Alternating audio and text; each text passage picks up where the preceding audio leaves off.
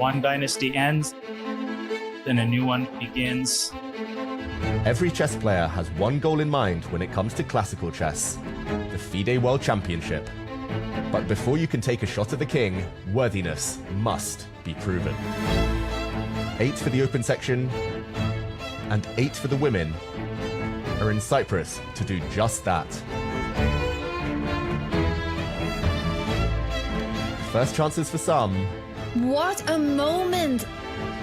Last chances for others. Whether or not he gets another shot at the world title, his career will be defined by resilience. But all with just one goal in mind. He will be the youngest world champion. World champions Gukesh and Wenjun await their challenges, and we wait with them. It's time to let the games begin.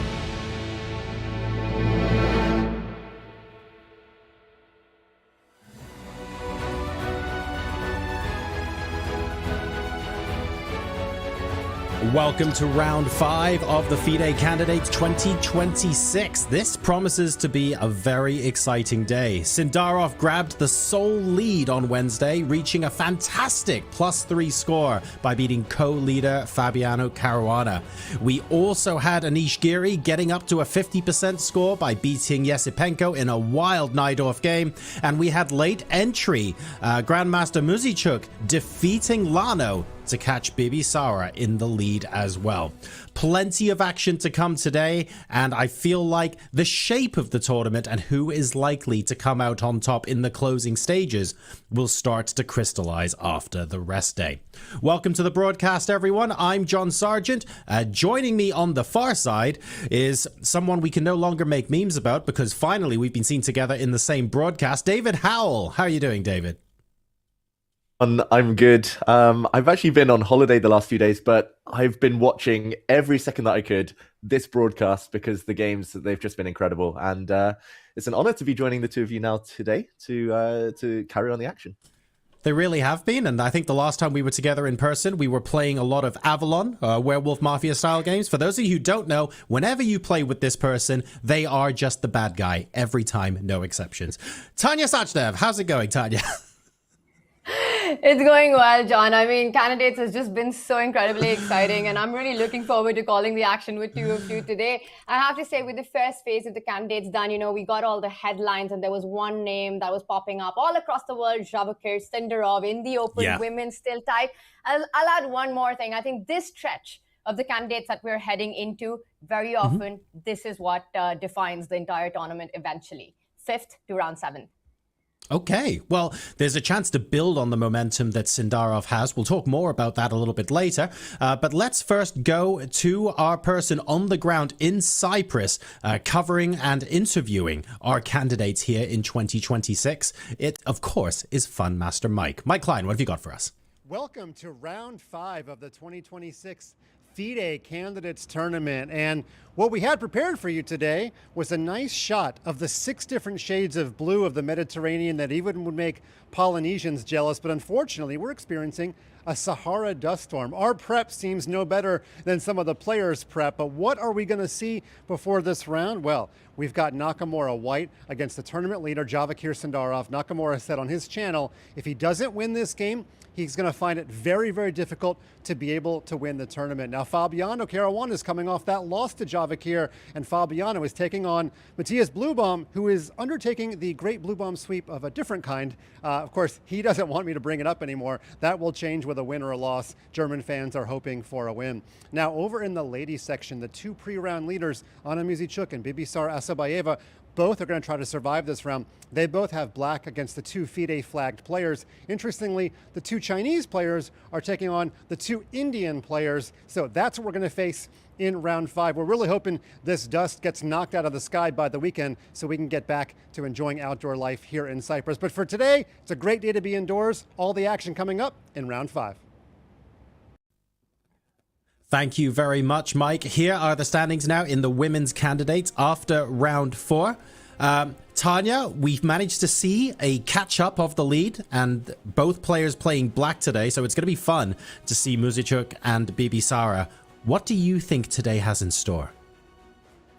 I hope more bloodshed on the board. You know, the first 2 days of the women's candidates was incredibly peaceful, and then things started turning around. I want to just highlight Anna Muzicuk's story here as a last-minute replacement. I think she got to know about a week before that she will be in Cyprus, coming in, holding those couple of draws at the start, and then with a fantastic win over Lagno yesterday. I mean, that was, I think, one of the attacking masterpieces with great checkmating patterns at the end, taking the co-leader alongside Bibisara, who's also making a big statement of her own in her debut.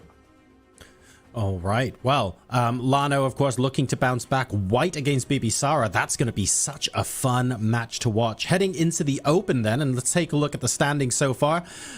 David, I mean, we know all about the news heading into the rest day. Everyone is talking about Sindarov, but it is a very long tournament. What do you make of these standings?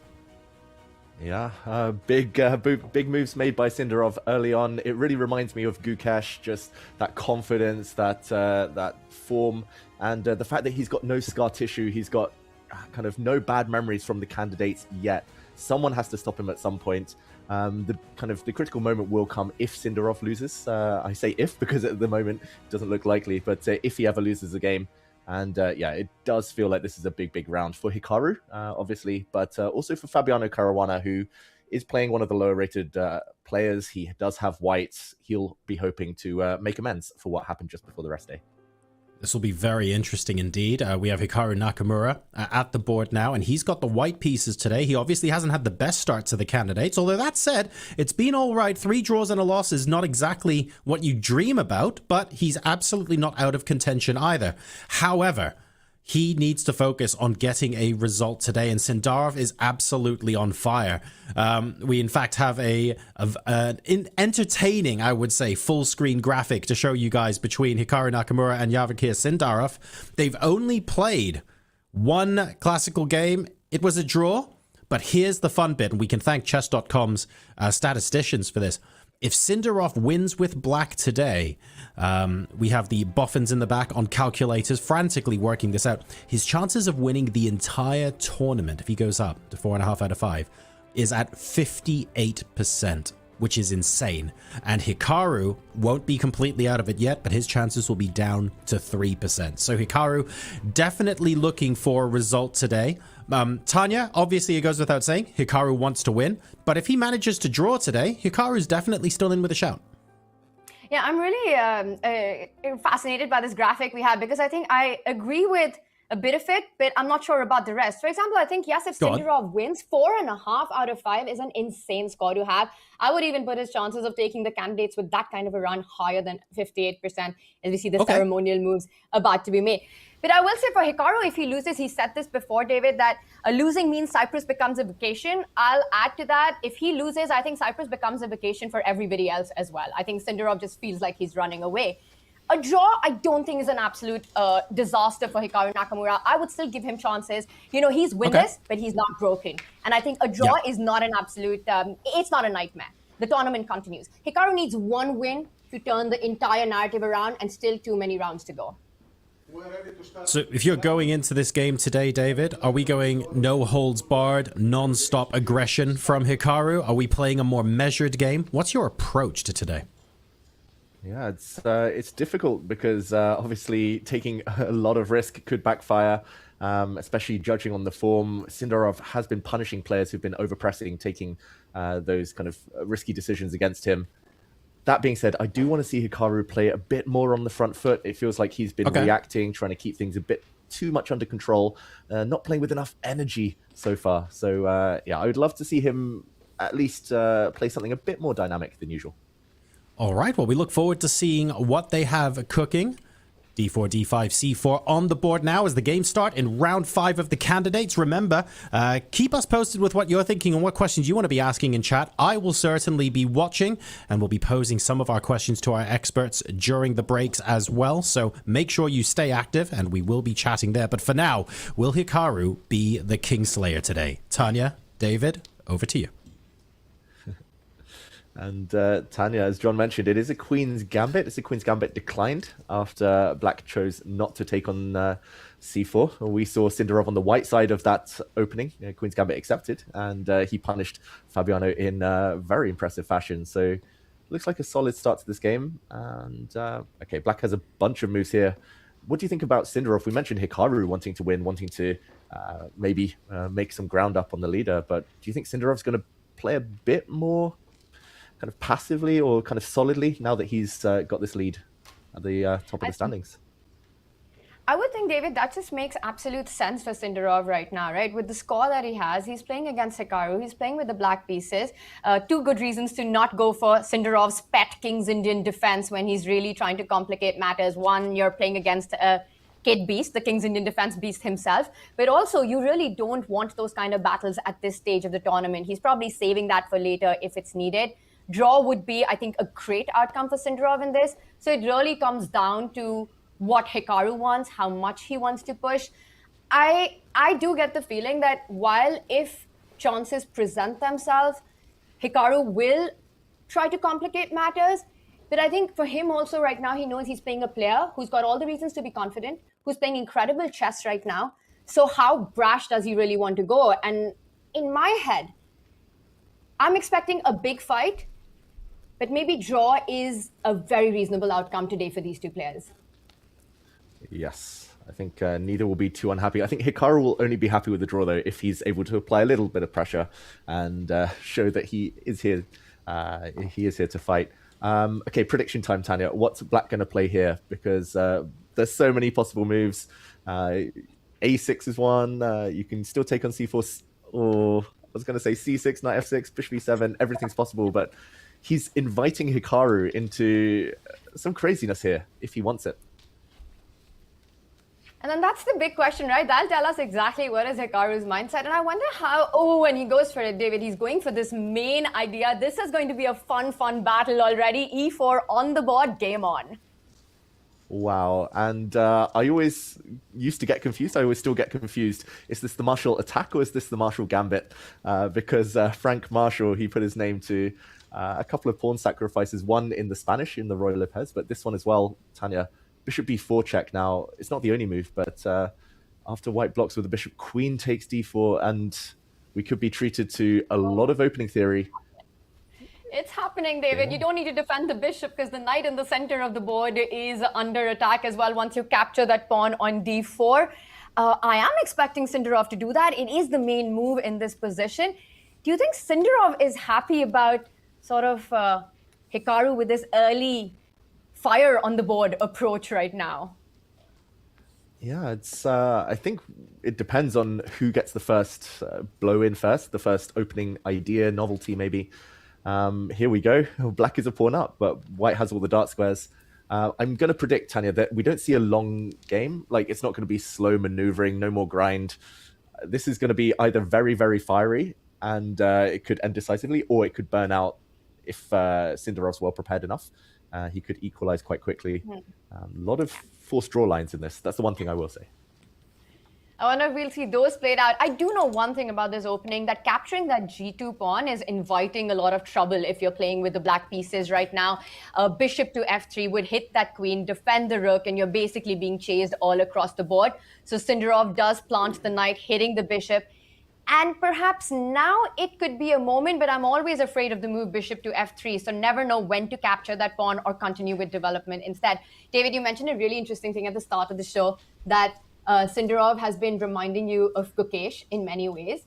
And yesterday, I had a conversation with Grandmaster Niklas Huschenbeth, our good friend, and he said the exact same thing, that Sindarov has been reminding him of Gukesh from the Toronto Candidates with his fighting chess, his extreme optimism on the board, you know, with his fearless attitude regardless of who he's playing against. And I think that's a really fascinating comparison between the two. Yeah, I actually, so I write for a newspaper, Tanya, and just before the tournament, I was trying to make some predictions. I know most people have been doing tier lists, but I was just writing an article, old school, old-fashioned style. And I was saying, okay, Fabiano, he's the favorite. Everyone's been saying it. He's got the pedigree, the consistency. But I wrote there that I couldn't see anyone else other than Sindarov winning. Like, I just can't see Hikaru, unless he catches fire, to an incredible proportion. I just can't really see him winning it. I mean, Sindarov, he's the only one who's new to the event, who hasn't kind of suffered before, who hasn't had a struggle at the candidates, who's also in form, who's also capable of beating anyone on his day. I mean, Bluebaum, Esipenko, those others, they're also fantastic players, but he is the one. Sindarov, like we said, reminds me of Gukesh, and just that determination and willpower and belief. And here we go. He did actually take the pawn on G2. So this is incredible stuff. It's the Marshall Gambit, and it's now 2 pawns, Tanya. Oof, and it's all relying on White's piece activity. Black's king stuck in the center for a long time, not probably going to castle. I would say potentially for the rest of the game. This one gets really insane. I've seen some games where the Black king, in fact, lands up on D7 on some of the lines, and it just gets very, very fun for everyone watching. I think this is a sort of a test of memory as well that Sindarov is going to be put through today. How much of this has he prepared, and how much of it does he remember? I'll also point out one more thing, adding to everything that you said about Sindarov, his trajectory, the 3 games that he's won, he's actually been tested on all grounds here, right? Starting with the Esipenko win, which I think was just a very practical fight. He sort of came from the back foot in that, was a bit shaky, and then we saw this Esipenko collapse happen in the scramble. So a big fight there. Then against Pragnananda, he had this incredible, I would say, an Alpha Zero style sacrifice where there's nothing immediate happening, but you just keep on building that pressure. You play for long-term compensation. So he did that as well, where you could see these hidden, subtle, nuanced tactics on the board. And then incredibly opening-led, high prep win against Fabiano Caruana. So just the range with which he's sort of taken the top players down and gotten 3 full points, there's an argument to be made for that as well. Mm-hmm. Exactly. Agree on all of those points. And Tanya, we're seeing the moves come out really quickly here, thick and fast. Knight to G3. I did just check on the chess.com opening database. This is the main move. I guess the white knight wants to come in, gain even more time against the queen. The queen's moved, 1, 2, 3, 4 times already. Could be more. And, okay, some big pedigree. It looks like there's been a clash between Arjun Erigaisi and Nodibek Abdusattorov in this.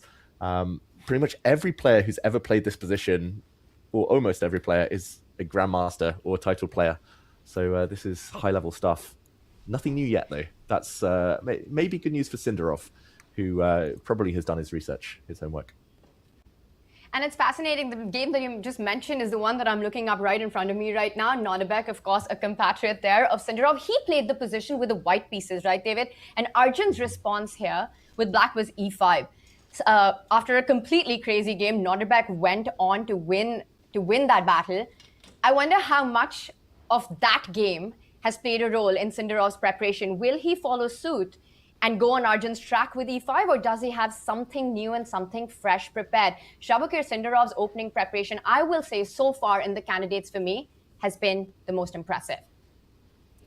Yeah, exactly. Him and Fabi, the first 3 rounds, very impressive, but that top of the table encounter showed that Sindarov's come armed with some very cool ideas. But okay, he's the first to stop and think. And is he going to castle? Okay, he does castle his king. Wow. Tanya, I was going to say, that's extremely risky because now it becomes more forcing. The queen's defending the knight. I'm looking at moves like h4. The blue arrow appears. Knight e4 is also the most logical, consistent follow-up to white's last move. This is going to get crazy. There's only been 1 game ever in this position. Knight to e4. It's happening. Black's going to have to, I guess, run with the queen and then come back, or... That looks so wrong. That looks so slow. Maybe the queen can sit on h4. Sorry, David. I'm just going to add to that it's such a big decision to go castle, walking into this pin, allowing your queen to be chased, which needs to stay connected to the knight. And things get tricky when white lines up the rook on the g file. But Sindarov took 1 minute and 42 seconds to make this move. In my head, and correct me if you think that I'm off track on this, a move like short castle in a position like this, if it's over the board, you take 15 minutes to make it. Mm-hmm. Yeah, this is still preparation. And maybe he's trying to lure in Nakamura here. He's like, I haven't prepared, so I'm just freestyling, haha. But yeah, you're right, Tanya. Like, he did the same against Fabi. Like, that incredible preparation in the Queen's Gambit accepted. He wasn't playing every move in 1 second. He was taking 30 seconds here and there, 1 minute here and there, but it was clearly something he'd studied before. So yeah, our chat is saying this is practically a novelty. Castles definitely wouldn't appear on the board that quickly unless it was home cooking here. Have you ever had this opening where black picks up the d4 pawn and the way it played out, maybe not just this position, but even if it was from a few moves ago, in any of your games, David, with either white or the black pieces? I have. I think only once in my career. It was in a World Junior Championship, so many, many years ago. And I nearly never played d4 in my life before. And I was on tilt. I'd had a bad event. I was like, okay, let's play d4. And my opponent allowed me to play this. And suddenly I found myself 2 pawns down. And I was like, wait, how do I get compensation again? And I think I actually ended up like tricking my opponent in a very dirty fashion, let's say, with some crazy tactics. But yeah, this is very high responsibility chess, Tanya. And yes. I don't think Hikaru would go into this kind of without having looked extremely deeply. Because lately he hasn't been risking as much. He hasn't been gambiteering like he used to in the good old days. So it's really nice to see from Hikaru. How about yourself? Any experience here? I haven't played this line. I did look into it, trying to see if I could get this with the white pieces, but I was always too materialistic like that. Never wanted to sacrifice so much material. So I never really took it up as part of my repertoire. But I love watching the games in it. They're always fascinating. And I think we couldn't have asked for more in round 5, given what's at stake for both these players in this clash. This is a fantastic opening. David, I just did a quick check with the engine, and actually Shot Castle, I don't have a very strong depth. I don't have a very strong engine, but what I do have in front of me, Shot Castle is the top move. It is the top line. And again, that amazes me, just the depth of preparation that Sindarov showing. He goes Shot Castle, which is not the most played move. It is the best move in the position, and it's Hikaru, who sort of with a semi-surprise is now the first one with the longest think so far of the game. Yeah, and I won't read too much into this think. Like we said earlier, like 1 or 2 minutes here and there, that's fine. But if Hikaru doesn't move now for 15 minutes, I think then we start to get worried, Tanya. Then we kind of come to the conclusion that Sindarov's out-prepared his more experienced opponent. But yeah, should we take a look at the we should, but I have one question before we do that. I have one question for you. Okay. What we see in front of us, Hikaru head in hand, is that, or what he's doing right now, do you think that is somebody who we can expect a quick response with over the next 2-3 minutes? Or do you think if you had to make a prediction, Hikaru goes into a tank right now? Oh, I've played Hikaru many times, and normally I think he does want to scare the opponent with the depth of his preparation. I mean, the scariest prep I ever faced was against Hikaru when he prepared 42 moves against me. And there, he was not afraid. He was just bang. I would move. I would spend 20 minutes. Bang, he would reply immediately. So I think Hikaru might still know his stuff, or I don't know. It feels like maybe there's some confusion. It's not quite clear in his mind yet. So I'm actually thinking that this is a success for Sindarov. But early days, Tanya. Ooh. We will find out soon. Early days and early moves, and you wanted to take us to the bird's eye view. We've been so engrossed in the action in this one. Fantastic opening as chess fans, as commentators, to get for our marquee matchup, David. Should we go to our bird's eye view and see what's happening around the globe? Let's do it. And nothing as dramatic as the board we were focusing in on. We chose well. We were lucky with our choice. We see a Petrov defense between Fabiano Caruana and Matthias Bluebaum. That's still very early days. Caruana's a Petrov expert himself, but here he's facing that opening. We see a kind of flank opening between Pragnananda and Yasipenko. That one's still very, very early days. We see a Catalan opening, so another branch of the Queen's Gambit between Giri and Wei Yi. And there we see the women's boards, Tanya. Looks like most of them are still very early days, very theoretical openings, but not too many fireworks. It's just the Hikaru board that's exploded so far. Well, then that excuses us a little bit, right, from putting all our attention into that one. And as we take this in, let's bring John up here. John, super exciting what's happened on our marquee matchup. I mean, this one might just end in a decisive way and could be a big defining moment for the tournament. It absolutely could, and I share your joy that we've had so much action in Nakamura Sindarov to begin.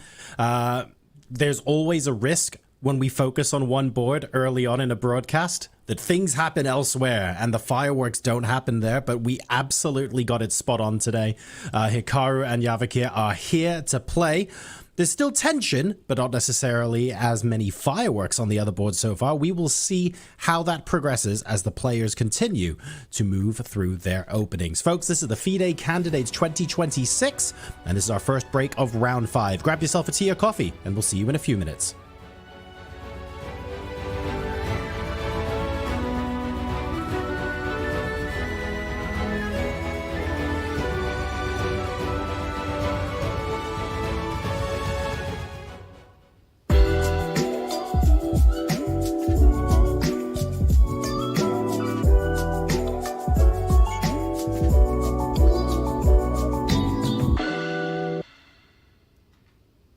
Are you ready to do candidates trivia? Yeah, let's start. Okay, here we go.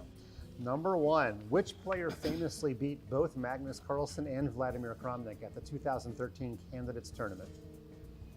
2013? Yes. Okay, I will take maybe Gelfand or Svidler, one of them. Sadly, it was neither of them. It was Vasily Ivanchuk. I want to tell Ivanchuk, but okay. It's very hard. It is hard. I know you're tired. Okay, here we go. Number 2, which player has played the most candidates tournaments since 2013? Most, Fabi. Fabi, exactly right. Number 5 of them. Number 3, who has the record for most draws in a single candidates tournament? Most draws in single candidates. You know, like when you say draws, always what comes to my mind is Anish, yeah? But anyway, I will say Anish. Don't overthink it. It was Anish. He had 14 draws in 14 games. Yeah, okay. So because of, I think that maybe after this tournament, everyone says like Mr. Draw. Yeah, I was called like, I mean in Russian we say Mr. Nisha. So you will not break that record here, but maybe. No, I don't think so. What is the highest score a player has won the candidates tournament with since 2013? I think it's Gukesh plus 4, yeah, 9. Napomniachtchi was plus 5. Really? In 2022. Remember, he had the tournament won before the final game, I believe. Plus 5? In Madrid, yeah. Like 9.5. 9.5, yeah. Wow. Yeah. Okay, here comes your historical question. Are you good at chess history? No. Okay, well, before the candidates tournament, we used to have candidates matches, and Bobby Fischer won. Ah, okay, just resign. Any questions? Who did Bobby Fischer win his 3 candidates matches against in his road to the World Championship? I forgot, but I think some Taimanov or I forgot. Taimanov, yes, yeah. Yeah, and then play match against Spassky. Right, but he also beat Bent Larsen. Ah, no, okay. And Tigran Petrosian. Pass. Who finished in second place in the 2018 candidates tournament? Fabi probably. Karyakin won and Fabi is second. No, 2018 Fabi won, remember. Karyakin won 2016. Ah, 2016, okay. 2018, who got Yeah, second? 2018, Fabi, if Fabi won the tournament. Okay, Karyakin, yeah. No. Kramnik maybe? Nope, it's Mamediyarov. Ah, Mamediyarov, Yeah, okay. okay. No chance to guess. Next one. In which city was the 2013 candidates tournament held? London. Very good. All right, next one. Which player had a crazy candidates in Toronto, losing 4 games in a row and then later winning 5 games in a row? Ah, it was like Vachier-Lagrave. Very good. So you got some women's trivia. Okay, 2 questions left. All right, here we go. Big finish. At the 2014 candidates tournament, which player finished in last place despite being one of the ratings favorites going into the tournament? 14 also have a candidates tournament? It was, because remember, Vichy won to challenge Magnus. Ah, yeah, again he played against Magnus. Yeah. Okay, so then Kramnik maybe, no, or maybe Ding, I don't know. No, Topalov. Topalov. Yeah, but he was only -2. That's how close the field was. Yeah. I saw it somewhere like before I come here. Like this tournament was very hard. Yeah? +2 was one tournament, or +3, like +3 is in 1 +2, and everyone has the same point, like 50%. Like it's crazy. Yeah, that was exciting. The last one's kind of a lightning round. Last question. You have 10 seconds to name as many players as you can from the 2020/2021. Remember, it was the same tournament, candidates tournament. So there was obviously 8 players. I'll give you 5 seconds of thinking time, and then I'll start your clock. Okay, Rajabov, LVL, Fabi, then Alexeyenko, Vachier-Lagrave, also should be some. No, there's no Wesley. There's no. And that's Mamidyarov probably, yeah. No Mamidyarov, no Rajabov. Rajabov don't play this? Correct. He skipped, yeah. He was skipped and he played in 2022 Madrid, yeah. Yeah, he did qualify, so you kind of got it. Okay, Yeah. Nepomniachtchi, MVL, Giri, Caruana, Ding, Grishuk, Alexeyenko, and Wang Hao. Yeah. You got about half.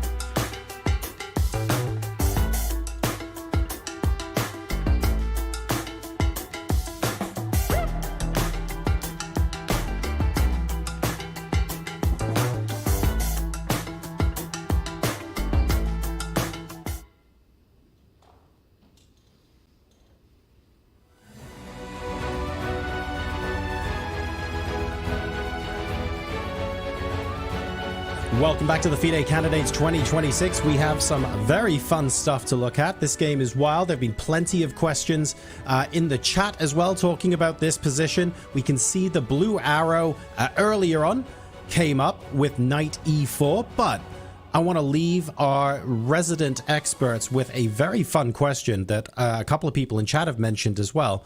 I get that knight e4 has a blue arrow, but h4 just looks... I mean, look, there's no g-pawn there. You might as well just go at this point. Is there anything so bad about h4 that makes knight e4 a blue arrow? I can't see it. And, you know, Tanya, we were having quite an animated discussion in the break, and one of my idioms, it's a bit flawed, but one of my sayings in chess is, when in doubt, push the h-pawn. That's what they do nowadays. That's just modern wisdom. And I would be very tempted by h4, I've got to say. We did talk about before the break the fact that Hikaru spending a long time on this move would be worrying, and he's spent nearly 15 minutes now. So h4, knight e4, whatever it is, he's got to move fast, and maybe it's actually an important choice on the board as well. It's super critical for Hikaru to be precise. The blue arrow appears, which means that the difference in evaluation of the top move and the second best move is massive right now. Hikaru, to keep the balance here, must play knight to e4, must hit the queen and play actively here. David, when we went on break, we were trying to understand what is the difference between going knight e4 or pushing that h-pawn, chasing the queen around, because the lines are really similar. And we couldn't really understand it, but I think I might have an idea. And I think it's time for us to go deep, because everyone needs to know that Hikaru, if he doesn't play knight to e4 here, he is completely worse. It's an over 0.7.8 advantage to black to Sindarov. Sindarov knows it. He's gotten up, he's left the board. He played castle in 1 minute and 42 seconds. He knows how precise Hikaru needs to be right now. David, I want to show you a line. And the problem, well, what I think is the problem with the natural move h4 here. Okay, let's show h4, and yeah, black's move is forced, Tanya. Like, the knight needs to be defended, going back with the queen. Now knight e4 gains in strength, and the knight will drop off next move. So, okay, let's check out that idea. Check. Check. And the point is that the only way that white can continue playing for the compensation of 2 pawns is to keep the pressure on with b4. You want to be able to castle next. So b4, and you basically invite black to pick up a 3rd pawn in this position. It gets wild. It gets wild. And now you simply go shut castle because the knight on e7 is hanging. You want to walk away from any discovered checks. And of course, I worked this back and forth trying to understand with the engine, and that's the only way I've been able to make any sense of it. And now, exactly, David. So this would solve all of black's problems. So castles? Castle. And now here's the fun part. The fun part, according to me in this position is, which tells us now, chat, imagine the difference. You've gone h4, or instead of h4, your knight was an e4. Knight e4 is the key move on the live board, right? On the live board, exactly. So here's where the difference steps in, David. After rook to e8 in that position, the point is that white goes queen e1. And in this line, black will have c5 to protect the knight on b4. If white's knight is on e4, black does not have the move c5 defending that knight. And that is the difference between starting with knight e4 to hit the queen or h4 to hit the queen. Wow. So I know. I love it. That's so important. And like Hikaru should find this. Just to hammer on your point, so knight e4 check, b4, black can go back, but if he decides to go greedy, 3 pawns up, now castles, and rook to e8 to defend this. And like you say, one of these queen moves, not sure which one's best. And now c5 is covered. Wow. Details, Tanya. Details change everything in chess. Oh my goodness, but this is not easy. If you haven't seen this at home, David, we spent the whole break trying to work this out. And I have the luxury of switching on our silicon friend whenever we are stuck in some position. I mean, Hikaru needs to work out this nuanced difference between knight e4 and the very attractive h4 from our live board right now. And that's not easy. That's not an easy ask. Not easy at all. And like, I was confused because I thought actually it's quite nice to cover this square that the black knight might want to use. So actually having the knight on g3 might be a better version. But like you say, it's so important to cover the c5 square. And just to follow through this line, by the way, after c5, black isn't losing material. Black's 3 pawns up and wants to go back next move to, for example, bishop takes pawn. Black wants to go back to defend the queen, and suddenly the bar would drop. So it gets even crazier here, Tanya. It's my turn to be a bit naughty, and I've checked the engine. Apparently, bishop takes this knight. Rook takes. Luckily, back rank is protected, and now white should just bring the rook and just play 3 pawns down as if nothing happened. This is the hard part. Hikaru might see this position and be like, wait, I'm just 3 pawns down. And wait, why not just... Wait, I don't understand chess. Bishop to d7, blocking the d file. Okay, I'm going to give up. Knight f6 check. Takes king here. And white has an attack, but isn't even necessarily winning. This is wild. Sindarov might have looked at all of this. He has. He played castle in 1 minute 42 seconds. I keep saying that number over and over again because it tells us all we need to know about who is the better prepared player here.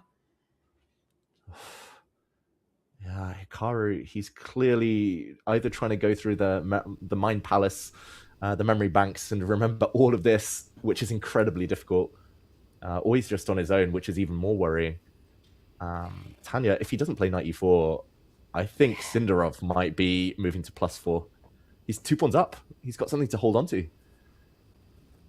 So actually, the line is so much deeper, right? Because the point is that knight e4 gave that resource of not only hitting on c5, but the very important knight f6 check at the end, which God alone knows, or in this case, Stockfish alone knows, why is it that so strong? You've given 3 pawns, you're giving up a piece. Yes, optically you see an attack, but it's not completely clear. There's no big checkmate that you can spot in that position. And you just say it's a big sacrifice. David, question. Does Hikaru play knight e4 or not here? Does he go for this line? I think he has. I mean, I think he will. Process of elimination. I just think he's analyzing this exact line with b4. I have a feeling he's actually concentrating also on this variation. If black doesn't get greedy and take the 3rd pawn and just goes back, he's trying to figure out whether maybe his knight is actually better here. It can jump closer to the black king. Maybe he wants his h-pawn already down the board to throw it forward, but he has to kind of realize that this is the acid test of everything. Knight takes pawn. And just that one tiny difference that the knight is stronger. I think he'll get there, Tanya. How about you? I think he'll get there. It might still take a while, but I mean, he's so good. And I mean, he is an attacking player by nature, but I mean, that's how he rose through the ranks originally. He just needs to rediscover that spark here with this knight move. And you're down 3 pawns here, right? So you know you can't play slow chess. You can't make waiting moves here or make slow improving moves in this position. If black consolidates, gets that rook at the center of the board, starts spinning that bishop, you've already castled, black will be winning. So I think in Hikaru's mind, the candidate moves here, the candidates round 5 is between h4 and knight e4. These are the only 2 moves that make sense. One of them keeps the game going. The other one gives a huge advantage to Sindarov. Good luck to Hikaru to figure out which one's the right one. Yeah, he needs a bit of luck here. Okay, Tanya, one final variation before maybe we zoom out of this game and give the other encounters some love. But okay, pawn to h4, queen moves. Let's say I don't block. Let's say white just moves the king out the way. I'm trying to work out the difference still in my head, like with whether the knight is better on this square or whether it's the pawn. But if black moves the rook, just in my mind, I was wondering what happens. Bishop takes and giving up the queen, because now I'm obsessed with this idea of getting the d-file. The eval bar's slightly laughing at me, but not like full-on hysteric laughter. Yeah. So, okay, white's position is playable, but is this something that Hikaru could be contemplating? Rook and piece for the queen, attack going on, or is this too far-fetched? No, I actually love it. I mean, with the bar, with where it is right now, it's not even like a tiny laughter. It's more like a small smirk, which is about to turn into concern for black, is what it feels like. A huge back rank issue. You can't block that with the bishop coming out. Moves like g6, extremely dangerous. Planting, do you want to allow the white bishop to land on f6 after that? I don't think so. And look at that, just like that, the evaluation bar slips up, rook d8, huge threat. If not g6, even a move like h6 is incredibly dangerous, right? Creating a lift. It looks lost after rook to d8, king, or is there something stronger? Rook d8, king h7. I just wanted to go bishop e4 here, but there's f5 to that. Yeah, pawn to f5 can block. You wanted to show here that Tanya, g6 would have been met by the mating net. Yes. Game over. But yeah, I mean, the eval bar suddenly shows that white would be winning. So, I mean, now you kind of want the knight in this square. So maybe knight e4 all along, he'll get there by a different means, because there might be some knight checks.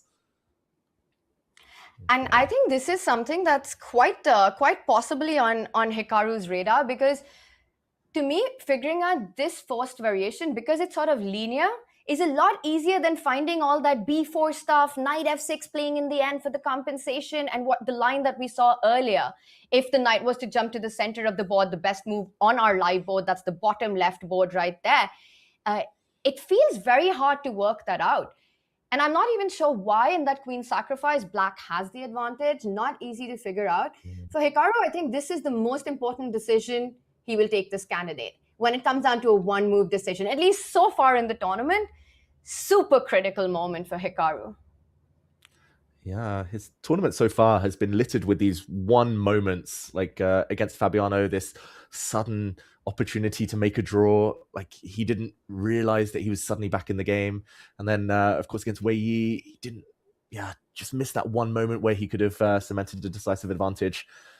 This might be another of those one moments where he will look back and say, okay, I found the best move, or he let things slip. So, okay, the jeopardy continues, Tanya. He's been thinking for 25 minutes now.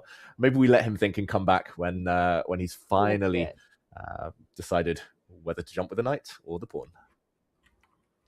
And we bring up our bird's eye view. We've got all our 8 boards in action. The boards in brown in the open, the boards in red, the women section. And we've had quite a mix of openings so far. Hikaru choosing the queen's pawn opening, but there's been a game with the king's pawn opening. There's been one with the English opening played by Anish Aguirre. I think he knew David Howell was joining us in commentary today, so probably did that just for you, David, your favorite opening.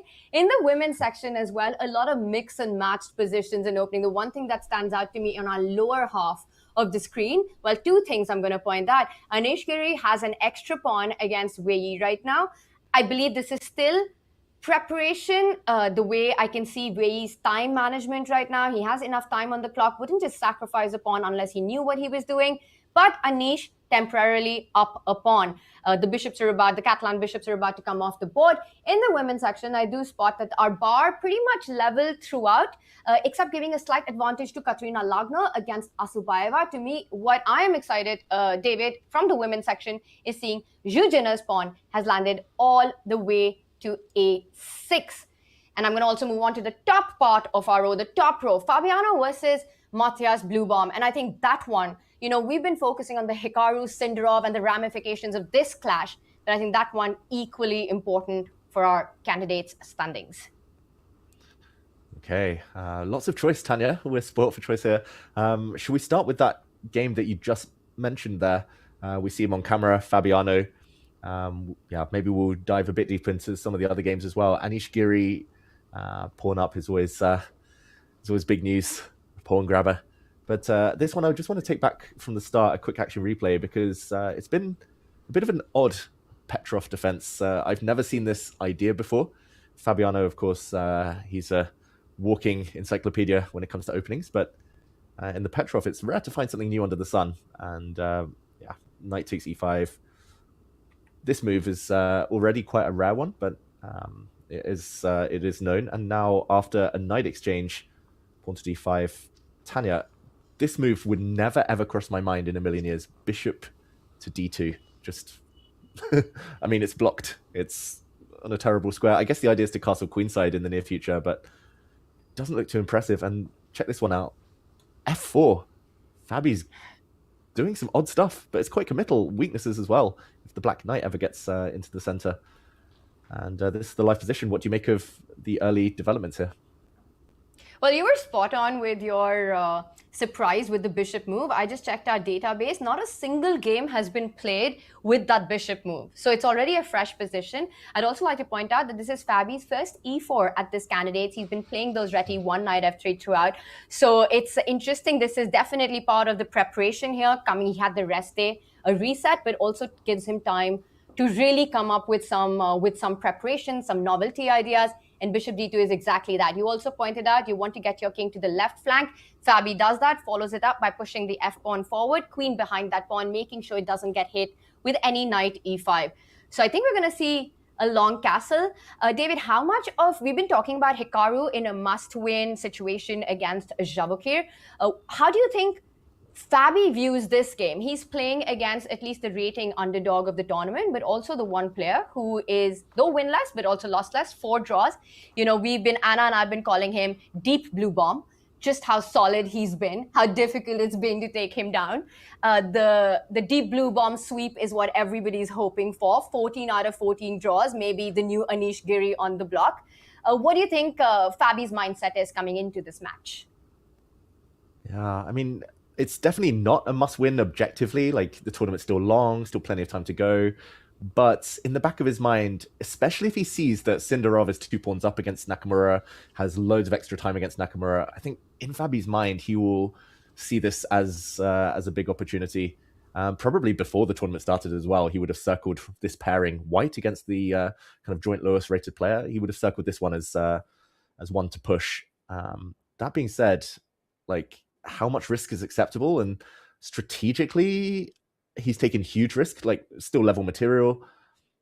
I don't know, Tanya. This could be a banana skin. And it's fascinating to me, like watching from afar. Bluebaum, his tournament strategy has been so clear. Be solid, draws are fine. Like, just wait for your opponents to come at you, wait for them to overpress, and then try to take advantage. And I don't know, I've seen so many Petrov defenses in the candidates, Fabi, Nepo, especially in recent years, winning great games when the opponents do some crazy stuff. So I think if Fabiano starts like throwing his pawns forward with abandon, like g4, h4, for like f5, then we'll see some fireworks. But I don't think the white king's entirely safe. And I don't like the fact that e4 is a huge hole in the white position. Exactly. I think when you mentioned the strategic concessions that Fabi has made, it's far beyond the double pawns on the C file, right? It's the light squares that you're leaving behind with the structure that you're taking. And Black's knight has a direct path forward via C5. It can land on E4, and you might be forced to give up a bishop pair. One thing to me feels certain that because this is still Fabi's prep, he's the time on the clock tells us that, just how offbeat the position is. What we've seen in the database tells us that this was Fabi's plan. So it's got to be some sort of a counterplay on the king side, G4, F5, H4, H5 as quickly as possible. I do think Fabi needs to take a timeout first to go long castle, get his king to safety. You can't survive on the E line much longer. I don't believe that Fabi wants to go shut castle after committing a move like F4. That's right. I think that's one prediction that we definitely agree on. Like, I just I thought we agree on a lot of predictions, David Howell. Sometimes we agree, but then we're like, only if this happens or only if that happens. But I think in no world does White ever castle kingside. So this is like a banker, like 100%. Oh no, he's gonna play bishop d3 and castle now, isn't he? I'll say one thing. I think you're on the money when you don't agree with me, because every time I make a prediction, I just set myself up for failure, David Howell. The chat has a go at me every time. I just never get it right. So I think good thinking if you're not on with me on many of those. But that's what we need in the commentary booth, someone to take one for the team. I'm just making like safe bets. I'm like, oh, maybe this, maybe that, but we need someone to voice their opinions. So I feel respect for that, Tanya.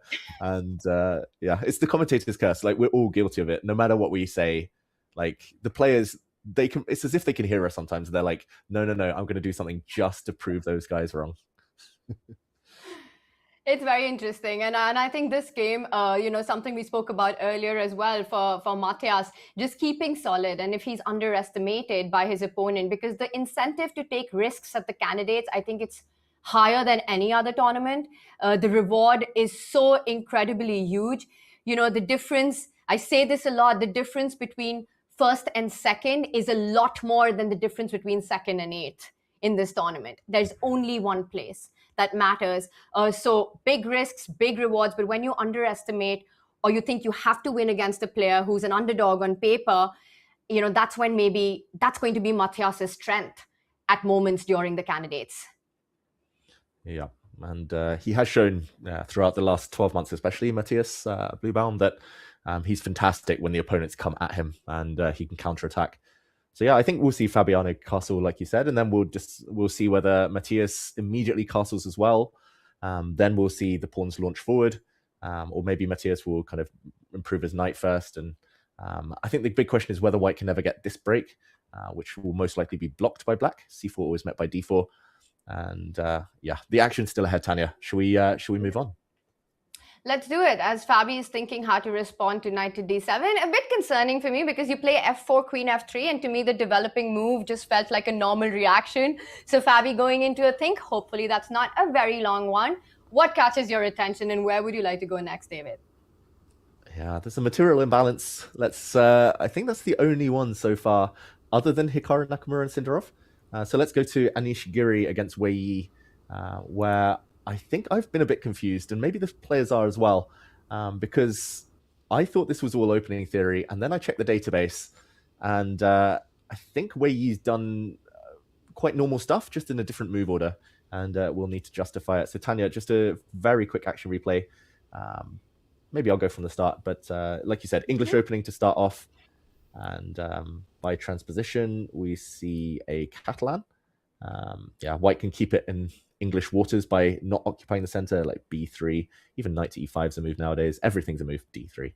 But okay, Anish has played the Catalan since birth, pretty much. So this is one of the main lines of the open Catalan. White's going to win the pawn back.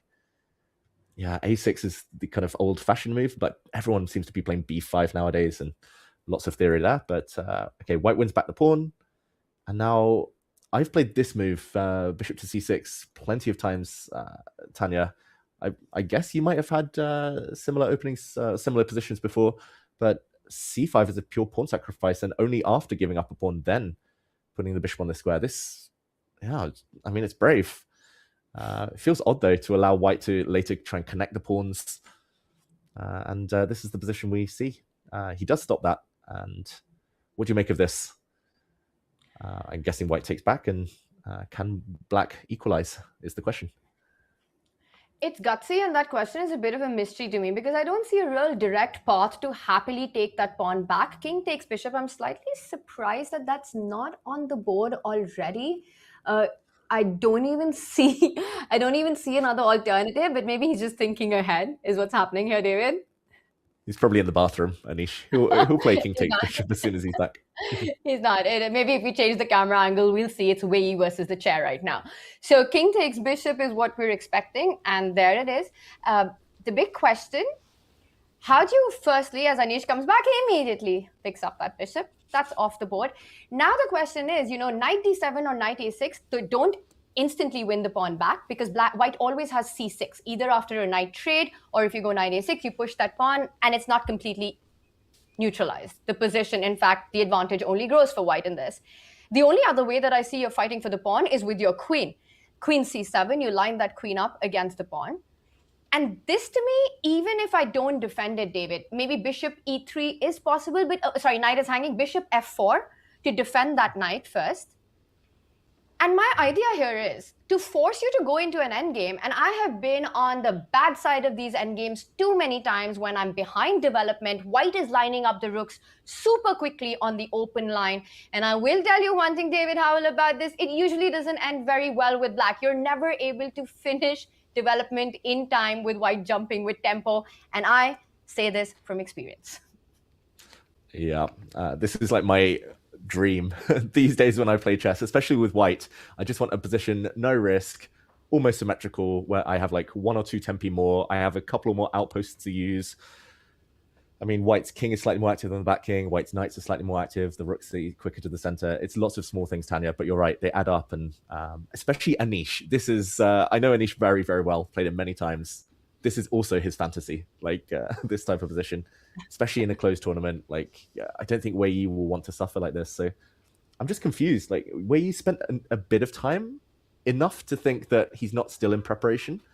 And now he's thinking again, but he's a pawn down. So how's he going to justify this?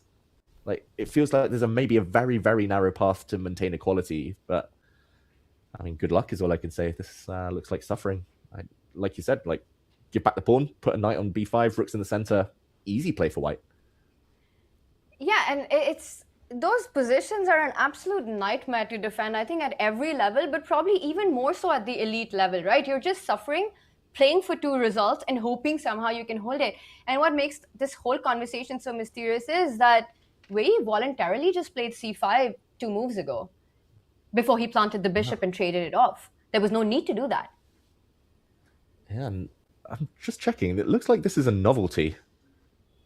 I mean, it's like one of the most well-explored positions in modern history, but pawn to c5 is a novelty. So I don't know if he's just got confused about the move order.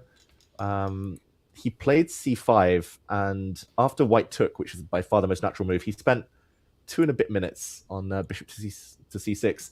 I'm just wondering whether there was a bit of a brain fart in Wei's case, because this is the main move, and after the bishop comes out, it's very natural here, or very normal, to kind of start harassing the white queen. And positions like this, now to play c5, so only a bit later. This is like the main line, and plenty of hundreds of games here, maybe thousands. But yeah, I just wonder whether he's got a bit confused, or whether he's just experimenting with a new idea that's maybe slightly backfired, Tanya. It's very strange, right? Because he played c5 in 23 seconds. He played it instantly. And the thing is, even if you're getting confused, the fact is that c5 is a pawn sacrifice, right? You stop for a bit, you think about it, because you're literally just giving up a pawn in this position. So even if you mix it up, this is so weird that this has happened on the board, and suddenly there's no way to equalize. I wonder if this is a bit of a gift that Anish Giri has gotten because of some mix-up of variation, like you said, just a quick rashness of play. But this might be Anish's big chance to get that second win if he's able to push this extra pawn. Yeah, and still plenty of work ahead. Like now he's probably going to choose between knight takes knight and just dropping back to defend that pawn. But yeah, it's going to be a risk-free, maybe small advantage. So Yeah, I think this one, I mentioned Nakamura is definitely not going to be a grind that game. He's still thinking, by the way, but this game is going to be a grind, Tanya. It's going to be a long positional battle. All right, well, first step for Wei to equalize would be to try to win that pawn. He still hasn't made his decision, I believe, of, oh, he has bought the knight out, attacking the pawn on c5. And now it is on Anish. I thought you just take the knight and either push c6 or then defend it with your bishop coming out to e3. Also ideas of knight e4 jumping to the center of the board. As Anish works this out with head in hand, should we move over, bring up our bird's eye view, David, as we take a look at some of the other battles that are going on? As you rightly pointed out, Hikaru Nakamura under big pressure right now. He sacrificed quite a bit of material, 2 pawns to be exact right now, and he has to make the decision and find the only accurate move, which is knight to e4. He still hasn't figured that out. Meanwhile, Fabiano Caruana taking the battle to Matthias Blue Bomb. He has gone long castle. This is going to be maybe one of the most fun Petrovs we've seen in a while. Yeah, fun Petrov. It's like an oxymoron, but very rarely hear those two words in the same sentence. But we'll see. We'll check back in on the game a bit later. There's only one game in the open candidates here, Tanya, that we haven't investigated so far. So maybe just, not too dramatic, but maybe just a brief check-in with Prag and Yesipenko. Let's do it. Let's do it. And should we take this from the top, David, just to see how we ended up here? Let's do it. Knight to f3. So a reti this time. This move became trendy around 10 years ago. It was played in several candidates, some big games, several candidates tournaments. The idea is to try and trick black into a variation or opening that he's not so familiar with, just by holding back with the d pawn. Pawn to b3, fianchetto.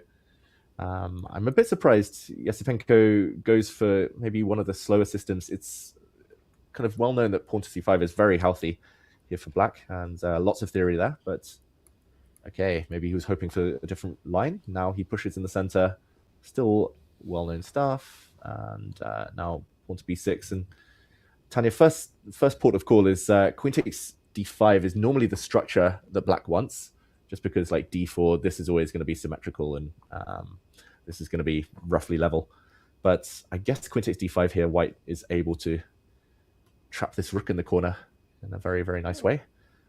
So, okay, Yesipenko's been forced to accept what's likely to become hanging pawns. What are your thoughts on hanging pawn structure, assuming that white eventually takes on c5 and black takes back? In my head, they're probably one of the most difficult structures to handle. I would say from almost both sides, but I do like fighting against them. In practice, I like playing against the hanging pawns rather with them. And like you said, for black to take a decision to take on d4 only leaves black with an isolated queen's pawn and not a happy version of it. White's bishop on b2 will open up, knight takes pawn, rook d1, just everything beautifully placed. I really like how the bishop has landed on a6 as well. Pragnanda at the right moment can take a decision to force Yesipenko into those hanging pawns, which will be pawn takes pawn in the center, c5, d5, famously known as hanging pawns. And now, usually in those structures, I've played them with black, David. I love it when my bishop with black is on b7. That's how I like it, because then whenever you move the d pawn forward, it would open up. Maybe we can just hover. Yeah, exactly. And then it's eye-lining the white king. It's always threatening the d pawn advance. Thank you for making that happen. Exactly like this. This would be sort of my ideal scenario of playing with the hanging pawns. But in this position, that's not achievable unless you have a friend like David Howell who'll make it happen on the board. Coming to what we have, I do like how Prag has planted the bishop on a6, taking away rook c8 for the rest of the game. And now his plan seems very simple. Rook comes to d1, rook comes to c1, and Yesipenko forever has to worry about pawn takes pawn at the right time with the bishop opening up and d5 tender as well. I would say advantage Prag in this one. Yeah, 100% agree. I mean, the clock time as well gives away a bit of information here. Yesipenko, I think, a bit uncomfortable. He spent, on move 7, he spent 17 minutes, then 10 minutes on move 8. I think he's been caught, he's been tricked by the move order, essentially. And yeah, this is very uncomfortable. It's just nice for white to, I just love being the one who can decide when to open the center or when to just keep maneuvering. And I've only played Yasipenko a few times, but once I did play the Reti against him, and he went into a very similar structure, but he tried to keep the pawn on c7 as long as possible because he really didn't want hanging pawns. And I remember just that emotion. I was like, when are you going to push the pawn? Like, when is there going to be action? But he never, ever did it. So the fact that he's been caught here with the kind of imminent hanging pawns means that maybe he's a bit uncomfortable. And somehow Yasipenko in the first phase of the candidates has also been struggling, right? A lot of it probably goes down to that game one battle against Sindarov, where he really had some good chances in that. Had that ended any differently, we'd be having a completely different candidates. But it almost felt like the stars started aligning for Sindarov starting from that one. And then for Yasipenko, it's sort of been tough yesterday as well. Not yesterday, sorry, but round 4, falling to Anish Giri. With the white pieces, and that's a tough pill to swallow before the rest day. In my head, I see this as the one game today where perhaps Pragg really wants to push. The manner in which he pushes, I don't know whether it'll be tactical or just hoping for a long game. Pragg, of course, very versatile like that as a player, but I do think that Pragg wants a long fight in this one. In fact, I would say that for me, Fabi, the way he pushes with Matthias Blue Bomb might not be as dramatic as the way Pragg does against Yasipenko, simply given the form of these 4 players. Yeah, agree. And I mean, Pragg, he's, in my eyes, he's just such a good classical player. Like, of course, he's fantastic with calculation. He can play all sorts of different positions, but here it's like the play just unfolds itself. His next 5 moves, like he's just going to put his rooks in the center.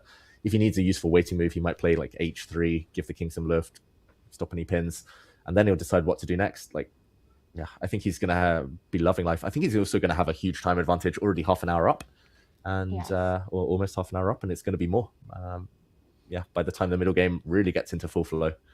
So yeah, this is one to check back in on later, maybe, Tanya. Yes, and check back in on, and we'll go to the bird's eye view. But I have one question for you before we do that. How do you evaluate Pragg's phase 1 of the candidates?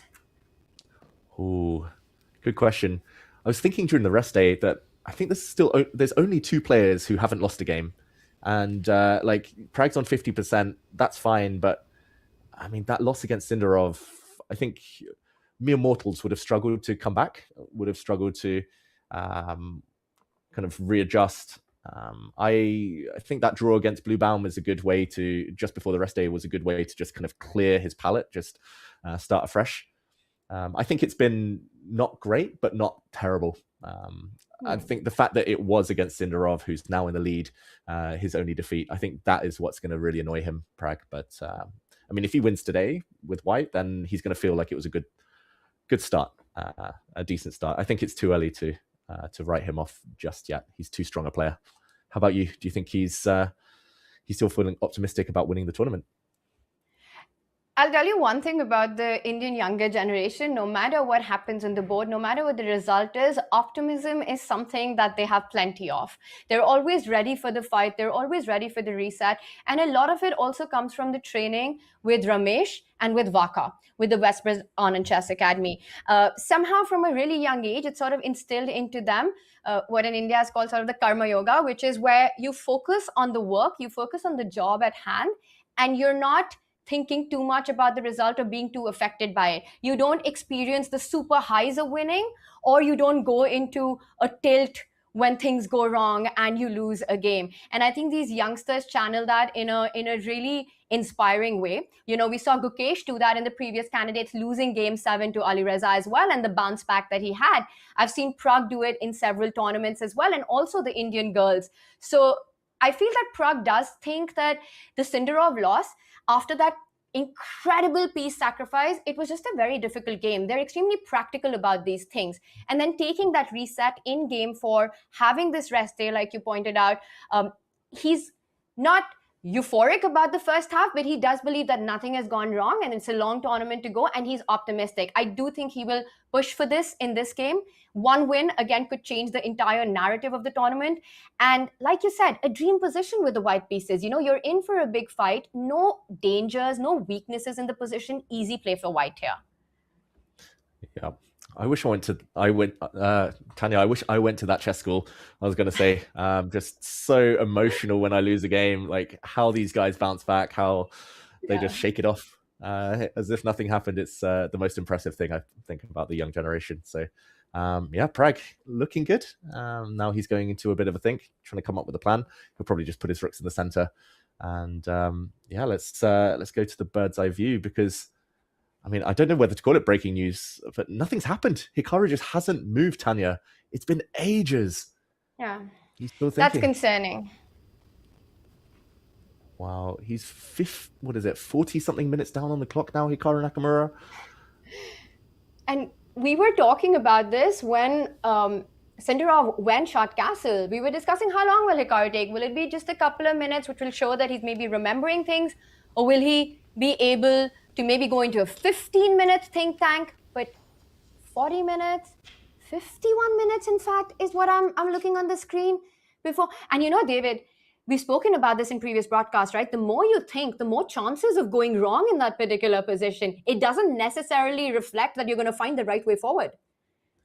Exactly. And at this point, it's probably better to remember nothing at all rather than to remember little snapshots of your preparation. I've been there many times myself when I'm like, okay, I've definitely looked at this before. I vaguely remember the queen landing on that square, so I'm going to get it there at any cost. And then the details are different and you realize, wait, that's just the wrong plan and I've hallucinated. And then you start running through the variations in your mind, they get jumbled up and everything becomes blurry. So, I mean, Hikaru, he's in full calculation mode, but I am not optimistic about his chances in this game. Firstly, Sindarov's still in prep, but I mean, the clock, Tanya, it's crazy. Yeah. Is it low-key concern or high-key concern? Big concern. Like, I don't know what's the level up from high key, but like the maximum concern. Huge if true. And yeah, the body language as well. You never know with Hikaru, but I think he feels it's a critical moment in this game, and often that adds psychological pressure. It's not his kind of new style, Hikaru, I would say. In recent years, Tanya, he's been avoiding opening theory battles, where he's been going into positions where, you know, it's not high stakes, where the difference between the top move and the fifth move is minimal. Here, we talked about it earlier, the difference between 94 and everything else is huge. And his eyes are widened. I'm not sure he's found it yet.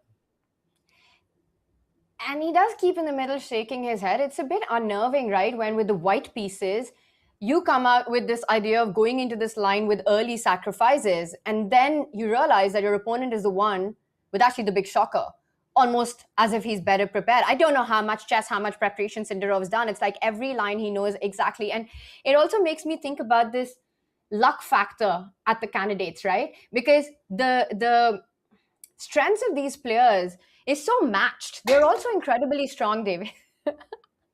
Sorry. David got a little unlucky with things falling around. No problem, David. I'm blundering.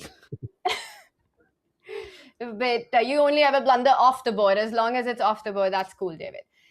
But right now, Hikaru might be blundering very soon if he's not careful. I think this is a big moment. But I was just thinking about this luck factor in candidates often playing out to when you find yourself better prepared than your opponent. You know, for Sindarov, one could say what happened in game one in the scramble. He got lucky. To me, that just felt like a big fight. Yes, he was worse, but, you know, Esipenko collapsing there, it's part of the skill set. But what happened against Fabi, for example, David, where he said that he checked that opening 10 minutes before the game. Mm-hmm. And I think I see that as candidates' luck.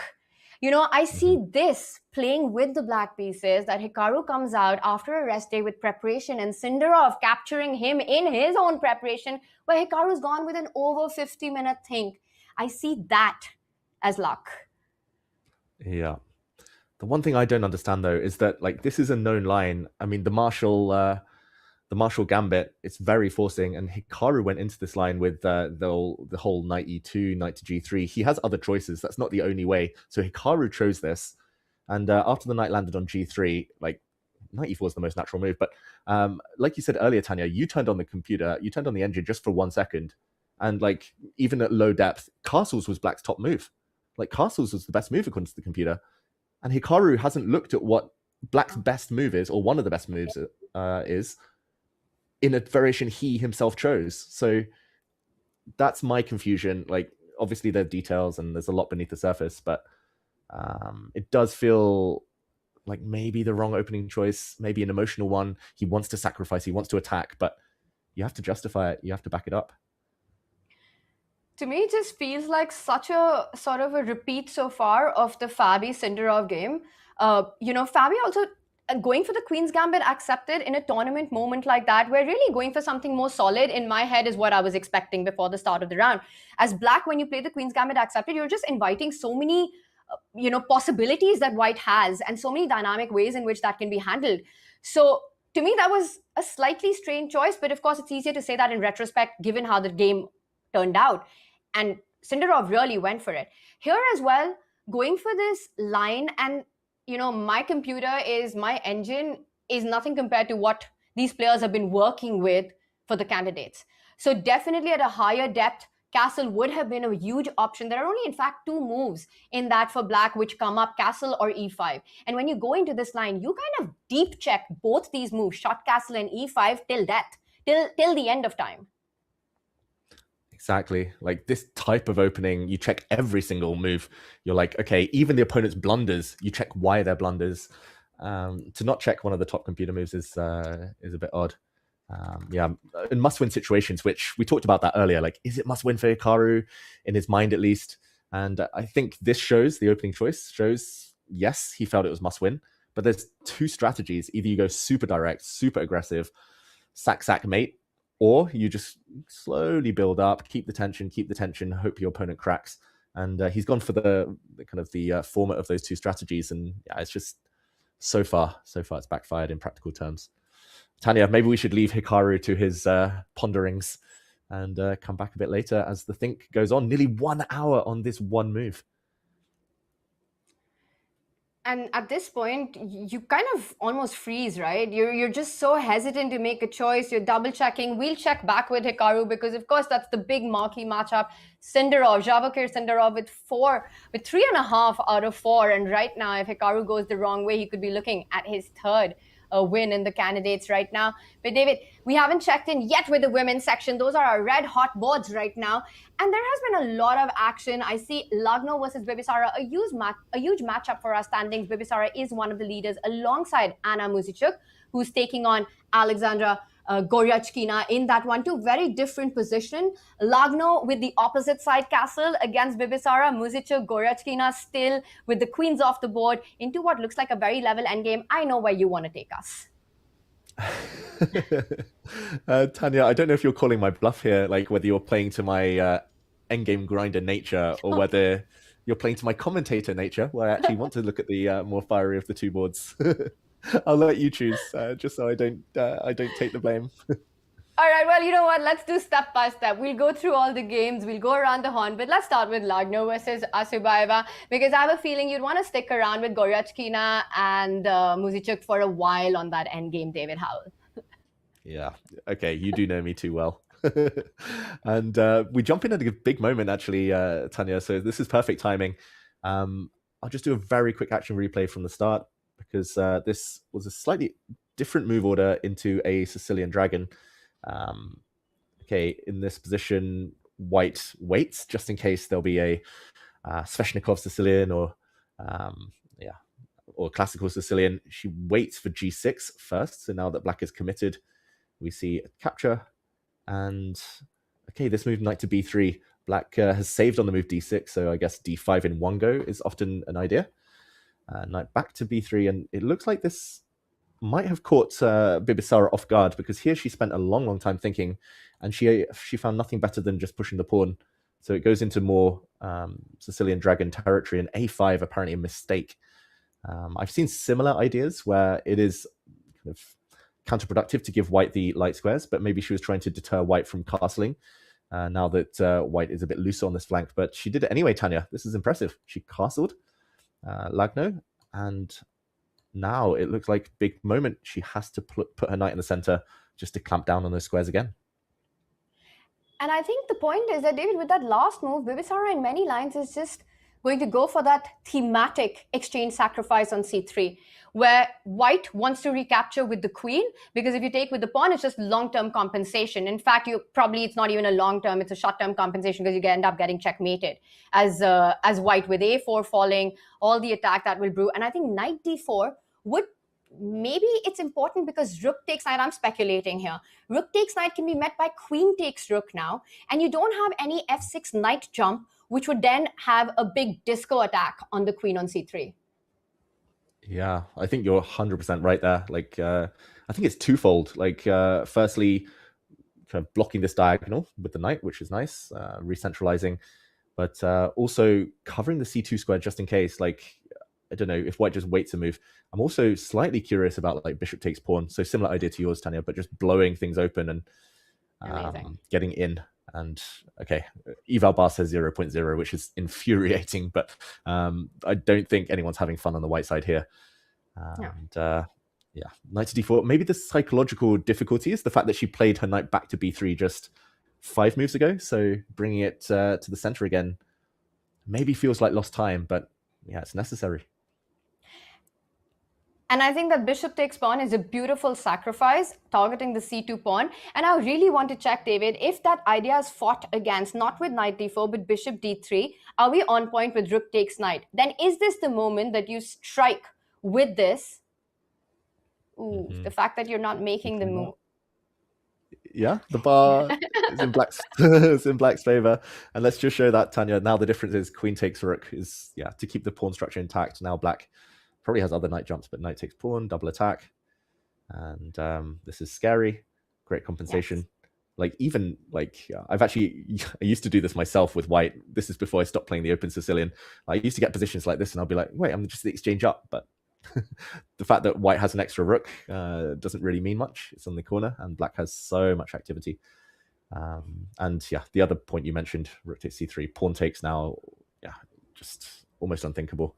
At the very least, black can take, maybe even go back, but take, and take pawn plus the bishop pair, plus the damaged white king for the exchange is overwhelming compensation. It's a lot. It's a lot. And now that makes me think that knight d4, the blue arrow appeared, right? And it's kind of interesting how on both our leaderboards, David, it's the knight move with the blue arrow right at the center of the board. Hikaru has to find knight to e4. And in this one, Katrina Lagno has to find knight to d4. Is bishop d4 equally, well, it can't be equally good because it's knight d4 is the only move. But why is bishop d4 not a happy choice? Because I want to provoke e5, right? I'm super happy if you play e5. Yeah, normally I would 100% agree, but I accidentally turned on the engine and yeah, apparently pawn to d5, boom, and black is quick to blow open the center. And I think it's just about this undefended pawn, Tanya. Like the white knight can't move, and here there's going to be bishop hits maybe here on the white pawn. Oh, maybe you have to go knight a1. well, trying to fight my reflexes there. Yeah. you yourself are not allowing. Exactly. Nobody wants to even think about the move knight a1. I don't even think it's on any player's radar to defend that pawn like that. You kind of just see bishop f5 and stop. So actually a huge moment here. And I have to say, I mean, David, we need to find out who is on Bibisara and Vachier Sindarov's team here at the candidates. I know there have been some insights on that. I don't know what it is that you can share with us or not share with us, but it's really, to me, so impressive, just the openings that these two have been playing. Exactly. And they look stable. Like there's always ups and downs in these elite tournaments. You can never have it your whole kind of your own way the whole game, but they seem to ride the highs and lows really, really well. So opening's very impressive, Bibisara and Vachier, but yeah, for me, it's actually the mindset, the mentality that's been the thing setting them apart. That's why they're in the lead. But yeah, we'll find out. Like knight to d4, and this could still turn.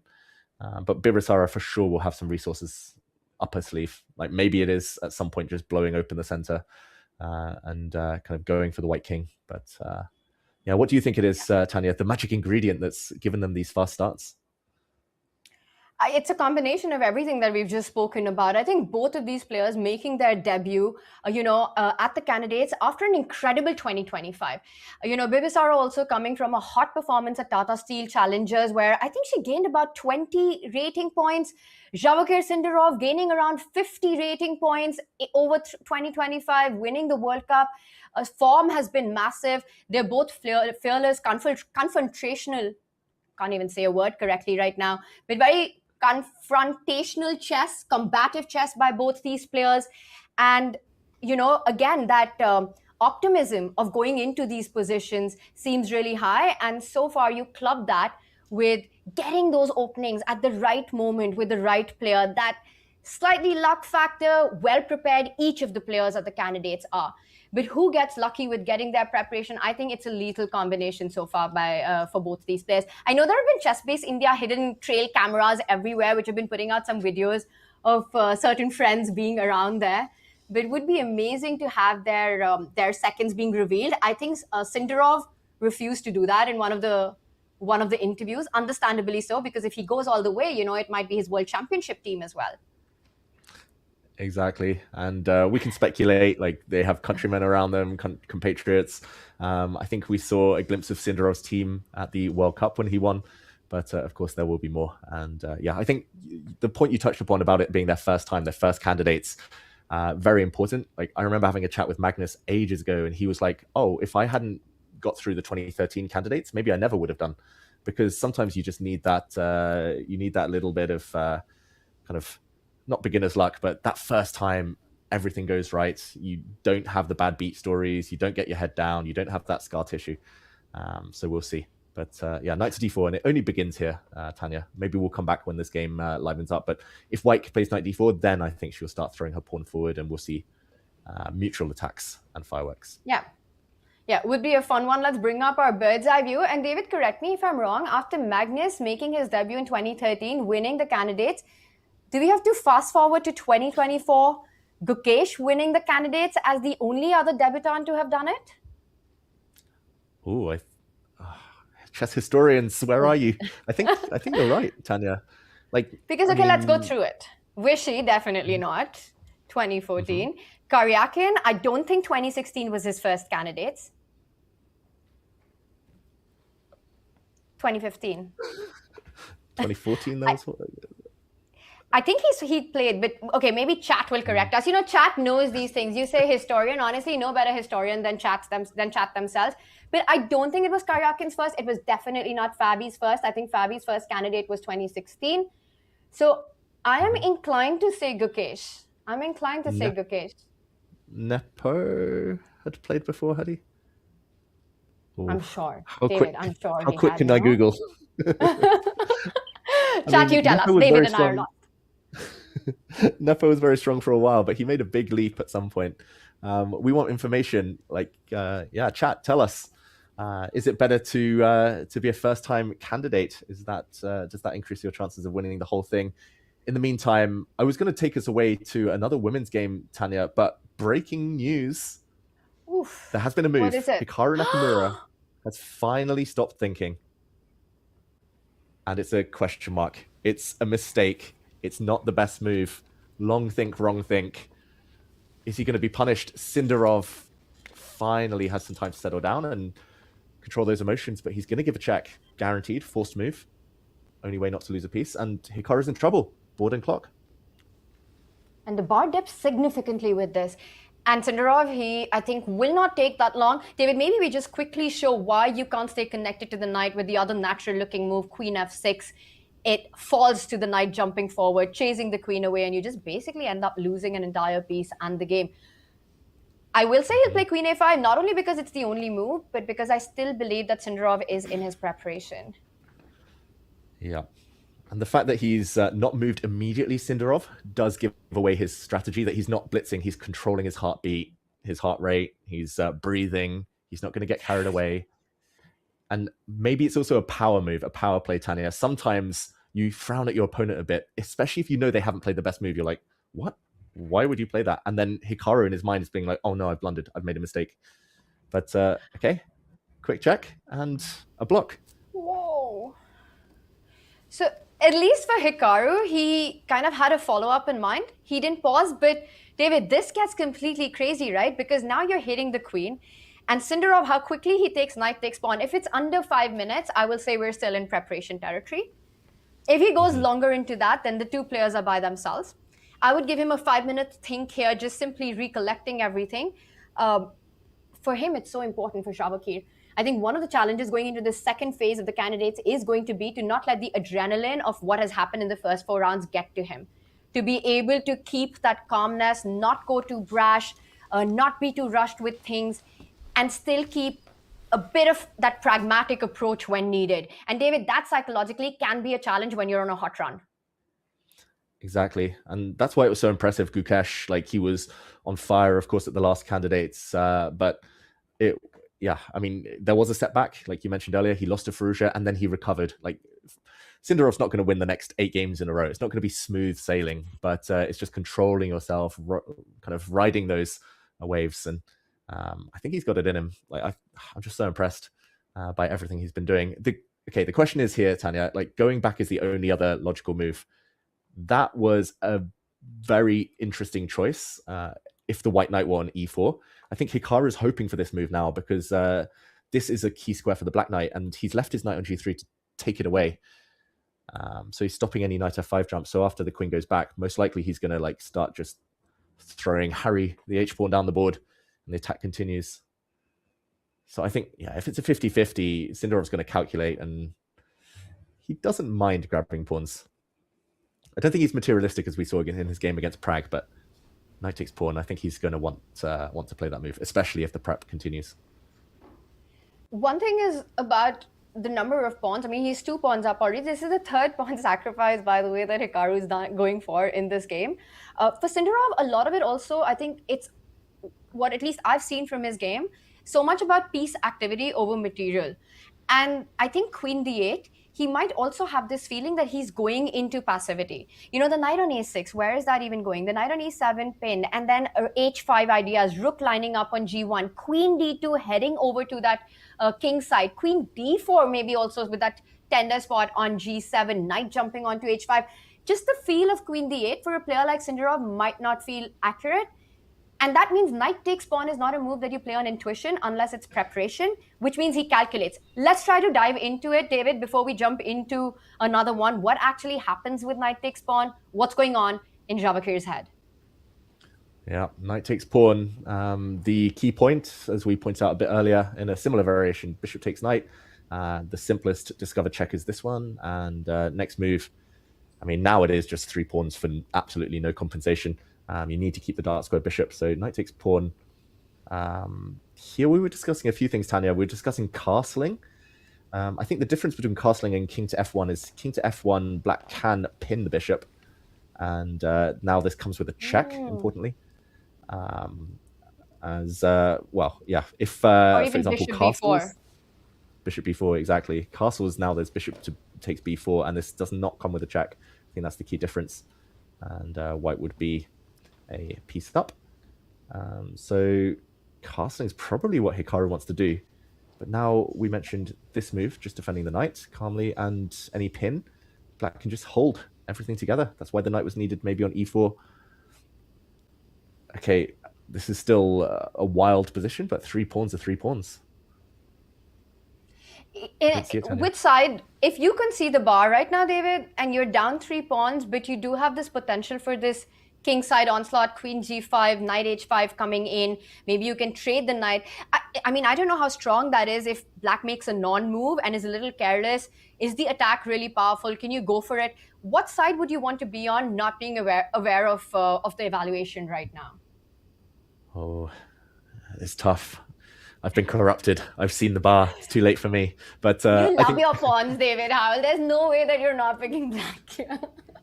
Exactly. Like, you know me, we've commentated so many times together. Like, these days, I take pawns, I cling on, and I try to survive. And yeah, I kind of believe inherently in the defensive resources for black. Like, there's a knight nearby, knights are great defenders. There's still a lot of pawn shelter. Like, yes, black's queen and knight are offside, but one move, the knight comes back. It might even hop into the center. I think white needs too much time. How about you, Tanya? Would you believe maybe in a blitz game, more fun to play white at least? I think more fun, but I genuinely think black's the one who's having fun. The king just feels so incredibly safe as well. And, you know, if this was a kind of position with maybe a pawn less, let's say you put a white pawn on b3, maybe even 2 pawns, I would say. Let's say you put 1 more pawn for white on b3 and connect the queen side. I would say there's something. 3 is a party, David. It's too big a number. Exactly. Like one It's a pawn proud. up for black, I would.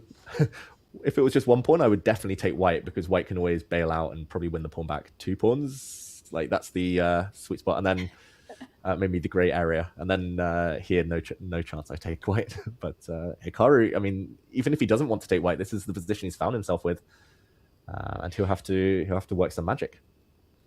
And it's been a 6-minute think by Sindarov. So do you now assume that maybe Sindarov as well is out of preparation, needs to now work things out on his own on the board? Oof. Yeah, we mentioned if it was over a 5-minute think, maybe he's on his own, but I don't know. I have a feeling he knows his stuff, and he's just trying to remember the differences between having a white knight on e4, like we showed earlier, where actually this is quite promising for white, or having the knight slightly more passively placed. Okay, I'm going to give him 5 more minutes, Sindarov. He's got such a big time bank, almost a 1 hour time advantage that, he can take his sweet time and work out the details. He will play knight takes pawn, and it's just a matter of when. Yeah.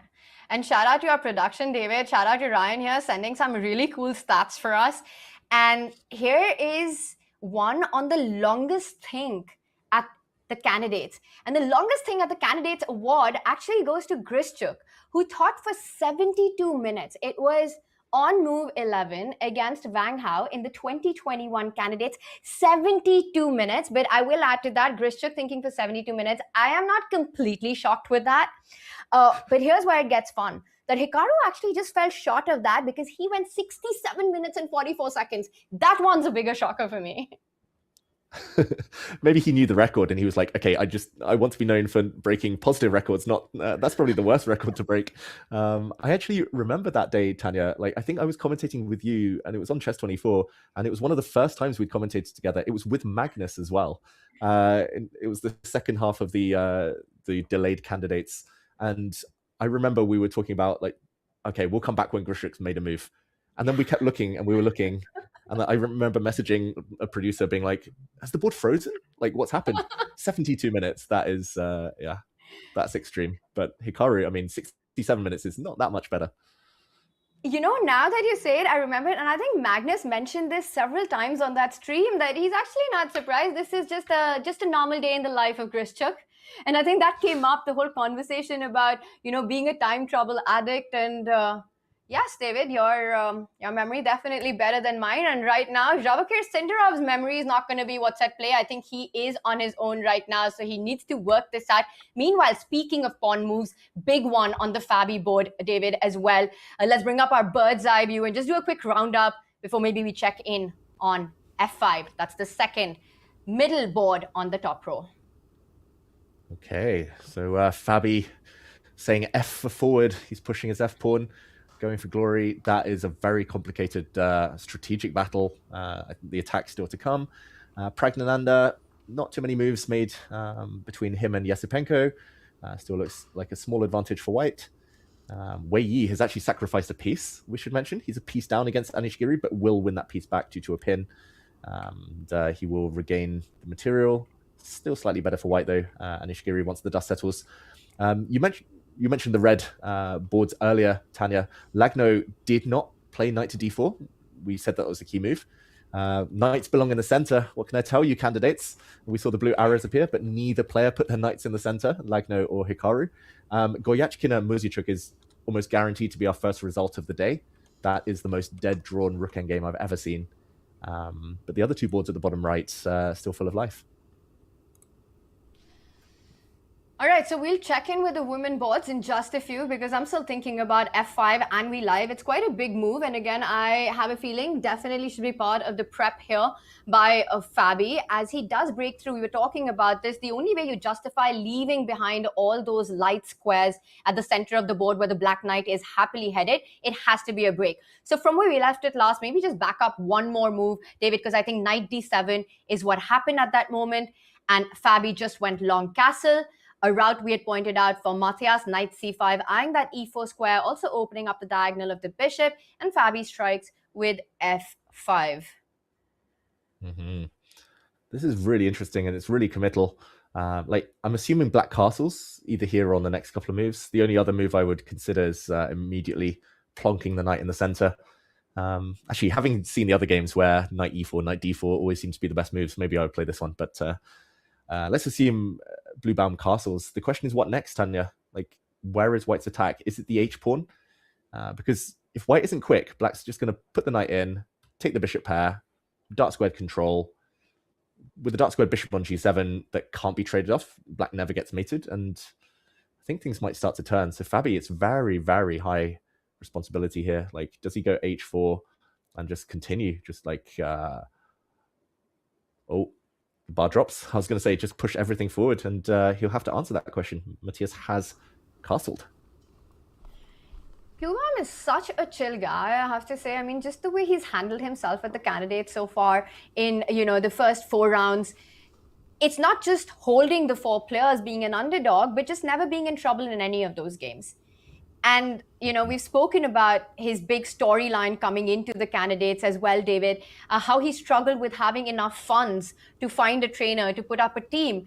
And then after qualifying via the Grand Swiss, which impressed us all, putting up a crowdfunding, reaching out to people for being able to actually put together a team of seconds. And we saw that play out so well for him in the Tata Steel, where he had I have to say that despite whatever the scoreline was, he had so many great positions. His score could have been much more than what it ended up being, but the conversion is where he sort of fell short at, but impressed us all nonetheless. So looking at the story of him, unexpectedly qualifying through the Grand Swiss, crowdfunding to put up a team of seconds, coming into the candidates, the first 4 beautiful draws that he had, confidently holding on. And in this one as well, just goes castle, cool, and Fabi shows the way forward. He says, I've said F, I'm going to say G as well. G4 on the board. I think, David, Matthias has so many fans across the world, and he's won so many hearts. So I think a lot of people are rooting for him to save this with black, no matter how much pressure his king comes under. Exactly. Relatable guy. I think we can all reminisce and say that at some points in our career, there were moments where we just needed the chips to align, things to fall into place, and it feels like it has for Matthias Bluebaum in recent months. So a lot of people rooting for him, as you say, Tanya. But yeah, this position, it is going to get double-edged. I think Fabi has come across the best plan. He's just going to keep the pawn on f5 for as long as possible to blunt black's bishop.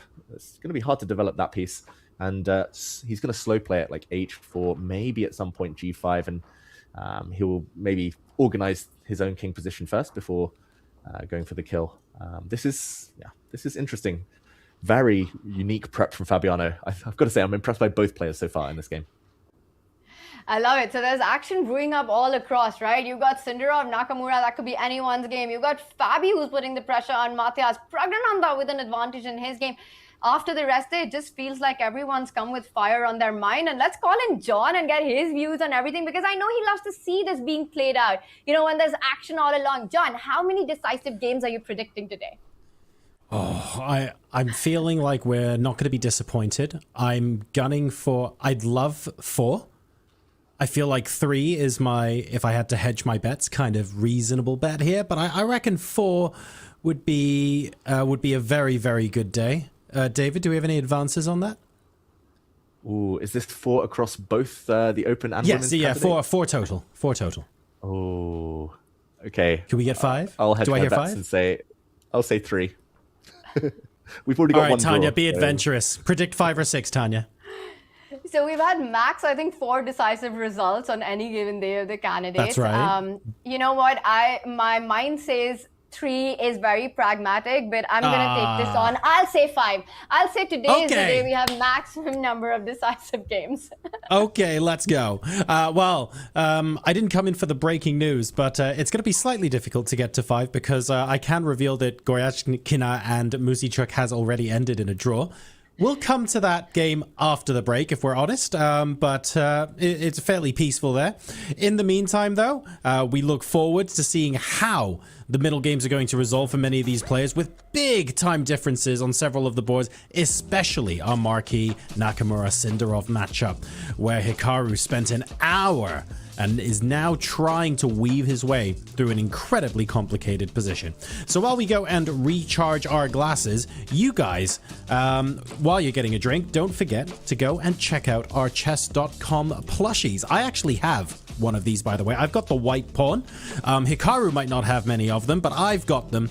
And unfortunately, my white pawn definitely judges me every time I make a blunder, but yours might not. The plushies are here. They are 100% huggable. And if you want a physical piece of the game that we think might not judge you for your blunders, then this is it.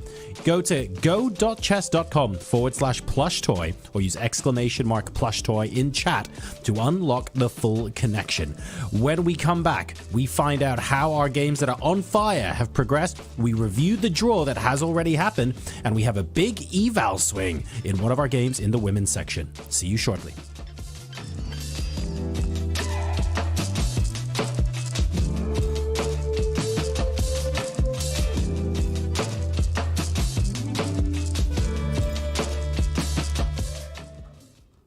Hikaru, obviously you've played 3 open tournaments to get the minimum number of games requirement, but did they also help you get in game shape? I mean, it's been a long time since I last played a classical game of chess, so I don't know if I necessarily would say that it helped get into game shape. I think for me, you know, the way that I prepare, the way that I approach tournaments is very different than other players. I actually think long breaks are a good thing for me, so I would say probably it didn't, but I feel good anyway.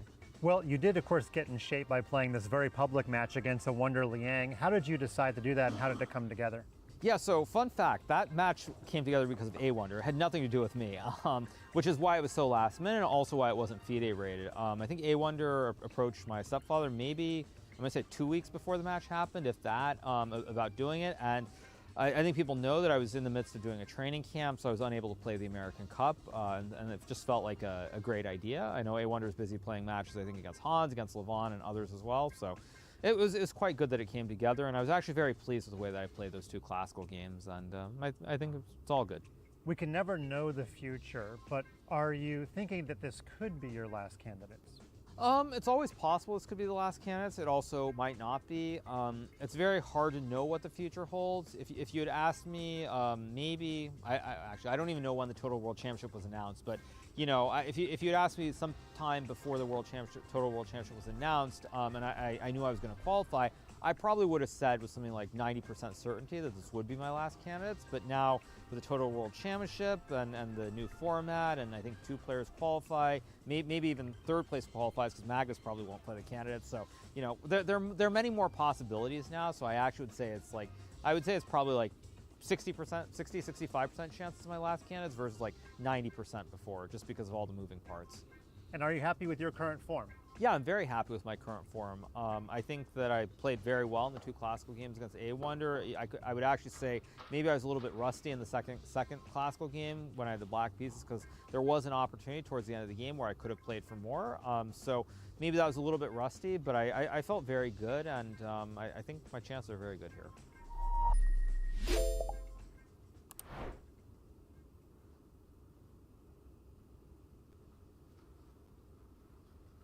So the last 4 years obviously been difficult for you since the invasion of your country and everything, and you just barely missed qualifying via several different avenues, but then you got this break. Do you feel like the arc of the universe is finally giving you a break?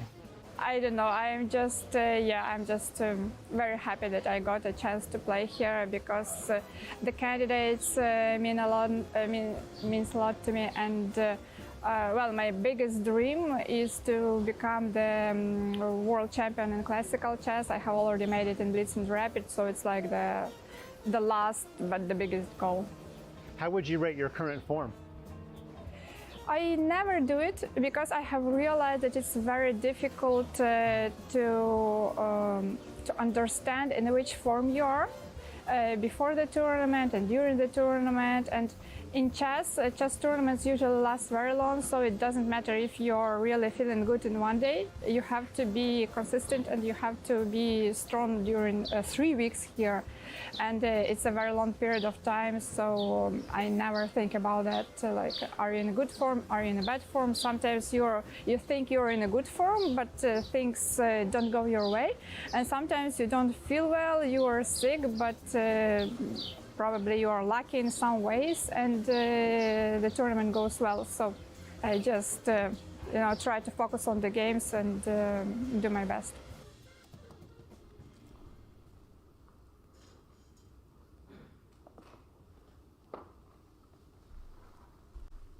If you were to name which Marvel character resembled your opponents at the candidates, if you want to go one by one, it's a little bit difficult because I'm asking you to name 7 Marvel characters, but Yeah, who would Hikaru be? Yeah, this is difficult actually. Yeah, because it there's so requires a many lot of Marvel. thinking, yeah? Who would, let's go the other way. Of the 2 Americans, who would be Captain America? Oh yeah. Yeah, we should give one Captain America. Probably say Fabi. Maybe is always consistent and always fighting in tournaments, so yeah, I'll probably say Captain America. Okay, we'll just do 2 more. What about Iron Man? Yeah, maybe like Hikaru who's always, always says that doesn't care, so more like Iron Man is just more like Tony Stark. It's just, yeah, just chilling, and when it comes to work, he's working.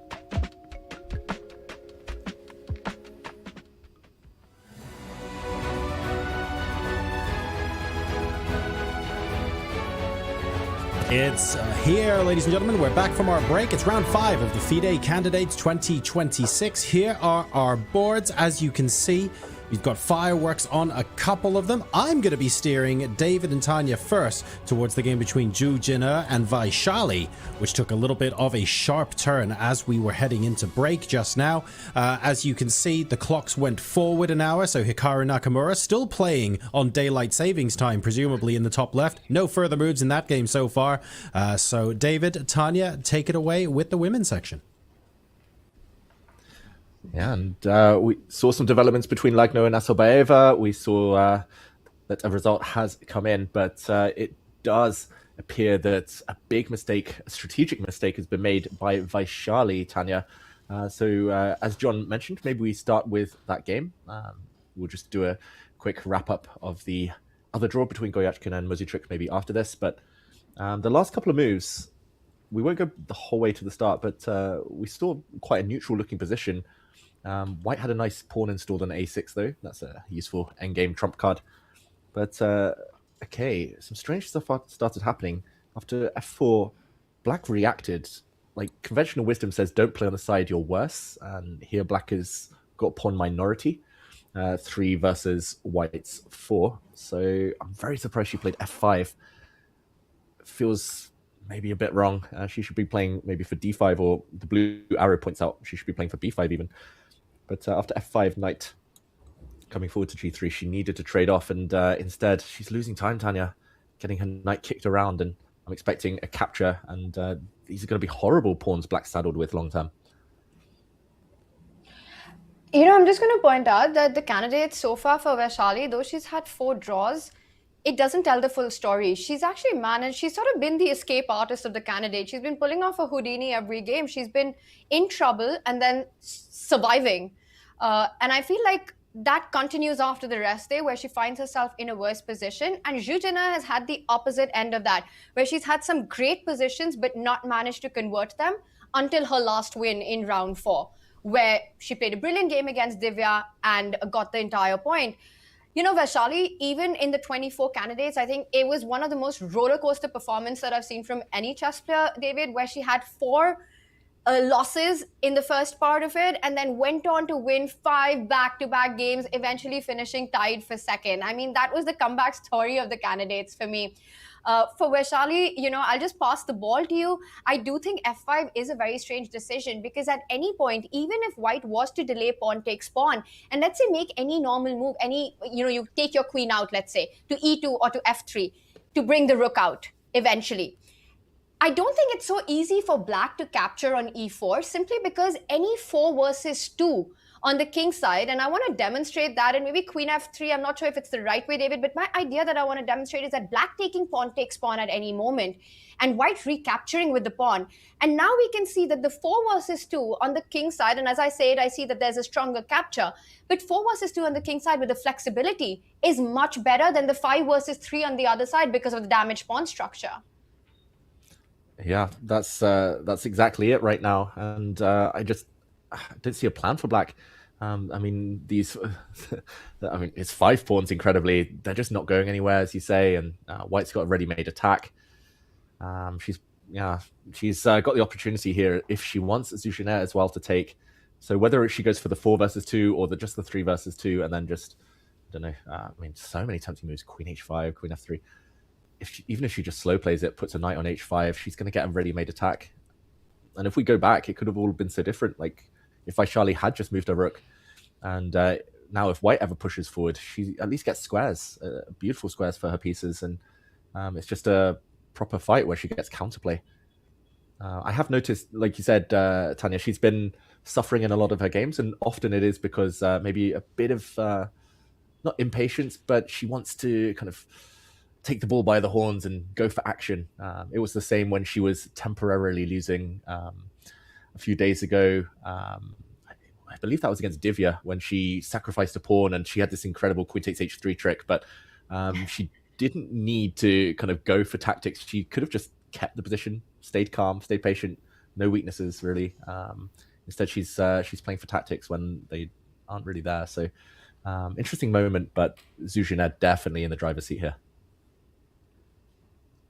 And we mentioned an earlier stat, right, which had Grischuk spending all that time, the longest think of the candidates, 70 plus minutes against Wang Hao.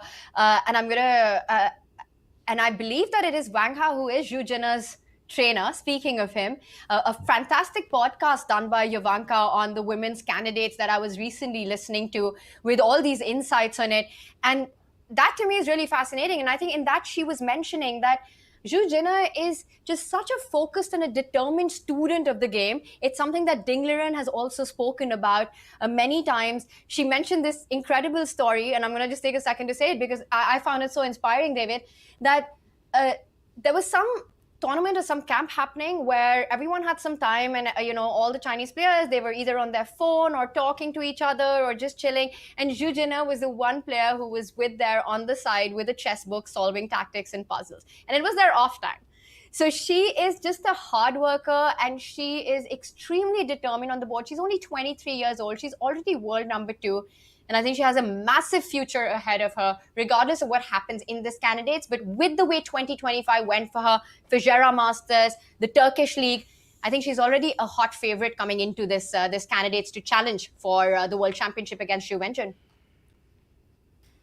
Yeah, 100% agree. Like, if form is a better indicator than ratings, as Sindarov seems to be showing, then Zhu Jina, she should also be taking a lot of confidence from that. Like, what a year she had last year. Like, some of her games as well, just so sparkling, so like smooth, clear, like making very strong opponents look like they don't really have too much of a chance. And yeah, she's got a big advantage here.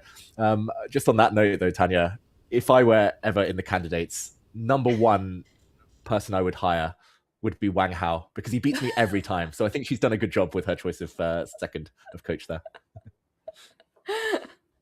I can see John on our screen. He's very disappointed with that choice, and he almost feels like it should have been him. And David, I mean, he's upset with you. What would you like to say to John?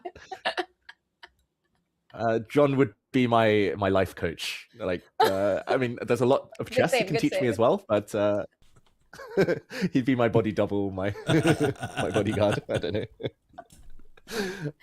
Yeah, I'd have a big team. Yeah. I could see John showing up for one of your games and nobody really realizing it now that you mention it. John, if I ever play Wang Hao again, you might as well turn up for me because I lose anyway. I mean, I feel like, David, if I'm being honest, I would do completely fine up until at least move 4. At which point I'd have to go to the bathroom and swap you in. I'm not sure there's a third person we can swap in to play the rest of the game though, sadly.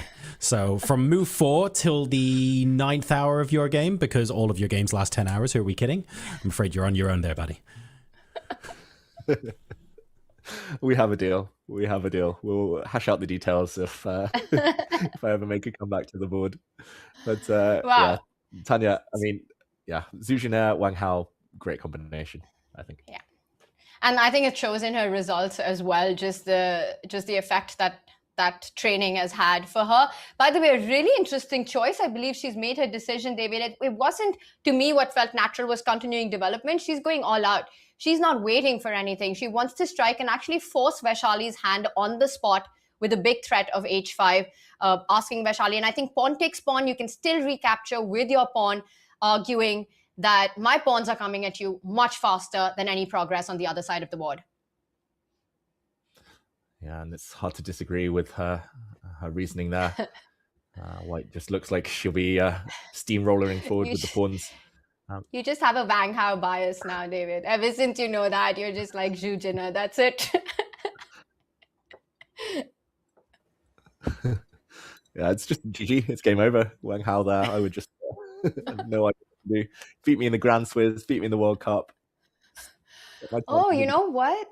I'm really sorry, actually. Now I know what game you're talking about, David. You almost did make it to the candidates if it wasn't for that game. I know, he killed my dreams. I finally made it, one game away from the candidates, and Wang Hao was in my way. I did need to win as black, which was difficult, but he just tried to force a draw, and I didn't know what to do. I self-destructed instead. And then, 2 years later, I almost made it again to the candidates, but Fallujah was in my way. Grr, these strong players, these super GMs. Tanya, I think Vaishali, the more I look at it, the more I think here and now she needs to act. She needs to do something before White just continues the straightforward plan of undermining the king side. She needs to fight in the center, otherwise it's just too late. So d5 now, but even despite that, it might be too late, right? Because d5, you're also allowing, amongst other options, for the first thing that comes to mind is grab that pawn with your c-pawn and push the e-pawn forward. That's an idea that I would be looking at in that position, just leaving you with a very unhealthy structure at the center of the board.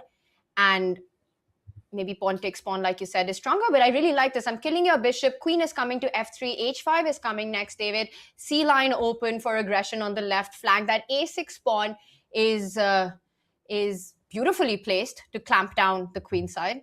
Everything to play for Jina. Yeah, I agree. Like, this is beautiful for White still. Like, I love your plan as well of putting the queen just to put pressure from one of these angles on d5, repurposing the knight. I think this is very one-sided, but I mean, the options, at least the game continues here. And like black is solid, there's no immediate breakthrough. I think the options are just way worse. Like, it's unthinkable allowing h5. Like, if black just waits one more move, like boom, and her whole pawn edifice just collapses. The whole structure just falls apart.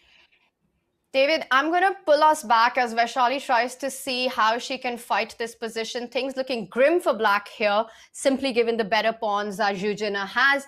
But I'm going to bring up our bird's eye view. And before you break that down for us, how concerning is it for Hikaru on that top left board? He's under 30 minutes now, and we're on move 14. That's 26 moves under time to meet time control. No increment, chat, until move 40. There's no bonus time for the players.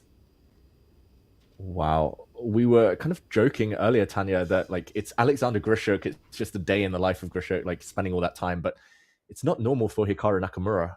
Like, this is not comfort zone. Yes, he's a great world-class blitz player, but in the classical tournament, when your opponent has an hour and 35 minutes, the fact that he's playing with just over 1 minute a move here, it's less than 1.5 minutes per move average he's got.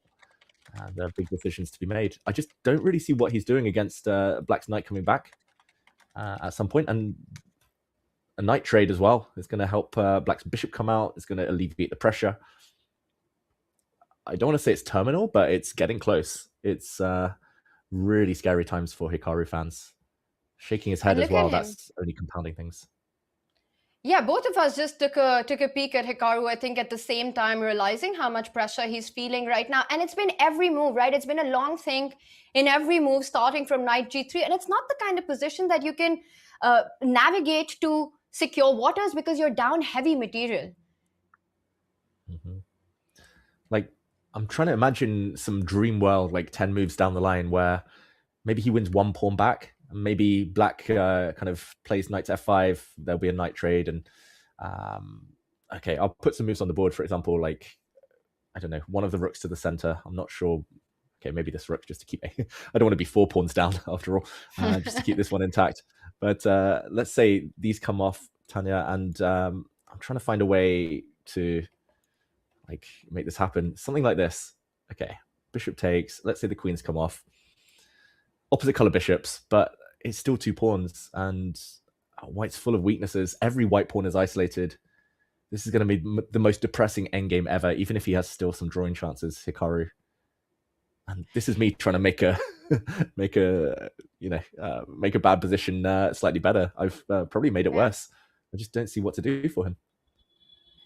And that's exactly the dilemma that Hikaru is in. He keeps thinking, and a good move there by Black c5. We were discussing, the nuances of having the knight at the center of the board, which would have given white options of taking the pawn, of some ideas on the king side. But h4 was the defining moment just a few moves ago, an inaccuracy right there. And David, now c5 makes me feel that, of course, it was a forced move there. The knight had to be defended. But Vachier Sindarov is in full control right now. He's been more time not on the table than he's been on the table. He's been walking around a lot with the black pieces. A dream outcome. Your king is safe. You're up all these pawns. You keep looking at your opponent who's shaking his head. I mean, is it too soon to say that a Vachier win is more likely than a Hikaru hold in this one? Yeah, I think we're exactly at that point where unless Hikaru finds something really clever and tricks Vachier, then I think you 100%. I would back Vachier to win this 80 times out of 100 almost. And just the fact that Hikaru spent over 1 hour, and then all of these moves are forced, right, Tanya? Like h4, I can't blame him for playing h4 because it was maybe the most natural alongside knight e4, like 50-50. But just the fact that 4 moves later or 3 moves later, everything forced. We're here, and he's thinking again, and he doesn't have a plan or any compensation for being 3 pawns down. It's worrying. He willingly walked into this, and I think it's just the momentum of the game, just the game as a whole. Like, yeah, Hikaru, I have noticed he's so worried about his opponent's ideas sometimes that kind of influences his decisions. Like, he wanted to keep knight f5 covered by his own knight, but that's probably just going to be a good move anyway. It just helps Black.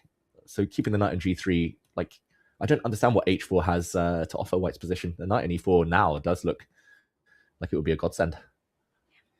So everywhere Hikaru looks, he shakes his head. He's unhappy. He looks on the board, he shakes his head. He looks at the score sheet, sees the number of moves remaining, shakes his head. He's not happy about the turn of events in a very critical match that is this one. And I think he's just about to make a move, but it's not one that he's super convinced about as he hesitates, Hikaru Nakamura. Yeah, every time I watch Hikaru stream as well, he talks about not really believing in the opponent's attacks, or he believes in the defensive side of things. Here, he's on the other. The coin is completely different. And I mean, if he plays knight e4 now, that's an admission that he should have played it earlier. I think h5, pushing the h pawn forward, Tanya, is nearly always going to be met by a block. Pawn to h6 just to cover the dark squares. I don't see it. I don't see it Very at all. tough.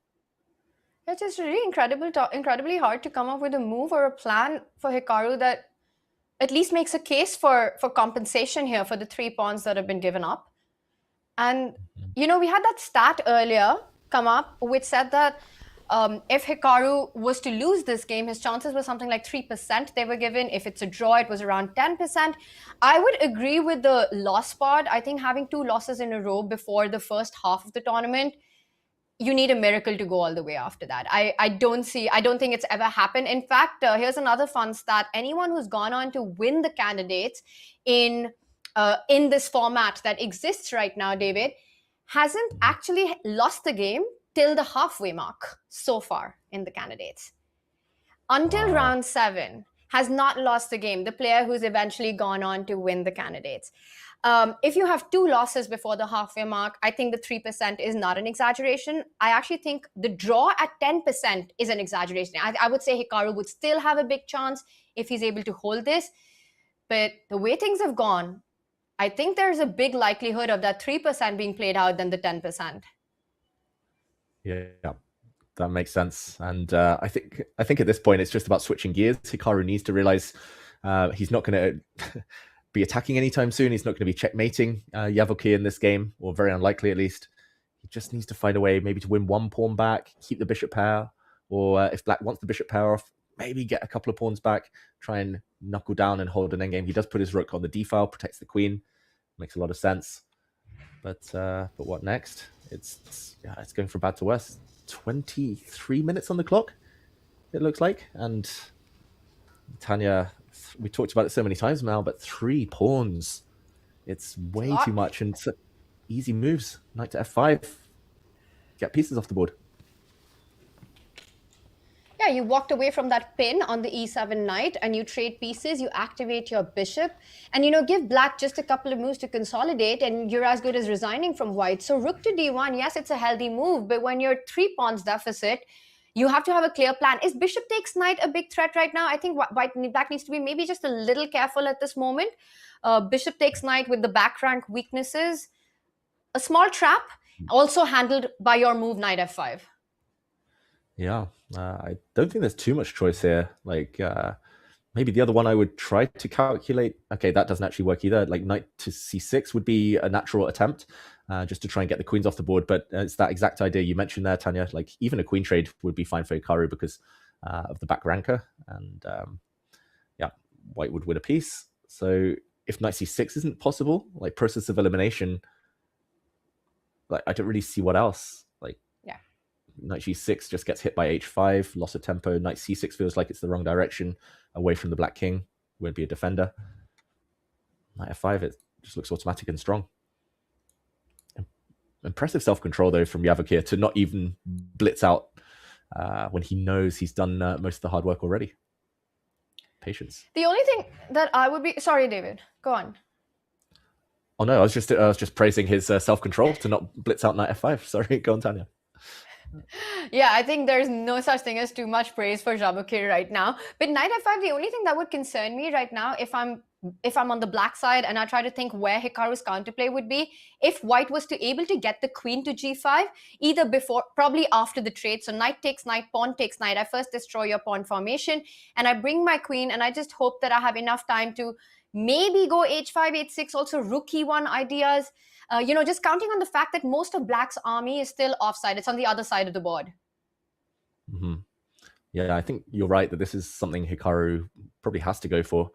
I guess black might try and kick white back a little bit. Not exactly sure what next. Maybe the knight will come around into the center. It's just a matter of time. It's like whether white has enough time to go and attack. Maybe on the g-file somehow, move the king. Get the rook here. But if not, then black's putting a knight on d4, putting the bishop out on e6. Would you be worried about bishop d5? Mm-hmm. Bishop d5. You just want to trade. Ooh, now I should be worried. I've blundered apparently. A howler in the air. Yeah. It's definitely not over. I'm not That's sure more why. of the story. I have no idea why. Maybe on the dark squares. It has to be g7, Tanya. I think you're right. It has to be g7. I really like what you've done there, like at least scaring Vachier here. Yeah, I mean, Hikaru has to find a way to do that, right? And the only thing I see is this open G line, black's pieces on the other side. I really want to get queen G5. But first, Vachier, knight F5 is what's on his mind. David, you want to hear another cool fun fact about what history tells us about the candidates? Always. I love history, especially when other people are telling me the stories. It's not really a story. It was an article that I read, and a really nice one with all these stats. I mean, it is history, but again, numbers and stats are not something that decides the result. Of course, chess has to be played. But interestingly enough, in the current format as the candidates exist, every winner, every player, every candidate who's gone on to win the open section has had a win in the first 2 games. Except one, David. Except one who won it after the first 2 games.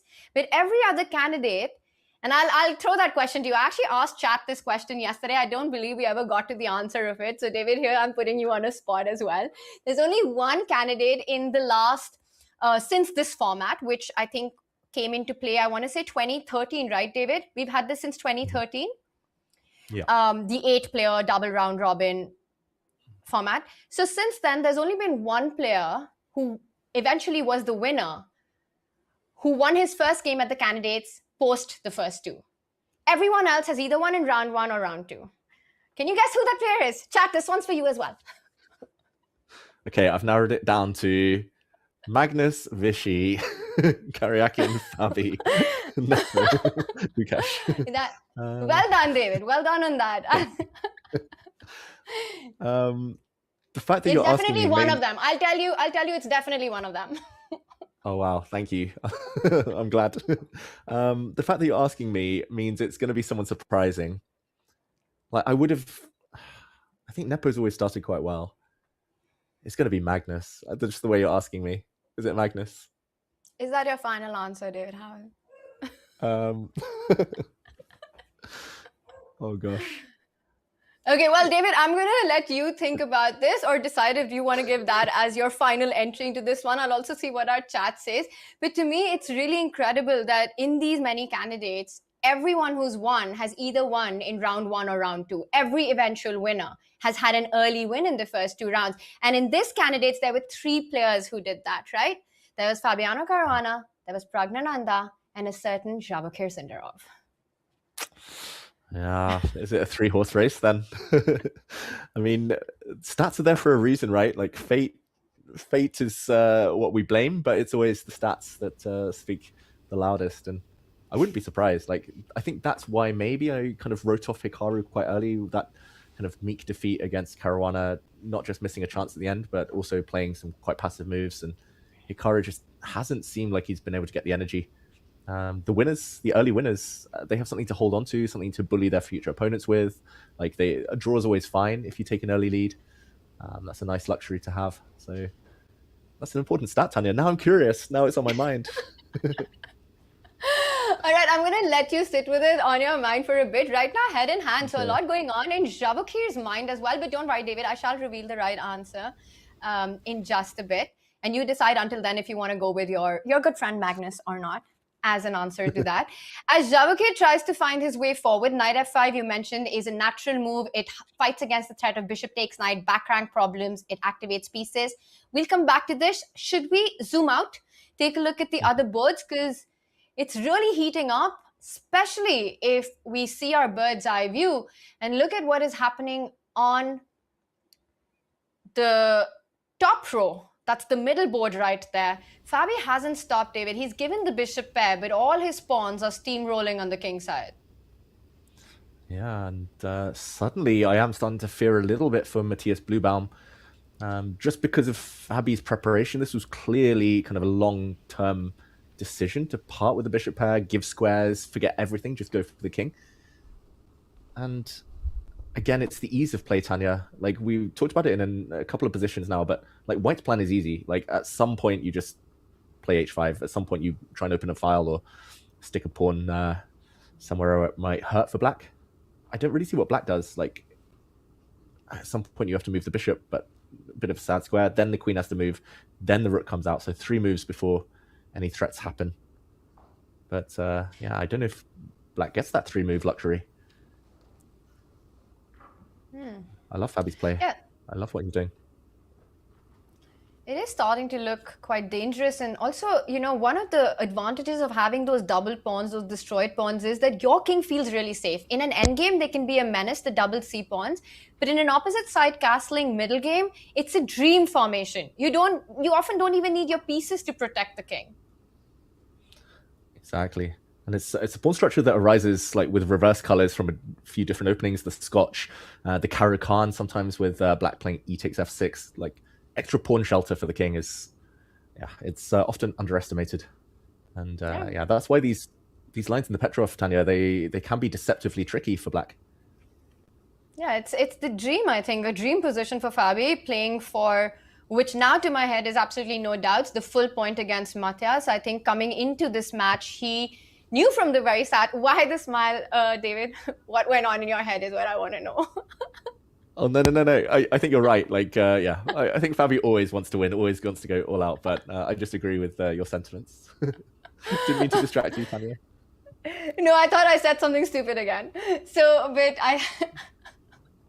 I agree with you. I think Fabi would play for a win against most opponents, but I think in this one, he extra wants it. And he probably extra wants it from the start of the candidates, given the underdog status that Blue Bomb enjoys.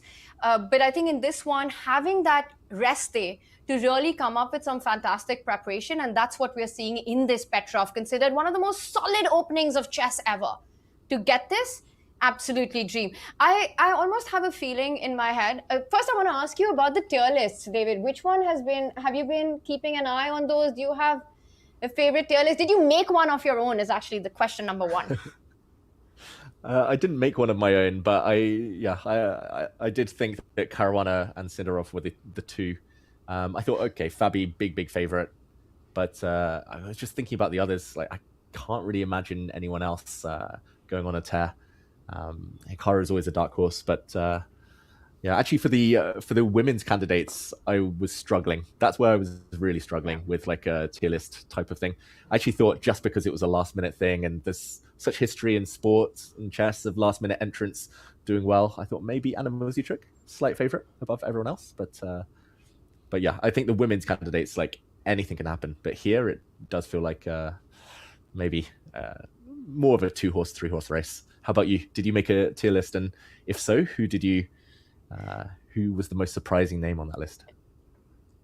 I did not make a tier list, just like you, but I also watched a lot of them. And to me, again, this was something that came up with Anna. I really thought Alireza's short and sweet tier list was probably the one that I agreed with the most and the most fascinating. Where he said, you know what, everyone has a chance to win. And then just below that, there's one player, Matthias Blue Bomb, except him. Everybody has an equal chance to win. It was the laziest candidates list I've seen. But I actually felt like there's something to be said for that. It felt a close battle, but the way it's played out, it feels anything but close. I think Fabi, for many, considered a favorite, and many want Fabi to win, to fight for that world championship one more time. He did it in 2018, did not lose in the classical, only went on to lose in the tiebreaks against Magnus. You know, he's often spoken about as the strongest player to not have the world championship title with him. I would even argue that I think he's maybe the strongest active classical player, given the rare sightings of Hikaru and Magnus in classical chess. And the year that Fabi has had, always those podium finishes. You know, he's finished second in the candidates twice. He's won it once. A huge crowd favorite, a huge chess community favorite. And I have a feeling that despite being a point down to Vachier-Lagrave, we're going to see Fabi in the race at the end. I'm actually expecting, over the next 3 games, Fabi to at least score 1 win. I don't know when it comes. Very likely it might happen today. But I think this stage of the tournament, Fabi resets. Yep. And maybe in that regard, the rest day could have been a mixed blessing there. But maybe it was actually a good thing for him to be able to shake things off and dust himself down after that defeat to Vachier. I'm looking at this position, Tanya. I really don't actually see what Matthias is going to play. Like H5 feels like such a scary threat now. Maybe White will also just put the rook on f1 and threaten to open things up, but I don't see any moves. And h5, you just follow it up with taking and lining up your queen on the rook on the h line. And again, it's so hard to imagine with no knights on the board, anything actually defending that h7 pawn. Mm-hmm. And like, if black has to play an ugly move like pawn to g5 to block things, like for example, let's say this bishop move, g5. I mean, here, maybe it's not the end of the world. Okay, maybe I chose a bad square for the bishop, but like any check is going to be checkmate on that black king. So I do fear long term. And you kind of just don't want to make a move like g5. It's so difficult to play that on the board. Physically, you want to pull your hand back. And it's the kind of position where, again, white also has a dark squared bishop. So future, we can see the bishop arriving on that diagonal to challenge the f6 piece with either e3, d4, rerouting your pieces, or via c3. And if that was to happen, it would essentially be game over. Exactly. Sorry for my struggle with arrows there, but the point remains any bishop exchange is good. Maybe even this knight can come round now. Start challenging things. It looks really, really scary. And white's king super safe, just king b1, covered. King b1, beautiful. By the way, we don't need to go there. Maybe I'll leave that call to you. But just an update that Sindarov is an absolute beast. He has found knight f5. The move has appeared on the board. And here as well, Fabiano Caruana putting on the pressure. It just feels like so many players are going for a combative fight, aiming for a win today. Even if we pull up our bird's eye view and we take a look at a zoomed out bar situation, it's up and down all the way, David. Yeah, up and down all the way. We see some quick moves. Hikaru whipping off that knight on f5. I mean, I could see John or yourself, Tanya, being very correct in the decisive games count prediction game. I think 3 might have been slightly on the low side for me. I think in the women's section, we might see at least a couple, and same in the open. One game maybe that we won't go to or isn't so dramatic is Anish Giri against Wei Yi, because that looks like the Chinese Grandmaster's fully equalized. Yeah, at least for now. Yeah, that's the bottom left board, and now we see material balance there. So we did pick up the c5 pawn, and it feels like more trades are going to happen on that c line and draw a very likely outcome. I don't think anyone will complain if we don't deep dive into that. David, I just feel like John set me up for that prediction of 5 games, and I was almost cornered into it because, 5 decisive results of the candidates, that would be quite a day. Exactly. It's quite rare that everyone is that bloodthirsty. Normally it means that there has to be a couple of blunders here or there. Where do you think 5? 5. Sindarov. Fabiano. Okay. Maybe Prague. We see an evaluation bar shooting up for Lagno against Bibisara. That could be Bibisara's first blow of the tournament, her first defeat. I'll say Zhu Jinet as well. And then the bottom right board, Tan Zhongyi against Divya. I like white, but eval bar stubbornly in the center. So, okay, if either that or the Prague and the Yasipenko game go decisive, then it could be 5, Tanya. You could be celebrating come the end of today. All right, awesome. So quite a day of chess, huh? Action-packed. We had an incredible round 4, and usually at the candidates, the storyline is when you have a lot of decisive games, the next day is more low-key, but I think this is the makings of what happens after a rest day as we go into the Prague board right now. Now, last time we checked, it felt like Prague should be very happy with the small push, the small advantage out of the opening. The key to the position of the breaks lie with him. He holds the key to pawn takes pawn anytime to change the structure. Rook's looking centralized. Are we still holding on to that assessment, David, or has Esipienko made progress? Yeah, I still prefer white for sure. White again is the only one who can choose when to open up the position. But I don't know, it does make quite a nice impression. Yasipenko just putting everything now in the center. His bishops control the pawns. At some point, maybe he can kick back the white knight. Yeah, the plan, that's always the difficult thing. That's why Prague's been thinking 15 minutes. Coming up with a plan to break through or turn the advantage into something more tangible, not just a positional thing, that's the most difficult. And to my eyes, Tanya, it looks like he's maxed out every piece. They're all on perfect squares. How does he improve further? Not easy. Yeah, big question. Very often, if you're white here and your rook instead of d1 is on f1, you're looking at ideas like f4, f5 as an expansion plan. But that's not available to you. If not that, do you want to kick out the knight? David, this is going to be a strategic battle. I think we can agree on that. No tactics coming up soon. Meanwhile, Hikaru is under 17 minutes. And I don't know if you want to deep dive into this, but we're reaching officially time trouble territory there. And the problems are yet to be solved. Agree. This one, like, it's still bubbling nicely. Like, nothing concrete though.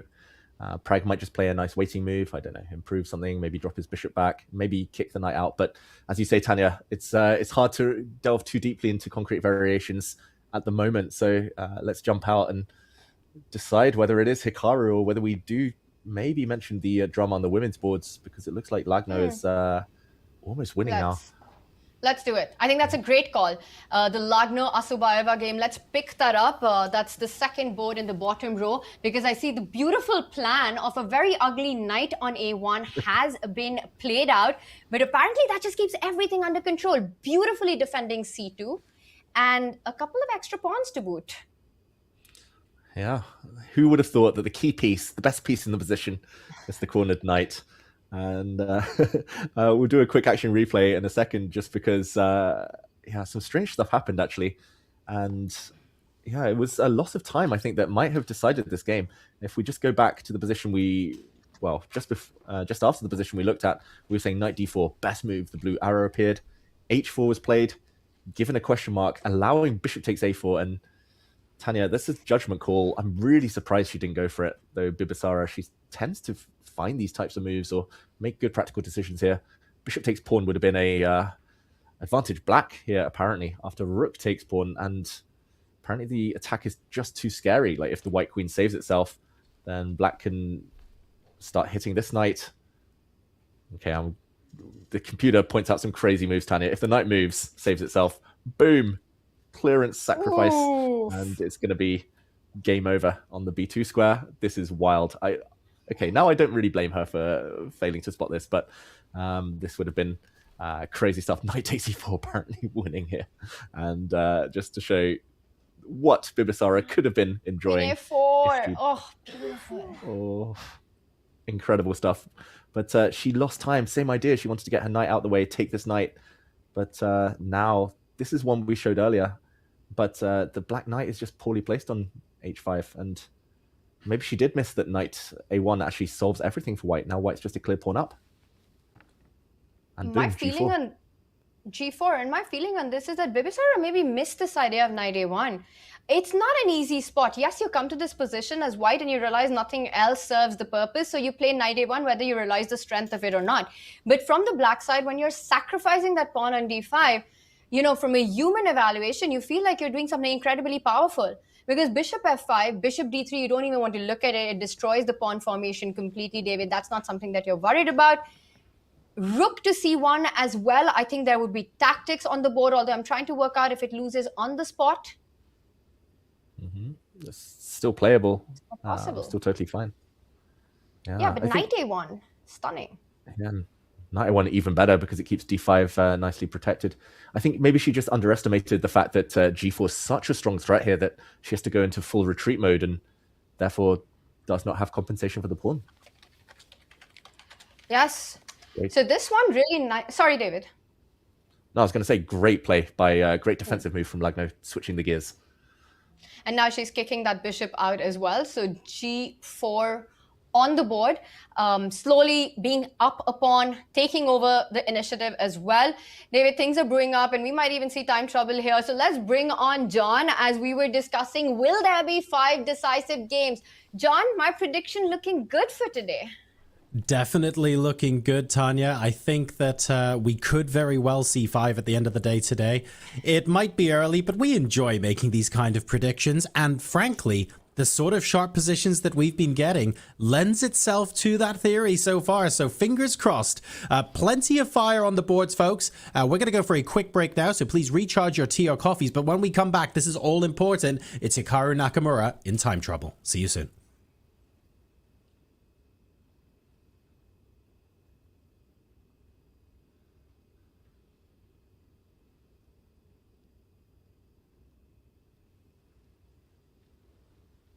The fastest, easiest way to improve your chess is now the most fun way to improve your chess. Chess.com's brand new puzzles now have loads of exciting features to make solving a joy. Earn points and race your friends across puzzle tiers from wood to bronze, all the way to legend. Rack up bonuses for streaks, for speed, for accuracy, for daily solving, difficulty, and more. And now, you can get feedback from Coach while solving puzzles. Coach lets you know what each puzzle's goal is and why a move doesn't actually work. And, as always, puzzles will be selected just for your level from our database of hundreds of thousands of high-quality, beautiful, brilliant, and instructive puzzles. So what are you waiting for? Try puzzles today on web, Android, or iOS, and have a blast leveling up your chess.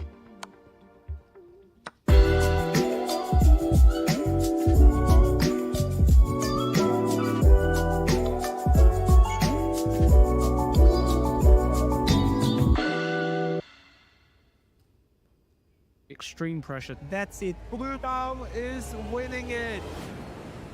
I think I started playing when I was around 6 years old. My father and my older sisters all played chess, so I kind of just grew up like getting curious about the game. Wenn ich dann zum Schluss mit der Johanna, unserer jüngsten Tochter, dann hier zu Hause mal trainiert habe, dann hat der 6-jährige Matthias sich dann eben gerne mit dazu gesetzt. I of course immediately overtook like all the openings from my father, so yeah, I started only playing the French with black, for example, which is a bit unusual as a beginner, but... Wie weit er dann kommt, sieht man in dem Moment natürlich nicht wirklich. Aber es hat ihm sehr viel Spaß gemacht. Also er hat da sehr schnell Feuer gefangen. Im Jahr 2004, wir haben da zweimal dran teilgenommen an diesem U8-Turnier. Und er ist beide Male Zweiter geworden, also in dem Fall bester Deutscher. Das war so ein internationales Turnier. Also da hat das Ganze mal so seinen In a sense, like a bit introverted, shy, and like, I mean, not the loudest kid maybe. Like, yeah. My parents sent me also to, like, I learned to play the drums. I actually did that until I was 16 or something, so I played quite a few years. And yeah, I also tried playing football, but I quit like after 1 month or something. I just didn't enjoy it. So yeah, main interest was chess. Especially as a kid, chess is a very expensive hobby actually, because you have to pay all these hotels for 10 days or something during tournaments. So yeah, for sure my parents and my family in general, they always supported me, and also German Chess Federation. Like we had the so-called Prinzengruppe when I was young. Aus diesen Prinzen sollten dann später mal Könige werden. Daher der Name Prinzengruppe. The Prinzengruppe was founded by Bernd Vöckler. He's the national coach of the young German players. And yeah, I don't know, he seemed to have a very good eye for talents. And yeah, the whole group got together at a very early age, and we often had training with some good coaches, which of course helped our development immensely, but also, maybe even more importantly, we managed to build a group of young players that really enjoyed chess and also had fun hanging around with each other, were friendly with each other. We always had somebody to travel to tournaments.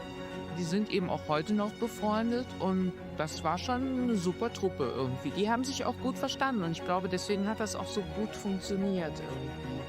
We also always saw the other players improving, and we wanted to improve ourselves, so this kind of competition amongst ourselves also helped us a lot.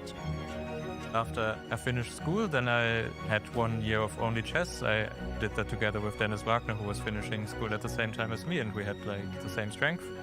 Er hat sicherlich in diesem Schach ja auch nochmal enorm profitiert. Also da war ja das Ziel eben, dass die beiden Großmeister werden. Das sind sie auch beide geworden. Und hat uns natürlich auch gefreut, dass das eben so gut klappt. Aber auch da war immer klar, möglicherweise ist irgendwann auch vielleicht ein Limit erreicht, wo es dann vielleicht nicht weitergeht.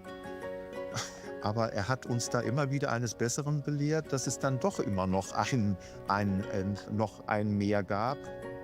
But yeah, I also still didn't expect to like ever get to candidates, of course.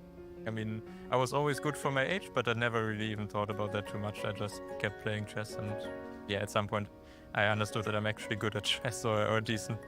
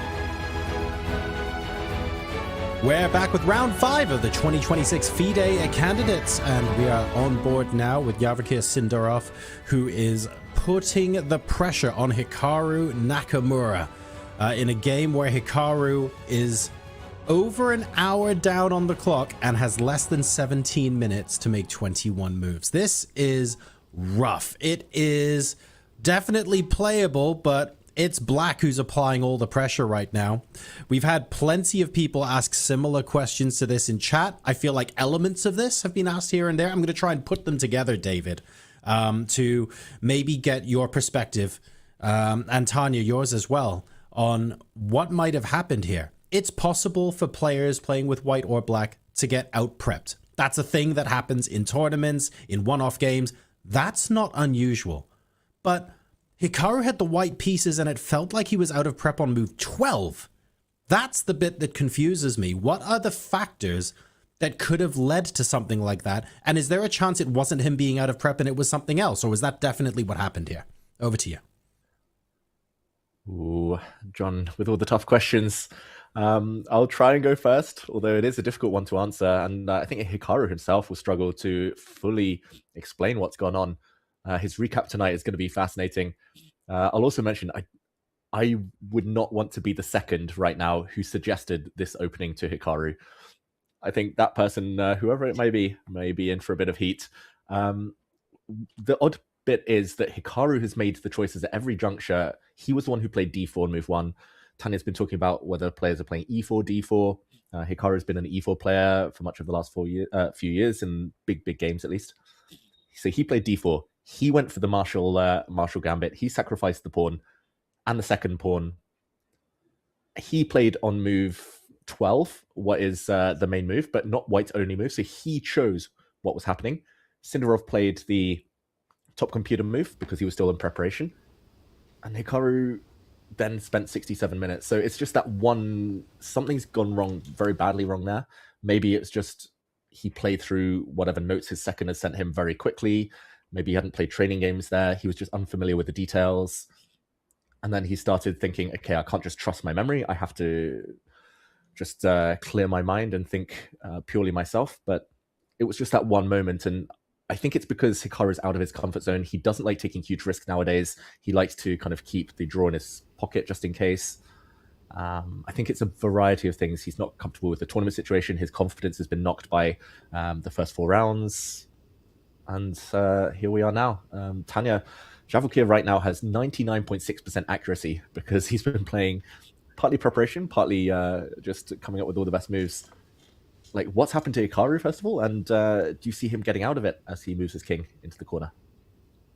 I just want to have whatever Javakir's been having. I mean, it's just insane what the guy's been doing, the entirety of the candidates so far. You mentioned the accuracy. He beat Pragnananda in a fascinating battle where he sacrificed a piece with the black pieces for nothing direct, went on to play for several moves, mounting pressure, and eventually till Pragnananda blundered and cracked. And a 99% accuracy for Vachier-Lagrave in that game.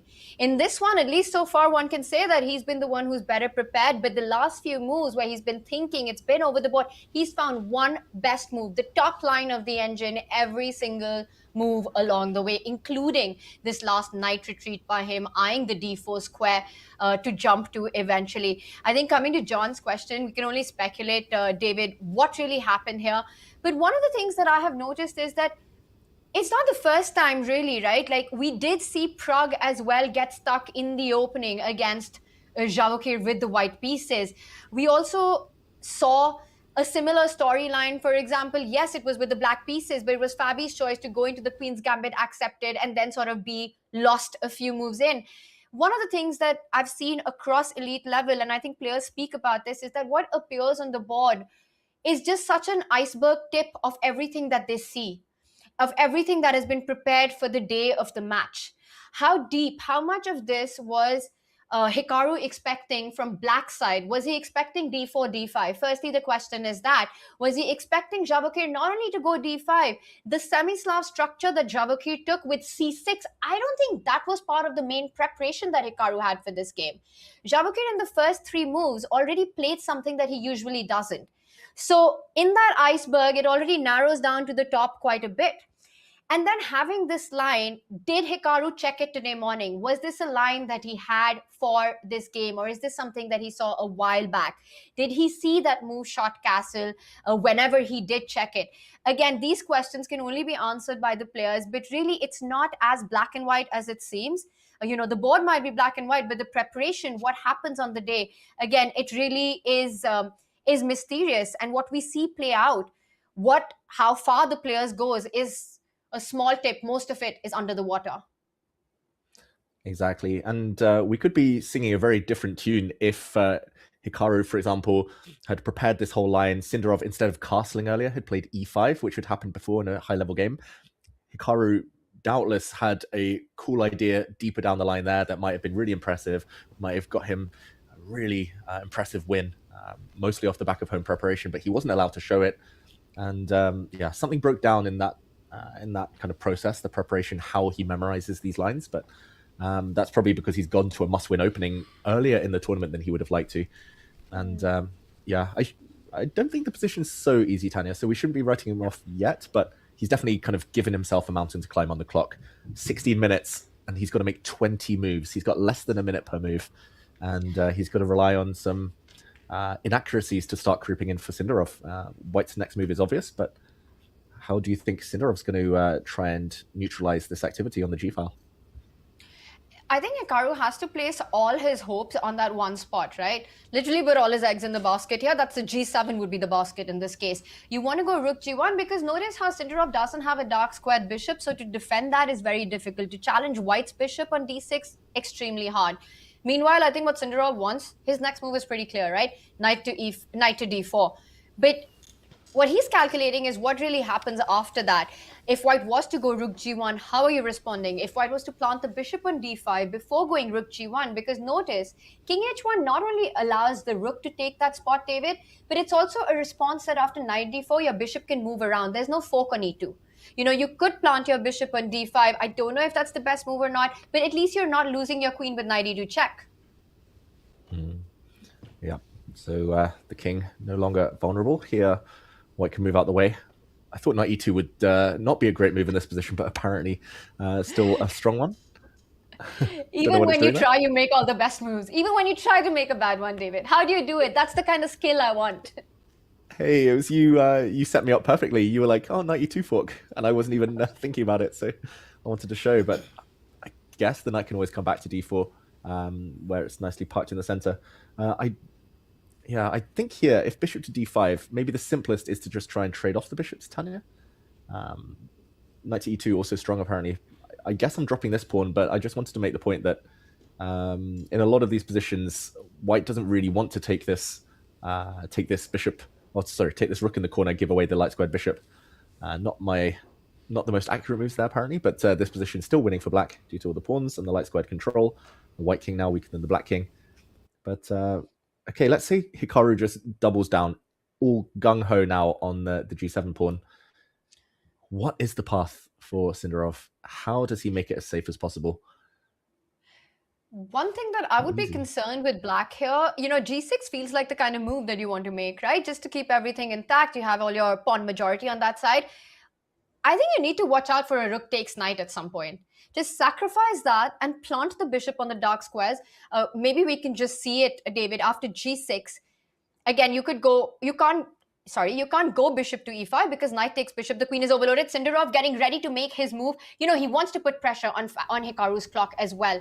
He wants to make sure that he doesn't give him enough time to think. And I believe he's made his choice or not yet. No, Sindarov hesitates. Yeah, not yet. We're expecting this knight move just because it's the most consistent. Having said A or having played knight C6, he wants to play knight D4. But Tanya, I just wanted to show a cool variation. If I agree that G6 is the most important move, but it does weaken the dark squares. So if Sindarov says, okay, I can hold off on that for a move, knight takes bishop, expecting queen takes, then suddenly the bar shoots all the way back up. We're headed in this direction. He's about to touch his knight, knight D4. But now rook takes G7, check. Whoa! Check this one out. I haven't worked out the consequences, but I see the bars in the middle, so there must be a perpetual check somewhere. You don't have anything on E5? Oh, just to get the E5 square? A double rook sacrifice? Double rooks, and I think it's perpetual check. Check, check, check, check, check. White doesn't have more, unfortunately, but I guess being 2 rooks and a knight down, the draw is fine. What a line. Hikaru. What a line. There's life left. There's life in the old dog. And David, it's not impossible to fall for this. You know, you go, knight d4 already played, by the way. Hikaru instantly leashes for the rook. Knight takes bishop and Hikaru escapes with a draw on the spot. Vachier, if he is to play for a win. And g6 is the best move, apparently, the arrow points out. Yeah, maybe the only move. And I'll just check. Is anything else allowing... Okay, everything else allows white back in. Everything other than g6. Yes. I think we found the reason, luckily, and Sindarov probably will too, unless he's happy with the draw. But yeah, g6. Surely Knight going to be takes played, bishop. Tanya.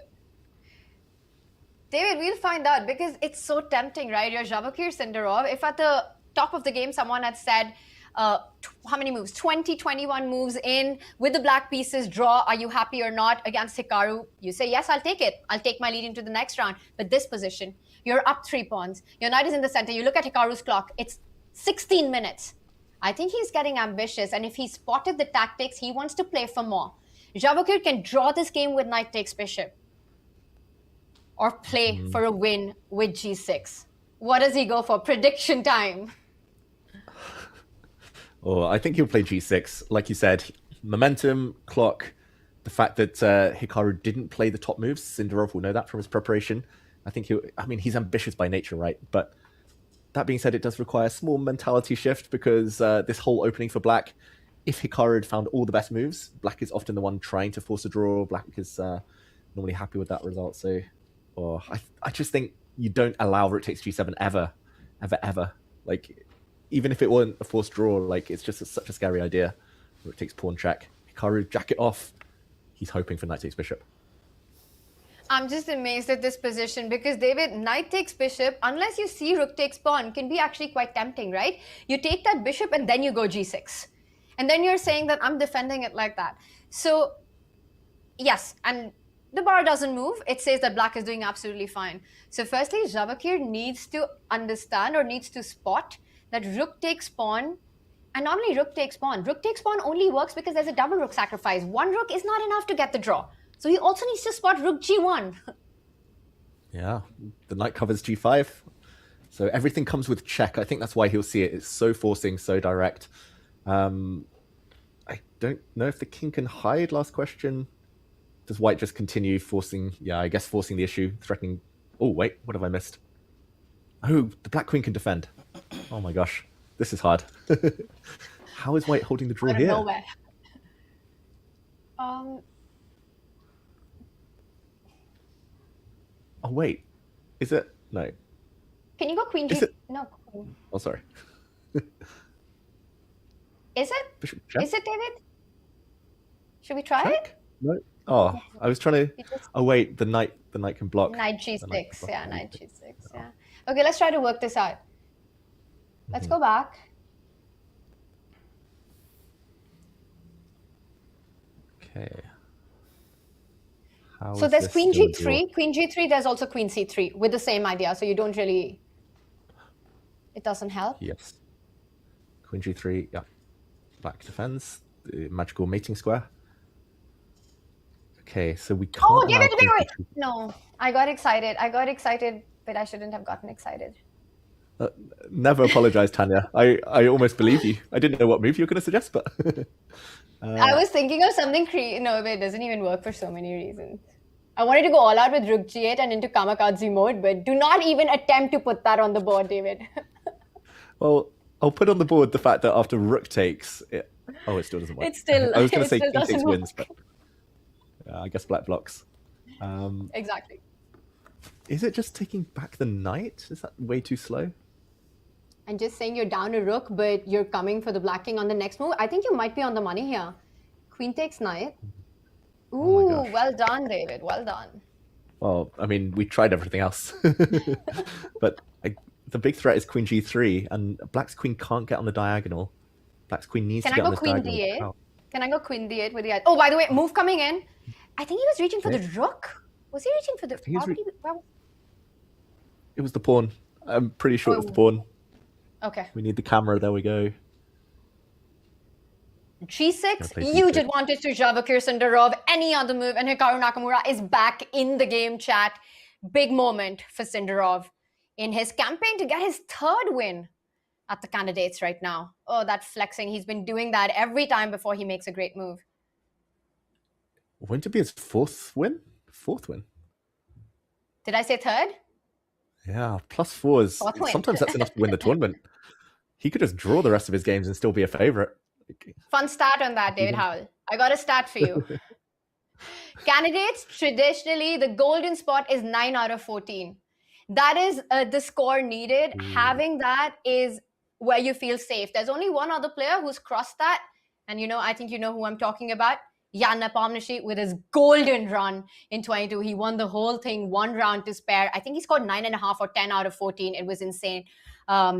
Just his whole thing. But everyone apart from that, +4 at 9 or even +3 has been good enough. Vishy did it at +3. I believe Jan in his earlier campaign, Karyakin did it at +3, which is around 8.5. And 9 out of 14 is what you need to feel safe about fighting for the World Championship. This guy's already on 3.5. That's 5.5 points out of 10 is what he needs. Yeah, if he wins this one, literally drawing the rest of his games would get him to 9 points. So he'd already have beaten 2 big rivals as well, beaten Fabi, beaten Hikaru. He's pausing, again, very professional. I like this from Vachier. He's got a lot of time, all the time in the world. Yeah. Just double checking, but G6. So he's taken down Esipienko, Vachier. He's taken down Pragnananda and Fabiano Caruana.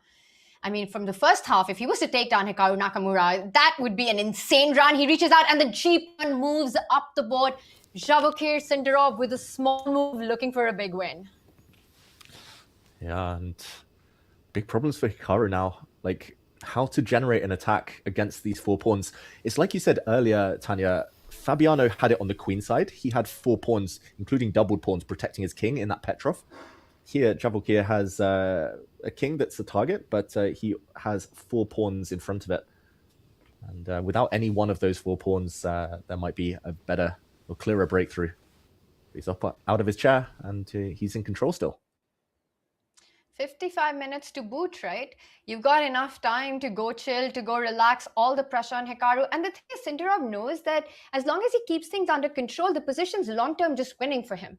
He's up 3 pawns. He just needs to make sure that he avoids any tactical miracles that Hikaru is hoping for right now. The hard work's already been done. I'd say almost the hard work's been gifted to him because Hikaru sacrificed 1 pawn, 2 pawns, 3 pawns, and here he is. Exactly. And when I think of Hikaru, like in a matchup like direct strength, direct skill set compared to Sindarov, I would say openings unclear. Both have their kind of areas of expertise. Both players just fantastic kind of all-round understanding. But I would say Hikaru just moving pieces, keeping the game going, great nerves. I don't know. I think not going this direct would have been the way forward. And like you said, it's been a bit of a gift so far. He saves his bishop. But Tanya, here there's more tactics. We mentioned knight to e2 earlier. We have to work out what happens if black tries to land a fork. It does feel a bit loose. I mean, worst comes to worst, you block that bishop, try to trade off things. I mean, I'm already looking at the queen coming in, trying to create a counterattack. I'm not sure it quite works yet. Can we try something completely nuts like rook e1? I don't think it's a queen sacrifice that can ever work, but I do see a couple of checks, but I think the black king eventually runs away. This is what you don't do with the white pieces, but just for the beauty prize. Okay. Oh, the bar doesn't drop after knight to e2. That means this is a winning move. But okay, rook to... Which rook did you want to use on e1? I'm going to let you decide that. I don't think it makes a difference because I don't think the tactics are working. But my idea was knight takes queen and... Oh. Yes. Oh. Whoa. It's working. Wait, what? It's working, Tanya. What? Bishop check. e5. Yes. King h6. Okay. Take. Bishop takes knight. I thought king h5 and I'm running away, but king h5, bishop f3, king takes pawn, bishop g5, king h3, rook g3, checkmate, David. Tanya's immortal. Tanya's immortal. The evergreen game. I just made Hikaru win out of a completely lost position. But wait, that means rook e1 is possible to knight e2. You're not losing the queen. I genuinely think he might have something like this in mind. Like, I mean, what else? Like, otherwise, he's just losing even more material. Knight takes rook if the queen moves. Can we see that line one more time? Because there's also f6. And this might happen, right? We're not... I mean, this is relevant stuff. Hikaru might be setting this up. So bishop e5, as Sindarov continues to think. f6, rook g8 has to be the move, right? Take it. Yep. And the same stuff. It doesn't matter. g5 doesn't really help. Ooh, check this out. No, g5? How do you finish this off? Same stuff. I guess just pawn takes pawn? Yes. And then bishop takes pawn, bishop f3, and rook g3, right? Yeah. Oh, it's just checkmate. It's just checkmate on the spot. But what happens if black runs here? Check. The king moves. Check. Bishop f3, Takes. king takes pawn. Bishop g3, king h3, bishop g2, king g4. Are you running away? Ooh, you're running away. Maybe. Can white just slow play it here somehow? Set it up. None of this is going to happen because he's reaching out for the bishop. He's not going knight e2. He's saying, I don't even want to allow... I think Vachier smells this. He wants to connect the two rooks and have nothing to do with any back rank problems. I did realize, Tanya, like in that previous variation, bishop e6 is a great move. We'll analyze it in a sec. But knight e2, if white does try to pin, can black, for example, play this move now? Same idea, just different order. Bishop e6. I think this might have been the cruncher that Hikaru may have missed, or that Sindarov could have had. And the idea is now that the queen is attacked, rook takes knight, and now check. And only then does the rook drop, and black is safe when the dust settles. But bishop e6 first? Yeah, beautiful. Maybe same idea? Yeah. But also very instructive, right? When you have such a big advantage, you kind of don't even want to allow your opponent any hopes for tactics if you can avoid it. So keeping that knight on d4, I like this approach of just continuing to develop, and Hikaru is reaching out. He regains at least one pawn. So bishop takes pawn on the board, and we might see the knight jump in now to attack the queen, or maybe just a simple, well, you can't go a simple rook d8 because there's bishop c7. There's still life. Maybe that's still fine, because in this position, the bishop is hanging with a check. But, okay. Nice. Yeah, very nice. Yeah, why invite all this, though? Because maybe now you go queen c3, and you're hitting on h... you want to take on c4. Oh yeah, I mean, partly because I forgot about queen c3, but I was just for instructive purposes, I was going to say, like, even just being the exchange up, being the exchange down, giving some material back for black. I mean, it's still 3 pawns. White's king is so open. Now black has the material and the compensation. Ooh, this feels like best case scenario. Big trouble right now. Bishop takes pawn. So there's rook d8, feels like the only square for the rook. And look at Vachier. I think he could give some competition in piece twiddling to Boris Gelfand, very famous, the world champion when it comes to twiddling pieces there. Oh, he's about to play knight to e2. He was reaching for the knight. I like it. You hit the queen.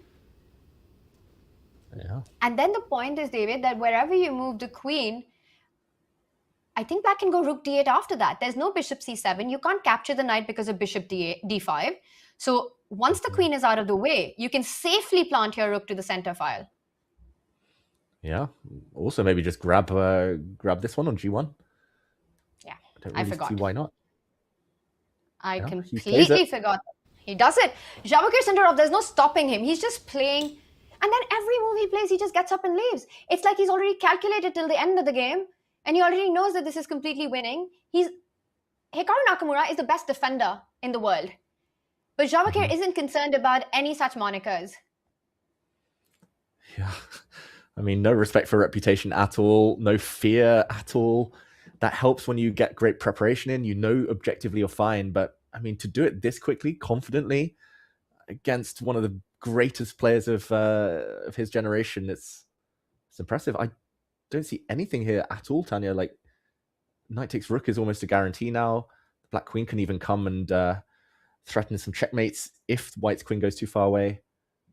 I think this is just game over, and Hikaru's got no time either. This is just so impressive. We've run out of praise now for Sindarov, and he's going to be a difficult man to beat, to stop.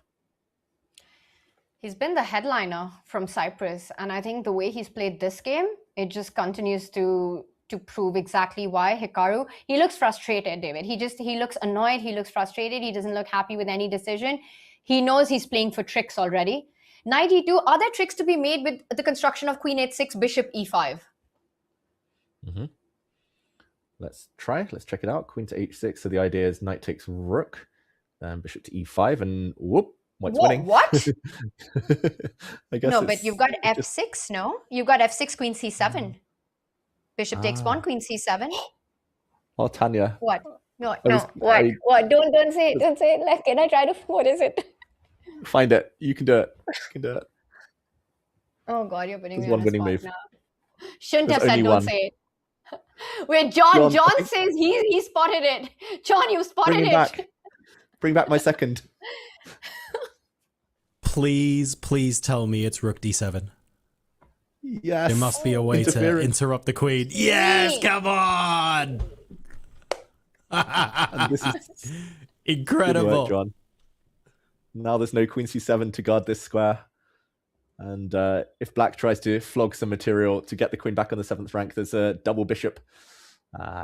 Well, this is just checkmate in a few moves. And Hikaru there, well, he didn't go for it. Just to mention queen to h6, I think it's because queen to c3 first, covering the dark squares, but also threatening this nasty check. This would have been the clincher. So Hikaru goes for a queen trade. Okay, the suffering might be prolonged. Last time I checked, David, you're down so many pawns. Trading queens would only help black in this case. He's going for the endgame. The question, where does he move his rook? Rook to d8 fields, or does he just simply grab on g1? Is this the moment you pick up the rook? It is, in fact, and he does it. Hikaru does trade a piece, but all these trades have to be helping Sindarov. My question to you, do you run with the knight, or do you capture the bishop on a8 now, going into an opposite color bishop endgame? Yeah, I think it might not be such a difficult choice just because the knight has so few squares. Like, the only safe one I see is h3, but it might get trapped there when the bishop comes back and saves itself. But yeah, I'm slightly concerned. Like, for Sindarov here, he has rushed the last couple of moves. He's got so many tempting... I mean, he's still winning according to the evaluation bar, but he's had so many tempting options that I don't think he needed to rush like this. That being said, I do see he's got... His accuracy's dropped to 99.0. No longer 99.7. Oh, come on, Sindarov. Like 99.0, boo. That is honestly such a letdown. Like, how? Why? This is really bad play from Sindarov, I have to say. He's getting too lazy, you know. But the one question I have now, Tanya, is like, if the rooks come off the board, I mean, we've seen Hikaru have difficulty with opposite color bishop endgames against Fabiano in round 1, but if rooks came off the board now, is there any chance for white to set up a fortress? Only 2 pawns down. So what you're also implying is that black has the option to just pin the bishop and most likely be able to achieve that. If he's confident that a pure opposite color bishop endgame is winning, then rook d8 makes a lot of sense, because I don't think you can long-term hide from a bishop trade, from a rook trade. He does it, David. He answers it before I need to, and Hikaru is inviting it, so we're going to find out. And I'm just going to let Sindarov answer that for me. Does he believe in the pure opposite color? He doesn't even stop, David Howell. He doesn't even pause. He just goes for it. He's just a calculation machine now.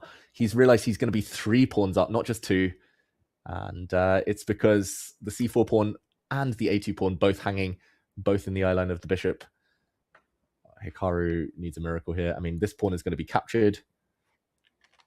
Black's going to have the outside pass pawn. He's going to preserve that one. He's going to be able to throw it down the board as well, a few squares. Oh, this must be winning. 3 pawns. If it were just 2, I would say maybe not, but 3, surely. It's like Sindarov has calculated checkmate in 61. He doesn't even pause. He just knows. He doesn't think about whether I want to put my pawns on light squares or move it all the way up to a4. He's playing fast. He's playing confidently. It is honestly so demotivating to sit against a player like that as well. You know, you also feel distracted along. Yeah, demoralizing is a good word. And Hikaru, I mean, we talked about how it might be self-inflicted, but this is just suffering. Like, he's never had any chance in this game. Like, knight e4, having missed that, it's just been one-way traffic ever since. I've never seen Hikaru lose in such a one-sided fashion. Like, just ever. What to say? Just to mention as well, though, Tanya, if it were just the 3 versus 2 instead of the doubled f-pawns, then maybe it would be some drawing chances for white if you were able to put his king in the corner, put it on a1, and sacrifice his bishop for the whole black king side, as it's the wrong colored a-pawn. But unfortunately, 4 versus 2, there's no way black will ever kind of part with all of his kingside pawns. He'll always have 1 in reserve. This is just over. We might see resignation any moment. You think? You think he's... You know, I believe he'll play on for a little bit more, at least, David, in this position, till Sindarov takes the decisions of which pawns he's pushing. I wonder if there's a bad choice on that on the king side. But Hikaru is so miserable with it. You mentioned that's such a one-sided win. You know, it honestly reminds me of what we saw against Fabiano as well, where Fabiano voluntarily went into this Queen's Gambit accepted line, yes, with the black pieces, against Sindarov, and then from the start, suffered in that game. And Sindarov played a flawless, executed it flawlessly until the very end. You know, finding all the right moves and finishing it beautifully with that last rook move and just no mistakes at all. And it feels like that is exactly what happened against the world number 3 and today against the world number 2. Yeah, exactly. Just great preparation backed up by powerful, precise play. And Hikaru doesn't know what's hit him. Shaking his head. I think you're right, Tanya. Like, there's no harm in playing on. You got to force black to prove it. The winning plan will be for black to either bring the king over to the queen side if white's king is unable to shadow and block, or to just create a pass pawn on the king side first. Shake of the head though from Hikaru. This is heartbreaking. His chances will plummet with this defeat. Only 3% chance of him winning the tournament, fighting for the world championship. He plays f4, I believe. Okay, trying to set up a dark squared blockade. At some point, he needs to get his king out, Sindarov, and I think it starts happening right about now. Combine the a-pawn pushing with potential threats of creating a passer at the right time, striking with g5 and getting the king to the center of the board. We are potentially looking at a 4.5 out of 5. A streak never been seen before at the candidates. In fact, 3.5 out of 4 was already a historic score. David, another fun fact that came up yesterday with that win. It's never been done before. And here he is, with a completely winning position. And it's the kind where basically white has got no chaos button, no way to even throw a spanner in the works where you can create some chances. You're just suffering here. Just got to cross your fingers and pray. I mean, for what? That can take what all are the you time in the praying world. for here? Yeah. A mouse clip. Sindarov's phone to ring. I don't know what he's hoping for. There was this amazing video that I saw today morning. You speak about phone rings from, I think, Granke Freestyle, where Magnus's opponent wanted to take a selfie with him, and she does it, and then the game's about to start. Then Magnus points out to the arbiter that phones are not allowed. The arbiter comes and takes it. Oh, stickler for the rules. That's always been Magnus. But she got her selfie in, so that's a good thing. Exactly. It happened last year as well, I think, in Grenke, with Etienne Bacrot, the French Grandmaster, also asked Magnus for a selfie before the game. It didn't work so well that time either. But Sindarov, that's why he's winning. He's not asking for selfies with these celebs. He's becoming one himself. Becoming Sindarov is the biggest celeb in the chess world currently. The guy has arrived, and how, David? First candidates, and looking at his 4th win, and it's against none other than world number 2, against Hikaru, already taking down Fabi, winning against Pragnananda and Asipenko. Fabi just hoping that something goes wrong in this position. It's hard to imagine what that will be. The one idea I see is trying to at least make sure the f6 pawn stays under pressure. If you're white here, put that bishop on g7, try to tie down black's king to the defense. But then the a pawn starts running. David, it's problems all across the board. Exactly. And in the meantime, he's trying to maximize Sindarov. He's trying to put his pawn as far down the board as possible, as close to promotion as it can be. And now the white bishop has to retreat along this diagonal. And then maybe h6 and g5 is unstoppable. Hikaru putting his king on e3 makes a lot of sense, but now he's actually stopped his other idea. He wanted to put the bishop on c1 to stop black playing g5, but it's unstoppable now. He's going to have to retreat, give way. And yeah, black will create a second pass pawn. They're so far apart, Tanya. Like opposite color bishops, 2 pawns is normally enough, as long as they're far enough apart. But here, 3, and they're literally as far away as possible. You know, Hikaru, it's just heartbreaking for him, right? He started the candidates with the first round loss against Fabiano. Then he comes back out of the rest day, and it looks like he's going to have his second loss right after that as well. He mentioned it in one of his interviews to our very own Mike Klein, saying that, you know, a second loss would essentially make Cyprus a vacation for him. And the way Sindarov is playing feels like he's running away with the whole thing, David. It might be becoming a vacation for the rest of the players as well. Exactly. We'll see what Fabio has to say about that, but it's looking like Sindarov. I mean, he could not have dreamed this better. h6. He's going to create a protected pass pawn, Tanya, almost unstoppable. That pawn on g4 is just going to live there forever. And then the black king comes. It's coming, right? g5. And like you said, if it was a 3 versus 2, now we can understand why that plan wouldn't work. If it was just 2 extra pawns for Sindarov instead of 3, he would not be able to create this passer on the other side, at least not so easily. He would have to sweat it out and hope for some mistakes as well along the way. With this one, you can push it already.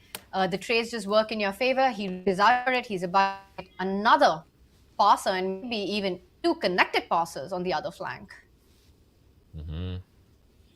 Hikaru is going to try and hold the door with his king. But, the black king can come. Exactly. I wonder how accurate you even need to be here. Like, can you just start running the king towards the queen side? Can you just plant a pawn on g4, protect it, ensure that 1 pawn survives? Yeah, you can try to be Hodor, but you can even try to be Hodor in this. But I think for Hikaru, as they say, David, the cliche, winter is coming. Yeah, I mean, I've got to say, poor Hikaru, like, just the fact that he didn't get a chance in this game is going to be the most heartbreaking of it all. If it were a proper fight and he goes down, then fair enough. But he'll really be kicking himself. It was all the opening choice. It was all that 67-minute think. Cautionary tale. It really does come down to the opening choice today. And to me, that has just worked so beautifully for Sindarov in his whole storyline, you know. Again, coming back to the point of just getting the preparation at the right moment with the right player. Checking the right lines on the right day of the match. And one can't help but notice that the stars just seem to keep aligning for him. Exactly. All credit to him, though. He did realize it was the type of position, type of opening that Hikaru would be uncomfortable in. Hikaru these days doesn't like to sacrifice. And he took up the challenge. It's what you need to do sometimes. Oh, the bishop's on such a beautiful square now. The path is clear for the black king to start sprinting. Start running on over. And it's going to cost white the bishop. Now might be the time to block. Pawn to g4. Maybe even just take the h-pawn. The white king's so far away. And then run with the black king. But... Or you could start running right about now as well, but then pawn takes pawn. Actually, can you run? That is the big question because you don't want to give up material. He takes the h4. And just like that, David! Just like that, Vachier-Lagrave takes down Hikaru Nakamura. Hikaru with nothing left to fight here. Pawn takes pawn. Yes, you can grab that pawn. Black's king would have marched all the way up. Vachier with a mammoth win here. Unbelievable scenes here. 4.5 out of 5. Let that sink in. Wow, what a fateful day. What a momentous occasion. Sindarov, I keep thinking it, but that was probably the best win of his life. I thought it against Fabiano, but this was another level. Winning so convincingly with black against the world number 2. Never looked in doubt. And his lead might be extended if Fabiano can't keep pace. Hikaru is going to be licking his wounds. He needs a miracle now to win this tournament. But all eyes turn to this one. Tanya, still some games remaining. It looks like Lagno is winning down on the bottom there. On the bottom second to left. In the women's section, she has a lot of extra material. Fabiano, though, with an advantage. It does feel like David, he's a favorite in this game. I just want to point out that actually Sindarov's last decision was probably the simplest and the most professional one that actually just forced resignation on the spot. I don't know if there's time for you to show exactly what forced Hikaru to put his hand forward and throw in the towel at this moment. But I think the plan is so beautifully executed with the idea of the king coming to assist the pawn. Exactly. And it's this whole idea of splitting the pawns as far apart as possible. We'll just show this final move. It might have been more difficult if Sindarov had wanted to install a protected pass pawn, still totally winning. But maybe he was slightly fearful that round the back, the white bishop might have a target long term. So instead, just splitting the pawns, drawing away the white king as far away from the A pawn as possible. King takes pawn now would have been met by a surge forward, and white's king caught in two minds. It can either go back and try to help the white bishop protect against the black A pawn, in which case the other pawn would start running. H pawn now would have a clear run forward, or in this position we could have seen white sprint forward, but black do exactly the same. And as you say, Tanya, just so professional. Not much white can do here. And yeah, even if white's bishop comes all the way around to stop, black has the F pawn intact forever, and the A pawn will cost white the bishop, and only then will the black king go back for the F pawn. Just never gave Hikaru a chance. Smooth Sindarov. And I was surprised to see that 93.5% accuracy, because for me, it felt like a full 100% accuracy this game by Vachier Sindarov. Just the way he executed his advantage and the practical decisions that he took at the right moment. And incredible when he's just become the man to beat in Cyprus. Fabiano Caruana, like you said, might have something to say about that hot streak of Sindarov. Is he going to be neck to neck? For that, he needs to win. He needs to stop the deep blue bomb streak. How successful has Fabi been in that attempt so far? Yeah, it's looking good for Fabiano, but this is a key moment. Time trouble is rearing its head now. Both players will have not that much time. They've got 22 moves to make, no increment with what we see on the clock there. 33 minutes for white, 25 for black. And, okay, I mean, it looks like he needs to time out. Blue Baum's last move given a question mark, Tanya, but very natural. Hitting this undefended pawn. White's most natural move is to defend it with king to b1, but maybe the king will be vulnerable on some light squares. Maybe he just wants to go for the attack by focusing his own army on the black king. I have a feeling this could go either way, Tanya. It's not as easy as the evaluation bar might say. It's not as one-sided as, for example, Sindarov's position from earlier. Yes, definitely. I think that just felt like Hikaru never got going from the opening, losing, having that big material deficit, and impossible to find compensation for this. Here, with the amount of pieces, and let's point out that yes, Matias's king is by itself. It feels like all the pieces are far away from it, but he's also coming for white's king, right? The king, right now, there is a threat of the pawn on a2. Is this the moment you go king to b1? And if you go king to b1, black does get a chance, David, to try to keep things going. And I say that, I want to say bishop d7, but are you going to be on time with all of that? I still feel like it's troubled waters for black in this position. It just feels like h5 after king b1 is unstoppable. Yeah, and he does it immediately. He does not wait. He does not care. Maybe in the corner of his eye, he saw that Sindarov has won. So he was like, okay, it's my turn. I just have to go full steam ahead.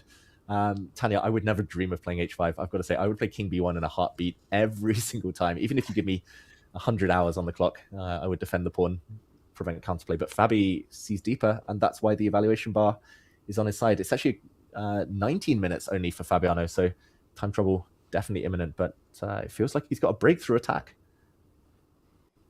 you've got to have calculated what happens after queen takes pawn if you're going h5, right? Because it's not just a pawn that falls. You're actually allowing a check on a1.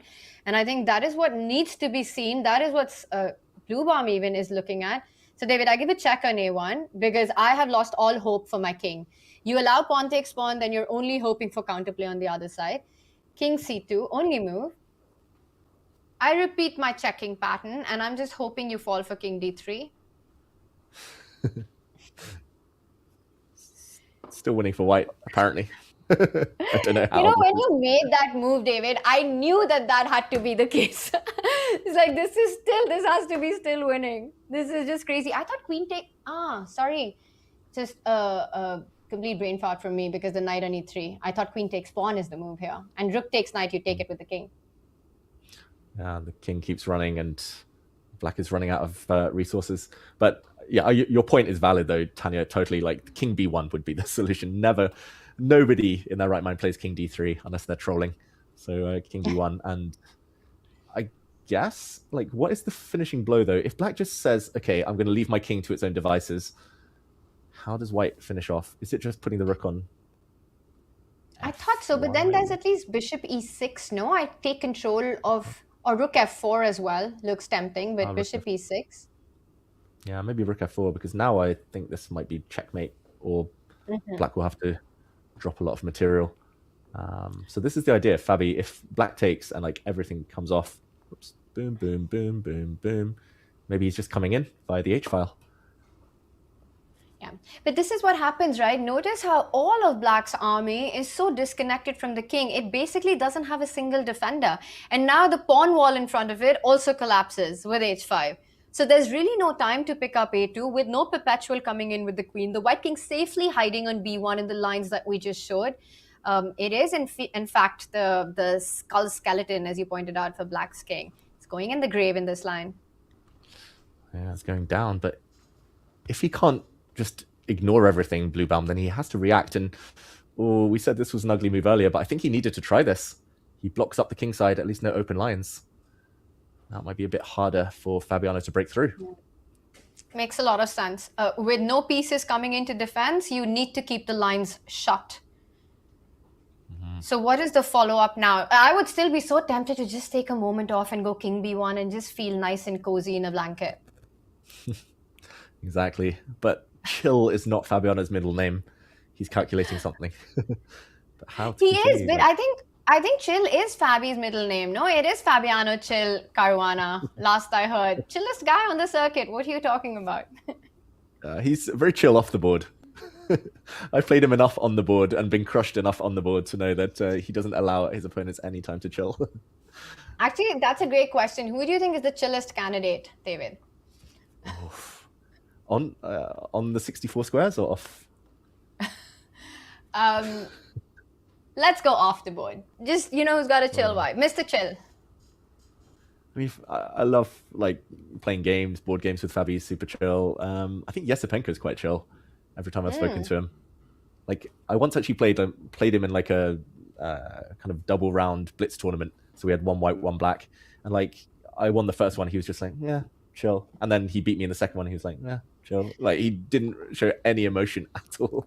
I was like, that's a relaxed dude. I'll add one more name. I agree with you on Yesipenko. I think even at the World Cup in India and Goa, what we saw of him, even on days when things go according to plan, he looks like Mr. Chill guy. I'll add Wei to that.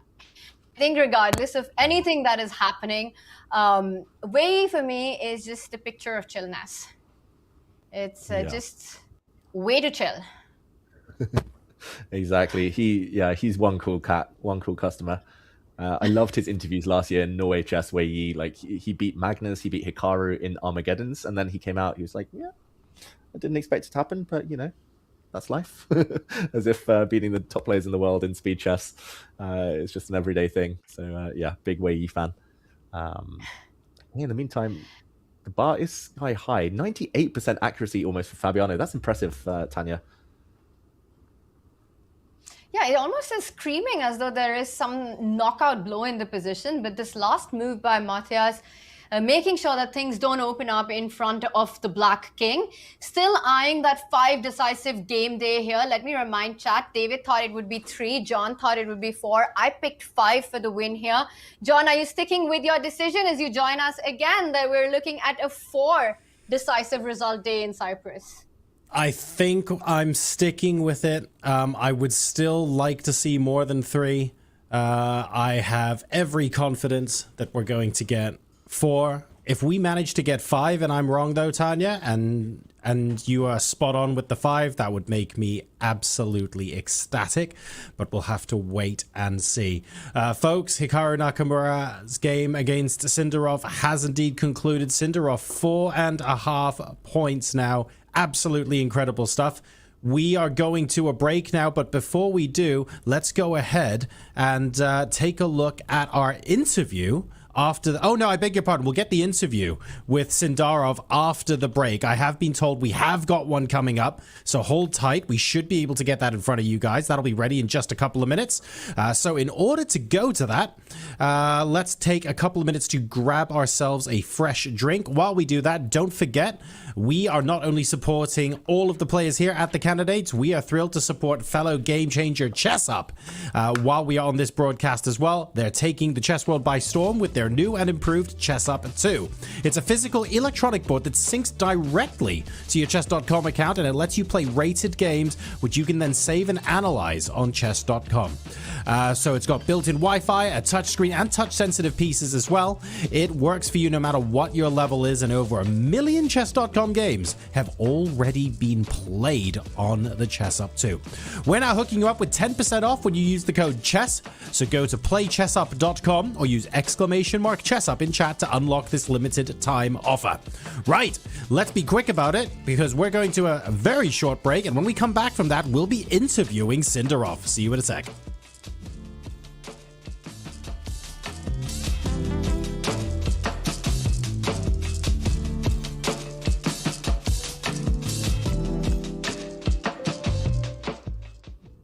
Has this ever happened to you? Oh, shoot. Another mouse slip. What about this? Oh, well, holy bishops en passant. I think I'm getting carpal tunnel. If only there was a way to play online chess with a real-life board. What if I told you you can with ChessUp 2? That's right. With ChessUp 2, you can now play over the board online. Wow. Simply connect your chess.com account to our state-of-the-art ChessUp 2 and get a game started. Every time you move, our revolutionary board will transmit the data online directly to your opponent. And as soon as they move, squares will light up, signifying which piece is going where. Well, shucks. This Hikaru guy seems pretty good. With ChessUp 2, mouse slips and sore wrists are a thing of the past. My carpal tunnel is gone. Well, this sure is fun. I'm playing online against my new friend Hikaru. Who needs a family? But I sure do miss clicking on a piece and seeing all of my available moves, like they have on chess.com. Well, Danny, you're in luck. This feature is totally available on the ChessUp 2 as well. Wow. Well, I'm convinced. But hey, what if I don't just want to play an opponent online?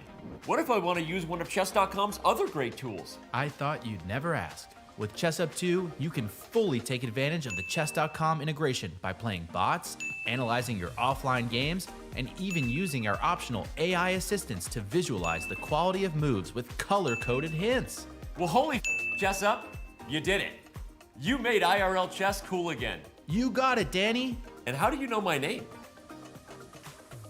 Play chess today on the board of tomorrow.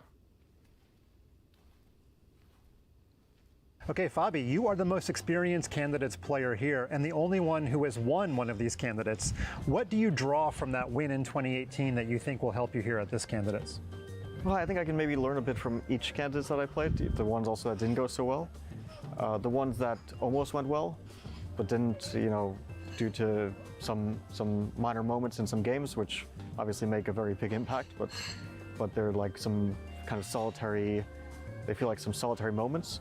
Because like the win I had, I mean, I played well and I fought well, and I made some mistakes. I lost a crucial game in 12th round. Of course, it could have ended my chances, but And then I got some good circumstances in round 13 against Levon. I mean, that I won that game was super crucial, and I got the preparation that I needed. So it feels like I did a lot of good and some things that could have spoiled it, but maybe also got some luck at the crucial moments. And then, like last time, I did a lot of good and some things that could have spoiled it, and then didn't get some luck in the crucial moment. Maybe, I mean, you can kind of put it that way, that you need a combination of all the factors. You need to play really well, and then you also need to have things go your way at certain times.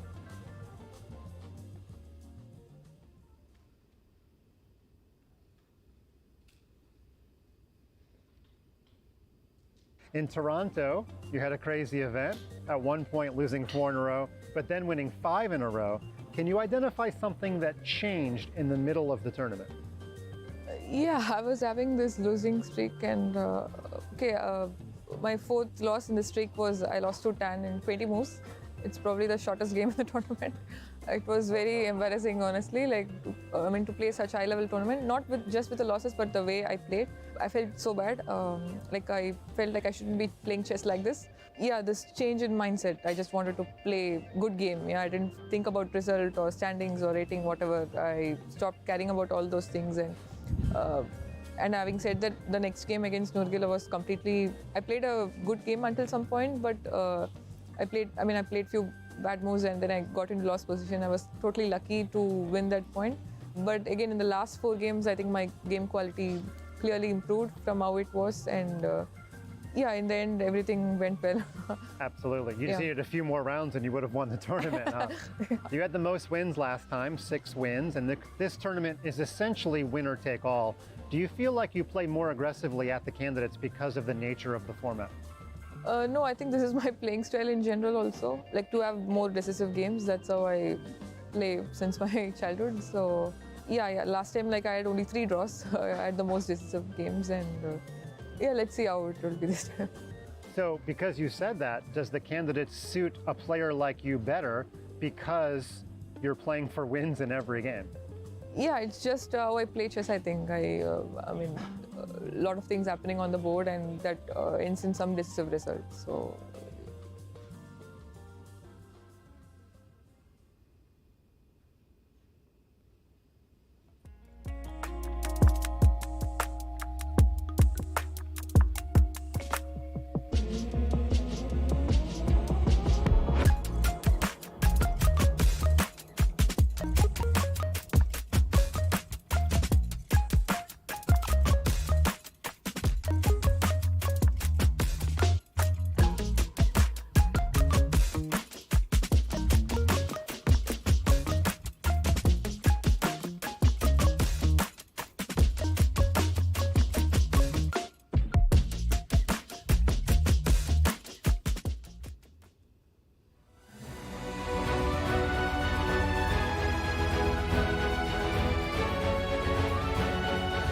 Welcome back, everybody. We rejoined Lano Bibisara, and for those of you who are here just before the break, no, I haven't forgotten that we owe you a Sindarov interview. We are still waiting just a little bit. Sindarov was off in the FIDE interviews first and foremost, but he will be back with us, and we will be getting that interview shortly, so stay tuned for that. I'll bring that to you directly when the time comes. In the meantime, it does look like that Lano Bibisara is shortly going to come to a conclusion, but the last time, Tanya, I said on broadcast that there might not be a way out. We ended up with a miracle draw. So who am I to talk? Well, I think this time, you've got it on point, John. I think this time you'll be proven absolutely right, because look at what we've got on the board, right, David? And I have to say, it's been a flawless game by Katrina Lagno. Ever since she seized an advantage, it's been incrementally increasing. She's already up a pawn. It's not just a pawn, it's an exchange as well. And Black's pieces are extremely loose, David. You can start hitting the knight, the bishop, and g7 pin. I don't see Bibisara surviving this for too long. No, exactly. Even if she weathers the tactics over the next 3-4 moves, the material will eventually make itself count. I think the 2 ways to win this, either just to win further material, although Black will be able to defend with rook f8, or just trading off the rooks, I guess, Tanya. If she can manage that, then Black has 0 counterplay. And this pawn will drop whenever she wants. The c pawn is up her sleeve for later. It all came down to that little tactical skirmish. Bibisara only made 1 real error in this whole game. That knight to h5 away from the center, losing a pawn, missing that knight to a1, that corner knight move. And she's never really had a chance back in. It's been very impressive technique from Lagno so far. And yeah, I'm expecting rook to g5. And at the right moment, maybe she'll bring a bishop to b6, swap off rooks. And handshake shouldn't be too far away. Bibisara's face says it all. Yeah, it feels imminent at this point. And it's been quite a comeback for Lagno, right? In round 4, losing to Anna Muzichuk with the black pieces. Not just at the game itself, it just felt like a full Anna Muzichuk show in that one. And then taking this rest day, coming out with this preparation, one missed opportunity in the opening by Bibisara, and then finding that knight retreat to a1. I think move of the games in this one for Lagno. And after that, just complete control, not allowing any moment in which actually Bibisara had a chance to equalize ever since then. And here, I think it's the kind of case where you don't even need to be precise. King takes pawn makes sense. Rook g5. You could also go with the idea of trying to trade rooks. Everything is winning. No bad choices in a good position like this. Exactly. And okay, she just captures the pawn. Makes a lot of sense as well. No need to rush. Black is totally tied up. And Bibisara moves her king out the way. Still pinned, but pinned in a different way now. And the white rook can still step back. Yeah, it's not much to talk about here. 2 moves to the time control, Tanya. So barring Lagno forgetting about the clock for the next 5 minutes, it looks like it should be a white win. Would you call it a plush win by Katrina Lagno? Nice product placement. Oh, very plush there. And then she's toying with the opponent now. Yes. Playing with the opponent's pieces. By the way, I need to get Chess.com to send me the rook. I already have the pawn, but I definitely need the rook. Do you have any of them, David Howell? Hold on. Wait. Somewhere my office is the most messy thing in the world. But... Oh, it's somewhere. Yes, I do. Okay. Well, then I think we all need more of these plushy pies, but more on that later. Beautifully played game here. And for Bibisara, like you said, you look at her, you don't even need to look at the position as it is right now.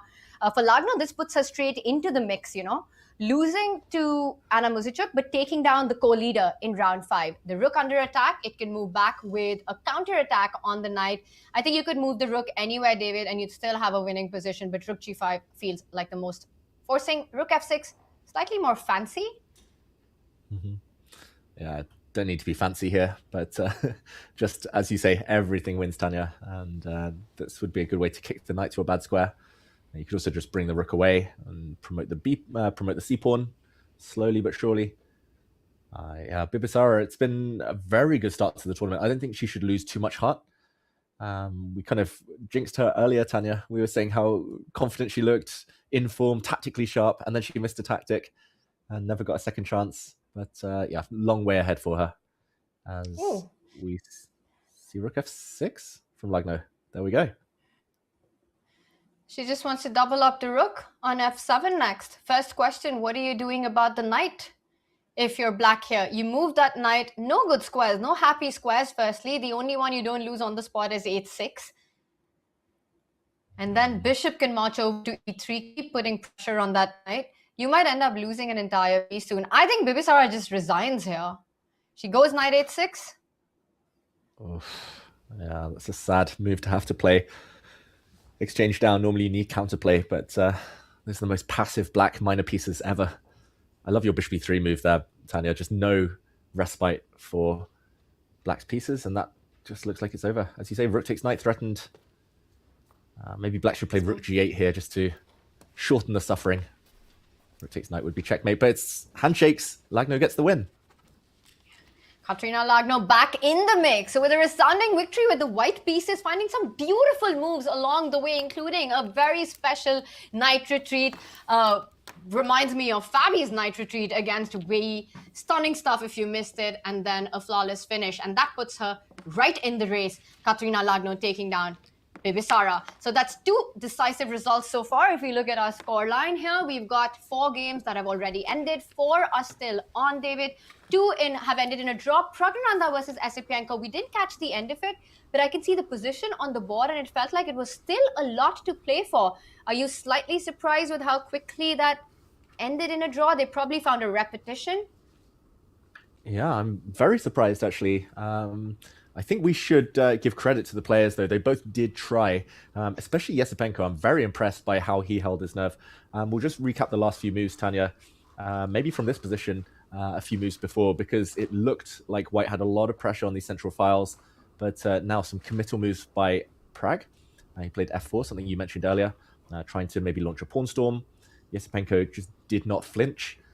He just kept things intact, and after some maneuvering, it appeared that Prag just couldn't come up with a plan. He didn't want to resolve the tension now because maybe in the center, this e3 pawn would be a backward weakness. Black also has a nice outpost, and Prag just started going to and fro with his king in the corner, king forward, and here there was probably some eye contact between the players, a nod of acknowledgement and a repetition. Ultimately, the balance never really broken, and just a really high-quality game. A draw seems like a fair result. And look at the accuracies right there. Exactly the same for both these players. 97.2, 97.2. So when you've got two of the elite fighting it out, playing top-class chess, draw feels like a likely outcome here. And that's what happened. A balanced game at the very end. John, that means we are 4 games down, 4 to go, with action hot all across. Yes, indeed.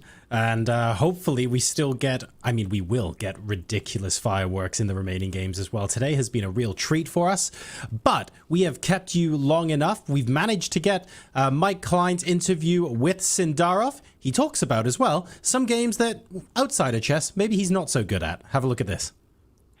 Thanks. And we're here with the man of the hour, or should I say the man of the week, Grandmaster Vachier Sindarov, 4.5 out of 5. It's like deja vu. We're talking every round for a good reason. My first question, you got great prep against Fabiano, great prep against Hikaru. Do you think it's more because you put in so much time before the tournament, or are you guys just really good at predicting your opponent's openings? I actually spent not a lot of time before tournament, but I have an idea how to play against everyone. Yeah, probably I'm working a lot before rounds, and I love this. I'm always working before round too much, and it works. Were you expecting Hikaru to be as aggressive in his opening choice today? I was expecting he will choose something like for long game, some Italian or Lopez, or in d4 something for long game. But when he chose this line, I predict he was perhaps some new ideas, but he maybe don't remember the move castle, and then he just think 1 hour and played the wrong move. After this, I take this advantage and played very well in my opinion. Yeah. Now he said a few things about the game on his stream. Things like he had to win to have any chance of winning the tournament. Did you watch any of his streams to try to get inside his mind before the game? I see somewhere this from his stream, but how to say? I understand his situation, but I'm also trying to play solid, and I understand maybe that's why I understand he will play some tricky lines, but I was more waiting tricky lines in e4, not in d4, but today he played d4, but which is also I prepared, and I played very well. Speaking of playing solid, you are +4, which traditionally is a score that can win this tournament. Do you think that will affect your play at all, given the fact that you're going to be leading the field? Do you think you'll play differently to protect a lead? Sorry, I don't know the question. You are leading the tournament. Yeah? Do you think that your lead will affect your opening choices going forward? No, actually. I'm always playing solid. Yeah, with white, I'm playing for 2 results. With black, I was always trying to be solid, and I don't want to push. Let's see. I have a very good situation right now, but we are not finishing the first half of tournament. But okay. I won very important games, which is really important. Okay, and world number 5, let me get out of here with a fun question. You said you like to play Counter-Strike. Are you as good at predicting your opponent's moves in Counter-Strike as you are predicting their openings in chess? Sorry? Are you good at predicting your opponent's moves in Counter-Strike? No, probably I'm very bad in Counter-Strike, but I love this game, so in chess I'm much better. All right, if you want to beat him, you better play Counter-Strike. Nobody's beating here at the Candidates. Thank you, Vachier, as always. Back to you guys. Thank you very much, Mike. I look forward to facing Sindarov. Online matchmaking, Counter-Strike 2 at some point in the near future. I suspect today's not going to be that day, though. He's got games to prep for and plenty to celebrate. Speaking of which, we are celebrating way more action throughout the candidates so far, and I have to suggest we zoom in to Fabiano Caruana against Matthias Bluebaum. It looks like Caruana is trying to turn the screw here, but that's not even the scariest thing. He has something like 8.5 minutes to potentially make 18 moves. So this is going to be where the action is for the foreseeable, I would say. Wow, this game has really exploded into life just in the last few moves. And it looks like Fabiano has a winning advantage, a winning shot here and now. He did actually miss something a bit stronger a few moves back, but it was hidden, hard to blame him. Tanya, he took a timeout in the end to put his king on b1, but he is facing threats. I think it's just the fact that the black pieces are undeveloped, like the bishop's still at home, rook's still at home, and this bishop in the center is a bit loose. Tactics work in white's favor. It feels that way. You haven't, as black, you haven't made a single move with those two pieces that you highlighted. Your king is absolutely lonely, and even though the material balance is there, it's just completely lost for black because of how defenseless everything is on the king's side. But is there a direct path to counteract in it? How big a threat is rook takes pawn? Does Fabi take a pause, go a3, or find another way to defend that pawn? Or does he just go all out? Maybe rook e1, line it up against the bishop, move the knight, hit that bishop. So many ideas for Fabi. How precise does he need to be, David? Is there an only move path? Or do you think can Fabi take it easy with a move like a3? Or maybe hit the queen with c4? c4 looks very tempting the moment I realize that the bishop hits the black queen. I love it. c4 here is a dynamite move, and it's such a multi-purpose move as well. Gains time. I think maybe the only downside is it opens up a diagonal. So after c4, Fabiano will be calculating what happens if black threatens checkmate. But if black maintains, for example, the threat on the a file, then now white is quicker to the punch. He plays a pawn move, I think. Ooh, it is c4. He does it. And he does. Super strong. This bishop would be now hit. And queen to b6, I think he's just going to meet with a calm move, like now defending the checkmate, and the d-file's opening, the knight is hopping, and the black king is very much in the firing line now. And I think that's the key point, as you pointed out. You know, c4, it just forces your hand at the center, and you don't have so many resources for it, because yes, you can push the knight away, but it's anyways moving forward. Pawn takes pawn in that position doesn't help at all. I think for Matthias Bluebaum, this is dead lost right now. You're about to either get checkmated or lose big material. And David, again, it comes down to chess principles, right? Develop all your pieces. And he's basically played down a rook and a bishop the entire game, Bluebaum. Exactly. And I mean, it was Fabi's genius idea. Like, there's different types of opening preparation. Some are like immediate knockout, but he found this really slow positional idea of playing like f4 early, putting a pawn on f5, and just saying to the black bishop, you're not going to get out to any nice squares. And Bluebaum really should have prioritized it, I think. Even if it was an ugly square, put it on d7, get the rook out. Like you say, basic chess principles. And sometimes we forget in the midst of calculation, and we get punished. And there's going to be back rankers. There were some nice checkmates actually in some other variations, but this one just looks like any check is going to land black in hot water. I don't really see how to continue even. Like, knight takes d5 is unthinkable. Like, you can't allow it. But what else? Like, it has to be a queen move. One of these two squares. And I think queen b6, bishop c1, you're again back to the whole situation of maybe resigning and giving up being the only good move in this position. You don't have time for, you know, you develop that bishop, you develop the rook, you're talking about a completely different game. Also, David, what is that rook on a4 even doing? Everything feels so unnatural, and I think for Fabi, it's been a fantastic show of preparation today. Going for that offbeat idea in the Petrov, getting f4, queen f3 at the right time, striking with that f-pawn, and making it all work beautifully. And there's something to be said of having good preparation and scoring a full point out of it. Exactly. Like, this is a brand new idea. I've never seen it. I would never have dreamed of it, this idea. But the MVP was really the f-pawn. That's why they talk about space, right, Tanya? Like clamping down and making opponents' pieces suffocate. And just that f-pawn alone has kept two huge pieces tied on the back rank. I think you're right, Bluebaum. He was a bit one-dimensional, looked too quickly for counterplay. when he should have been prioritizing piece development. Rook takes a2, just no time due to the hit on the black queen. Yeah, and the clock keeps ticking, but you could have an over in this position, and it's hard to imagine a save. I'm trying to look for some tricks, but there are barely any pieces. Yes, the bishop on e5 has just become the strongest piece, but no assist at all. White has beautiful defensive techniques, beautiful attacking ideas. Once the knight moves forward, it will be game over. And if Fabi, which it looks like most likely, will win this, he's going to keep Vachier Sindarov honest with the chase of the candidates. A 1-point difference. Exactly. 1 point sounds like a lot, but it can be destroyed, obliterated, that lead after just one round. So, and they will face each other in the second half, Fabiano, Sindarov. So that could be fun.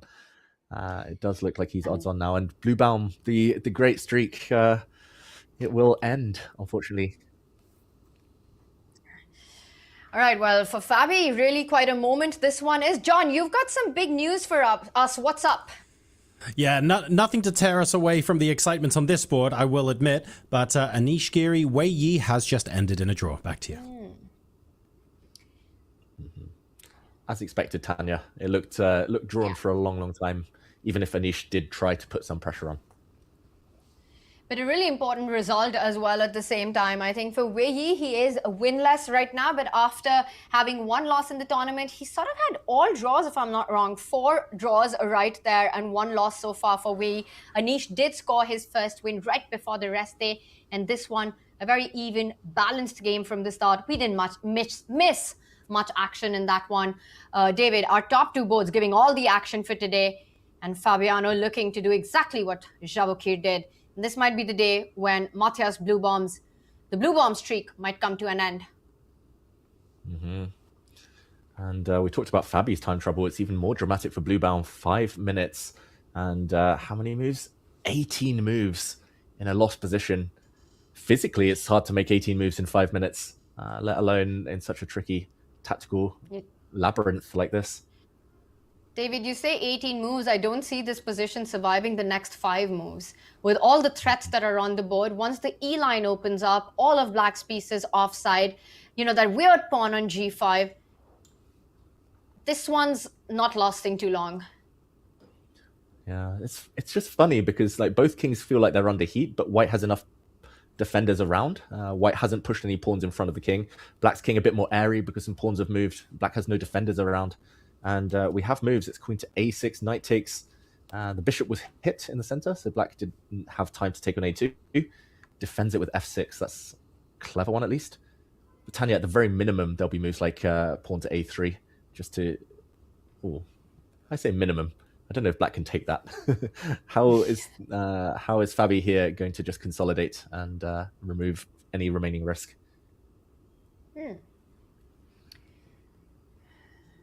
Good question. He's up a pawn.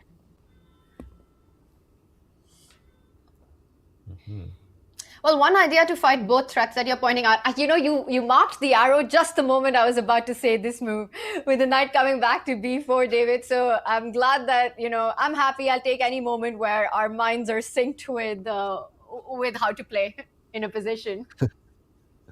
Yeah, I was reading your mind, Tanya. It wasn't on my radar, but I could see you're about to say it, like the words form on your tongue, like night before. Yeah, sometimes that's how chess works, right?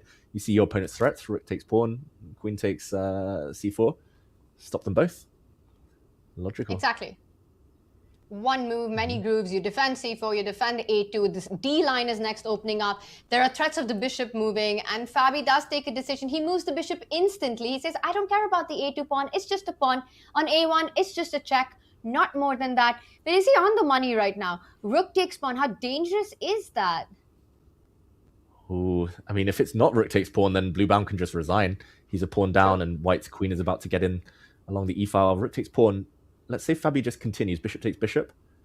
Check. Never miss a check. Check. King moves. Check. Check. b3. And drop Oh, back the brave. bishop. Brave. Yes, I think that's beautiful. The bishop comes back and saves the day and wins the game. And it's White who's delivering checkmate in a couple of moves' time. Wow, Fabiano, like, that's why he's so impressive with the calculation. He just makes it look so smooth and effortless. when it works. Queen takes, I guess, is another question. But Tanya, we talked about piece development. I think this is the type of picture which... oh, what have I missed here? Oh, rook takes g4. Okay, I'll do it in a different way. Bishop takes bishop, maybe? Thanks. And how does white end the game? But David, I just feel like a queen takes pawn. I'm looking for checkmates already. By the way, he has gone for your idea. Maybe Fabi will show us the way.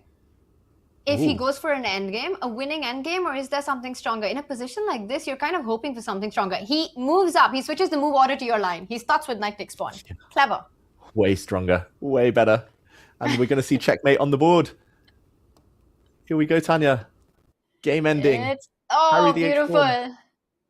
H6 checkmate. Fabiano gets the win. Blue Baum no longer undefeated. And Blue Bomb, in a way, sort of tipping his hat to that checkmate. Always nice to see a pawn ending the game, marching all the way, 8-6, coming in with a checkmate. And Fabi picks up a huge win as well in round 5. So stays in the mix, stays in the chase, proving why he's considered one of the absolute favorites in the candidates. He did have a blip along the way, a blip that everyone's having, a blip called Vachier Sindarov, but right back in the mix with a win against Matthias. Yeah, very, very convincing in the end, but still needed to be sharp with the calculation, Fabiano. It was never super straightforward. He found some really good squares for his pieces. They seem to coordinate so well, White's army, while just choking the life out of Black's pieces. And it was the Black King. We talked about it. Eventually fell foul to the H-pawn. And that leaves us with not too many games, Tanya. Only 2 now in the women's section remaining. 2 big fights remaining, and I'll point out that Fabi played that last pawn move checkmate. It was move 28. That's the amount of moves it took him, and finishing it off in style. Again, I think it's not just winning a game against, well, the underdog here in the tournament, but Matthias has been so solid against everyone. So to break those defenses, using the rest day, putting it to good use, to find a line that gives him play against the Petrov, probably one of the hardest things to do in chess, and then converting it in this tactical manner. Stunning stuff by Fabi. As we have our bird's eye view up, we see there have been 2 decisive games in the Open today. 2 have ended in a draw. Fabiano and Sindarov picking up 2 wins. Meanwhile, in the women, Katerina Lagno bouncing straight back after a round 4 loss, taking down leader Asobaeva, and then a draw between Muzichuk and Goryachkina. David, we've got Zhuzhina against Vaishali and Tanzongi playing Divya. Divya feels like it should be even 3 pawns, material balance, but there's a Black King on 8-6. And meanwhile, Zhuzhina with a massive advantage, a Black King on E6. Which one do you pick? Should we go to the King on E6 or the King on 8-6? My favorite game is King of the Hill. So let's talk about the king in the center, king on e6. I think luckily for Divya, her king is going to get back towards safety very shortly. But that is not the case for Vaishali, whose king is destined to act as a blockader. I think partly the fact she's a pawn down, Tanya, but also the fact that White's pawns are so strong, like the a6 pawn promotion candidate in the endgame and the e5 pawn protected pass pawn. I think... yeah, just the fact that she can go for queen exchanges, just the fact that Black's king is clearly more vulnerable than White's. This means a lot of suffering. But on the plus side, Vaishali has passed the time control now. This is move 41. And Vaishali has had some miraculous saves in this candidate so far. So let's see if she gets lucky another time, because she's going to need all the luck against Zhuzhina, who usually in these kind of advantageous positions is a beast at converting them to a full point. Again, the king on h3. We've been talking about the king of the hill on e6, but interestingly, the king on h3 is mega safe. David, not a single check inside. Vaishali's problem piece is not even just her king, it's the queen on f7. I've never seen a more dead queen on the board in the position. Its own pawns, king and bishop completely trapping it. You have to look for a while on the board to even find it at first. Like you're saying, pieces are about to be traded off, the white rook about to come onto e1. I think if the dark squared bishop was to go off the board, suddenly you're looking at infiltrating squares, the queen going on g5 or rerouting itself via b4 and entering all these dark squares around the Black king. Mm-hmm. I mean, how does Black prevent that plan? I love your queen g5 idea, because that's a threat. Like if Vaishali does nothing, if she just passes and goes, I don't know, goes back, for example, bishop takes bishop, the queen can't take. Oh, I love how you describe that queen as the saddest piece in town, because it really isn't happy. And now, yeah, a queen check. white rook will come in, and black's basically in zugzwang here, Tanya. Like, I just wanted to put this position on the board because like the queen has to defend g6. The king can't move because otherwise the white e-pawn will force its way forward. The black rook has to stop the white queen coming in behind. Black is like totally frozen. Like maybe you can just sit with the queen here and pray, but white can even start lifting the rook. And this is soon going to be a breakthrough. Yeah, I'll add a pointer to that, David, that you can't move the rook even on the 8th rank because you not only need to control the d8 square, you need to stop rook c1, rook c6 as well. So actually, you've got no moves left in this position. So really strange zugzwang, like you said, with the majors on the board and an extra strong pawn. That pawn on e5 for no compensation. It's like Zhu Jin is on the attack and the one with the extra pawn here. Exactly. And I just can't see how she's going to keep everything out. Like, she can keep the bishops on the board just to stop the white queen coming into g5, but then the white bishop is going to go in and sit uncomfortably near the black king. Any check is going to be checkmate, and some variations, maybe the bishop can even just grab this fixed weakness on a7. Again, it looks like zugzwang.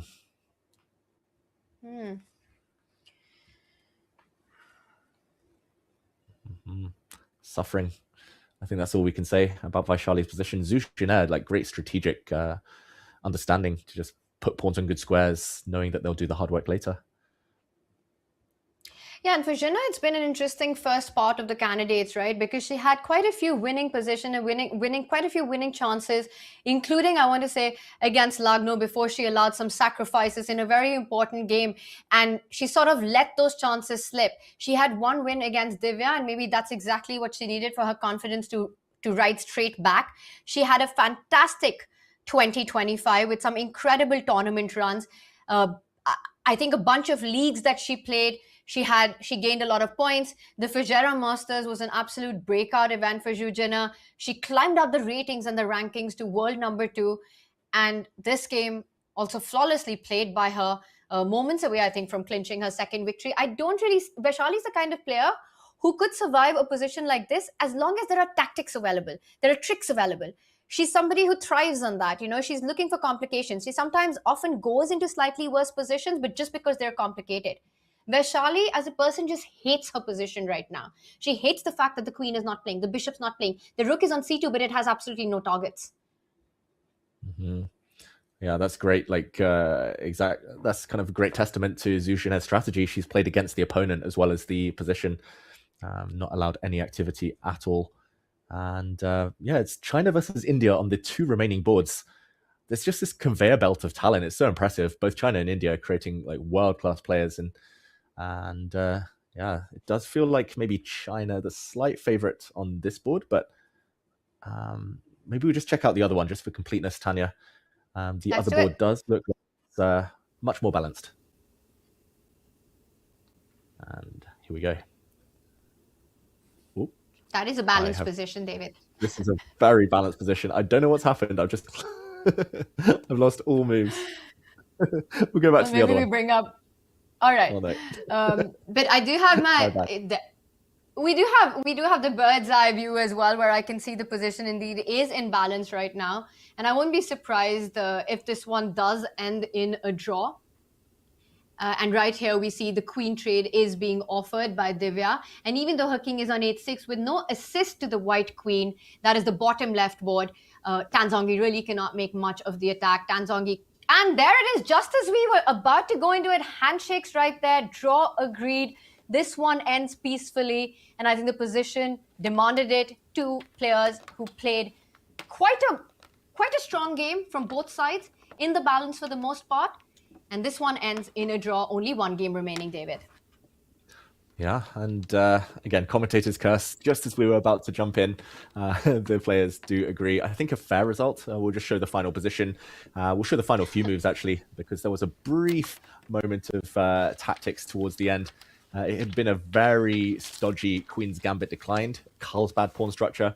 White finally made a breakthrough, hitting an isolated pawn, creating another isolated pawn in the center, but really good play from Divya here. She found the only move to keep the balance, pushing her pawn forward to g3, creating an attack against the white king, counterplay, forcing this blue arrow move from Tan Chongyi. Check.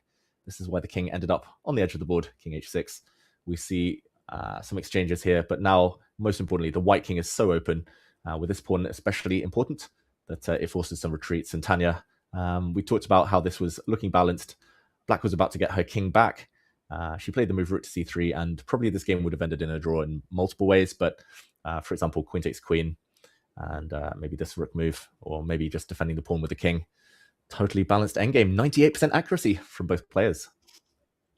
98.2 apiece. The similar storyline in Pragnananda versus Matthias, where it was 97.2 for both players. Exactly the same amount of accuracy, and ends peacefully. Both these games does. A lot of good moves, a lot of best and excellent moves played in this one.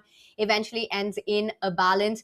For Divya, after her round 4 loss, she sort of stabilizes herself here with the black pieces. Tanjongi, the 2024 Women's Candidates winner who challenged Wenjun for the World Championship match, is of course looking for a re-challenge to go all the way. She has so much experience, David. I believe this is her 4th or maybe even her 5th candidate. She's a 2017 world champion.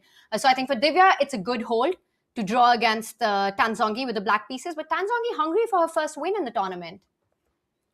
Yeah, yet to fully click into top gear, but yeah, it feels like she's playing herself into form, and I think a fantastic result for Divya, who needs to, again, find her rhythm, but this is a step in the right direction. And we're back to Zhu Junet against Vaishali, where no moves have been made. Vaishali just getting her bearings after the time control, but still suffering long term. Now, and as Zhu Junet just gets up to leave, we've had one decisive game in the women, but we've had 2 decisive games in the open. We heard it from tournament leader Vachier Sindarov, and it's now time to hear it from Fabiano Caruana, who's hot on the chase. Thanks, guys. With your Grandmaster Fabiano Caruana, who took out Grandmaster Matthias Blubaum, the first to do so. Now, you were white in this game, and of course, you're one of the highest rated, and Matthias is the lowest rated. It sounds like you kind of pegged this game as a really important one to push before the tournament. Do I have that right? Not before the tournament, but just how the tournament's going. And yeah, I'm playing with white. If I was playing with black, it would be an entirely different story for sure. I would take a more solid approach. But you know, with white, you can kind of push without taking too many risks, and also I suspected he would play the Petrov, so at least I had some kind of mini target. It's a very small target because the Petrov you basically can't find ideas against, but you can at least try to find something. And it felt, I wasn't sure that he would play it, but it felt very likely because recently he's been playing it. He played it here already against Vachier, and I didn't see why he would change his approach, especially since it's kind of an unbreakable opening. And we just got the moves, and after the embargo, you got to play a mate on the board. Does that feel kind of nice? Doesn't get to happen very often, I guess. Well, yeah, it doesn't happen too often. I think that Matthias does sometimes do this. That plays till mate. I mean, in this instance, it made a lot of sense because it's so quick. You know, the mate you can kind of calculate it, and then if you see nothing else, I guess you might think about going for it. But yeah, it doesn't happen too often. We didn't get a chance to talk to you after round 4, your loss to Sindarov. It sounds like a lot of your loss was based on his prep. I mean, he looked at this line right before your game. Does it feel, in a way, better to lose just based on prep, or does it actually feel worse, or does it not matter at all? Well, at least I feel like I didn't play atrociously. I mean, it's not like I played well, but the situation was pretty bad. He was up so much on the clock. He knew the position. He knew the evaluation. I didn't know anything. I didn't know if I was okay or losing or what. It was just a really, really unfortunate situation. It's still my fault that I wasn't well prepared, and also, even if I'm not well prepared, I still should take some decisions better. Like I went for the most principled line without preparation. So, I mean, at least I can take some decisions over the board, maybe take on a4 and you know, it's less sharp, less, let's say, preparable. So yeah, it was still a bunch of bad decisions, but it wasn't like I was missing things massively, just, you know, a bit of a bad circumstance, I guess. And finally, you said you played paddle on the rest day. Vachier also said he played paddle. Just to clear the air, did you play paddle with Vachier? No, but we played in adjacent courts. And you probably looked at him and he looked at you. Who's better in your estimation? None of us are very good. I can estimate that we're all beginners. Any chance you play Vachier in paddle before this event is over? He also has a big team, so I don't think so. I also would be very shy to suggest it. Okay, we got FIDE over there. I'm going to see if paddle's going to be a tiebreak in this event. No, FIDE's no. Confirming. It's all chess. Thanks for your time. But if you do organize paddle with Vachier, let us know. That's going to be a filmable moment. Okay. Thanks, Fabio, as always. Back to you guys. I can say one thing, that Fabi and Sindarov are paddling their way to the top of the leaderboard from the start of this event. Fabi in a good mood there, David. But if you had to take a guess, we'll get to the chess, but who's the better paddle player between Vachier and Fabi? Oh, they might be beginners now, but paddle is one of the easiest sports to learn. I love paddle just because pretty much anyone can play. I think with a bit of training, maybe Sindarov. He's got the youth on his side. I had a feeling you were going That's to say that. I see John shaking his head at me. Maybe paddle isn't so easy.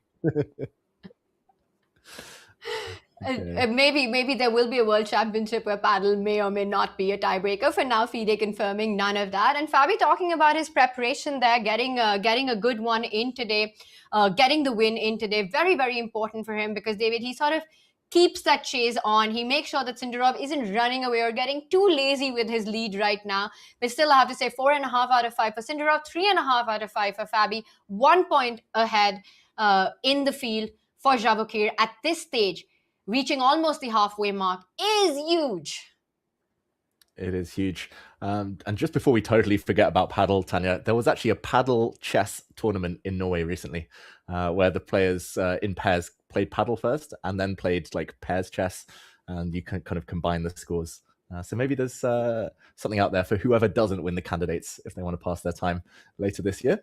But yeah, I think very important for Fabiano. Like, what strikes me, and the reason he's still one of the favorites, or maybe still equal favorites in my eyes, despite the fact that Sindarov's got an early lead, is just the fact that he's calm. He rolls with the punches. He was very objective about his loss to Sindarov. He was like, okay, it happens. It was bad prep. Life goes on. And yeah, we'll see how that race unfolds. It's always nice that there's not a runaway winner yet. Fabi's still hot on the heels. And yeah, in the meantime, this position, still not much has changed. Tanya. Yes, I completely agree with what you say. But the big question in my mind is, who did you team up with in that Norway tournament, David? And how did it go? And who was the winner? I have to know everything about paddle chess right now. Well, I didn't actually play, unfortunately. I forgot it was happening until like 2 hours into it. And then I was told it was too late to join.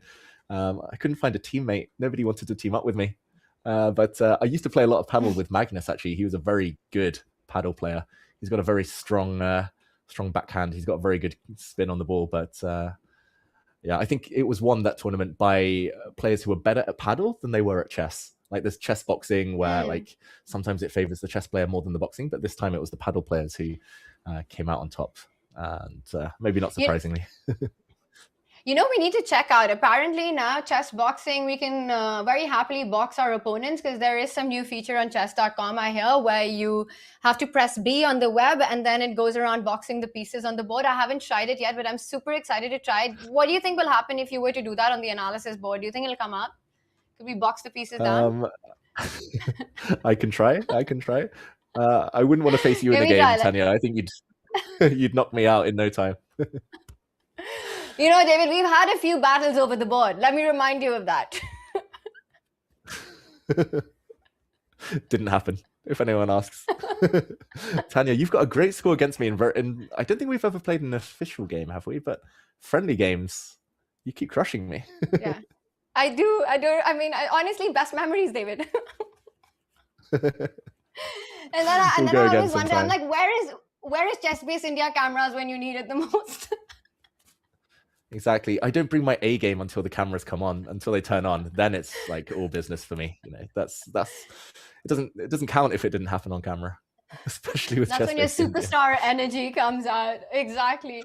But David, speaking of superstar energy, not much has changed here, as Vaishali keeps thinking right now. The only one with that superstar energy in this game seems to be Zhuchina. Do you see any tricks that Black can set up? I think, fortunately, the answer is no.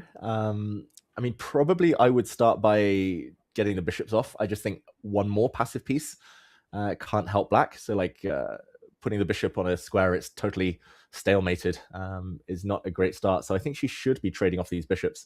And then probably the best bet would be to maybe just tickle white slightly.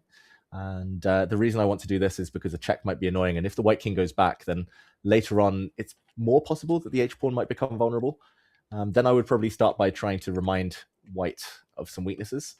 But I mean, I say that, and then I realize that even if this pawn is ever captured, white only gets access to an open file, and that would be a devastating attack. So unfortunately, maybe no such thing as good advice in a bad position like this. But she has to try something, maybe just sitting and waiting and hoping. But it doesn't look great, unfortunately, for your compatriot, Vachier-Lagrave. Big trouble. Yes. And it's also the kind of position that I think no player likes to defend, right? No counterplay. Not only are you down a pawn, your king is in the center, literally the worst blocker in this position. All your pieces tied down. That white pawn on a6, making life miserable on the other flank as well. If a7 falls, a potential sacrifice on b6, that'll be game over on the spot, as Vachier-Lagrave does make the decision to trade off the bishops. She might be going for the idea that you suggested, immediately recaptured. And Vachier-Lagrave should have her response ready after the long think in the previous move. Yeah, I'm expecting her to just sit and maybe try to go for a pawn. Maybe that type of zugzwang position we mentioned, sad as it is. There we go. She goes the whole way back. Maybe it is the only way to keep the fight alive. But white's queen's going to be so dominant on a nice outpost. Or I mean, the white rook as well is going to eventually end up on the third rank. Like queen to g5, maybe push the pawn, swing the rook over to the g file. But it is what she's got to do. And yes, it's just a matter of whether Zuzhiner maybe gets a bit hasty. I don't think she will, judging from the way the game's gone so far. But Tanya, strange things have happened, especially in such high-stakes chess. It really would be the upside down here if anything strange did happen in this kind of a commanding position and a commanding advantage that Zuzhiner has. I actually won't be surprised if the idea to win this is actually create that zugzwang that you can't say zugzwang without saying Zhu, I want to say, does actually appear on the board here, David. Playing on the dark squares, making sure the black king cannot move. At some point, the rook will line up on the E line, threatening E6, G6 tender for the queen. So move like queen G5 and just passing the ball. And let's say queen G5, you go king to D7. White can reroute the rook all the way to E1 and then create another zugzwang, taking even the D7 square away from the black king. And basically forcing Vachier-Lagrave into some less optimal placement that allows the infiltration of either the queen or the rook.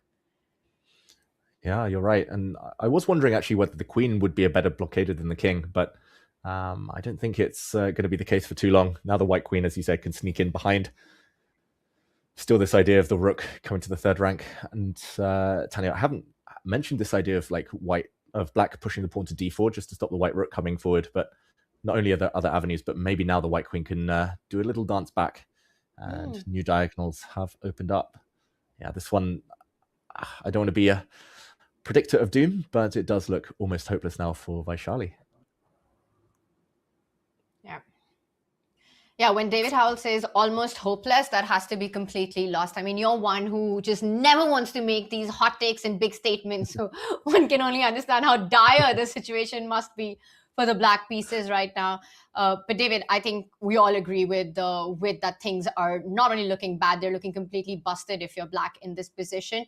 And I want to talk a little bit as this one continues and Zuzhiner trying to just put the finishing touches to it. I want to go back to our open section for you right now. With the way we've ended this round 5, David, how much of a mix are you seeing at the top? Do you think this is becoming a two-horse race? You know, having two draws on the other boards, and now it just feels like Fabi is within reaching distance, and that reaching distance is actually still quite a distance. Is Candidates going to be a two-horse race between these two? I have a feeling it might be. I do think that the role of spoiler is going to become very important. I think actually Hikaru might start playing his best now that he feels he's out of it, or that he feels that his chances are very slim. The pressure's off. He'll be able to take a bit more, take a breath. He won't put so much pressure on himself to prepare these super complicated lines that I don't think suits his style these days. I could still see Prag having a good run in the second half. I could see players over-pressing against the likes of Giri or Wei Yi and being punished for it. So, yeah, I'm not going to write it off. But you did hit me with some stats earlier that it tends to be the players who win early who triumph in the candidates. So I'm not going to go against it. Tanya, do you want the good news or the bad news? I only want the good news, but I have a feeling you're going to give me the bad news anyway. So, you always start with the bad news and then move on to the good news. The good news for you and for John here is that there's likely to be more than 3 decisive results. So I think my prediction game is going to be off. There's 3 so far. Zhu Junet is totally winning. The bad news is that it's impossible for there to be 5 decisive results now.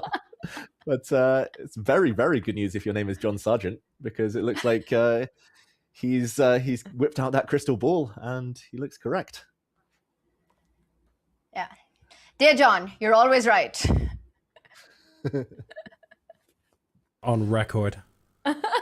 Get that on record. I want that sound clip just so I can play it whenever I'm wrong about something else in the future. That's nice. But to be fair, Tanya, I wanted you to win. I wanted 5. I was pushing for 5. That is an absolute lie if there ever was. John, you would take your win with both your hands. In fact, I'm surprised you don't have a t-shirt that reads "Dear John, you're always right" already. No, not at all, Tanya. I mean, I feel like if there might be a time when I need to cash it in, and it might be when you're Mordred the next time we play a game. But for now, I have no problem with 8 decisive results, honestly. I'm here for the fireworks. So there is a part of me even that's a little sad that we're down to 1. Regardless of results, it's like, today has just been a non-stop roller coaster, and it feels like almost sad that we're getting to the point where things are starting to wind down a little bit. I was looking forward to jumping between more games and seeing more incredible moves being played, and sadly there's just 1 left. But of course, there's more tomorrow.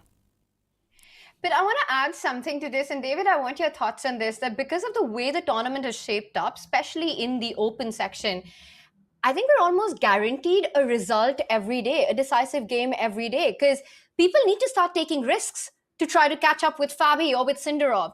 You know, Sindarov somebody needs to stop him. Somebody needs to put a halt to this runaway streak that he's having right now. So I think one thing that in my head feels really clear is that we're not going to have a repeat of day 2 for the rest of the tournament where we see all games end in a draw. I think we're in for a fun fight every single day of the candidates from now on. Yeah, and the bad news for Sindarov's rivals is that stamina is not an issue for him, as he showed at the World Cup. Like, it's the longest tournament in chess, the World Cup, and he was just going on and playing these incredibly long matches and still triumphing. So he's not going to run out of energy. They'll have to do it the hard way. They'll have to beat him on the board. Ideally survive the opening against him. That seems to be hurdle number 1. But yeah, it's very impressive. I've also just realized that Sindarov is the only undefeated player remaining in the open candidates, I believe. And assuming that Vachier-Lagrave falls here, only 2 remaining in the women's. Yes. And David, you remember that stat we spoke about, that the eventual winner of the candidates does not lose a game before the halfway mark traditionally. Mm-hmm. Just a reminder.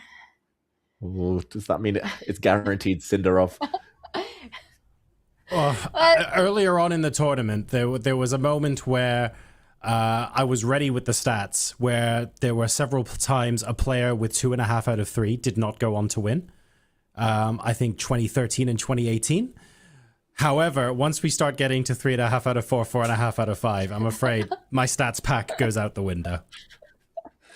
When we get to 13.5 out of 14, then we'll be like, oh, maybe it's maybe he's a guaranteed shoo-in now for victory.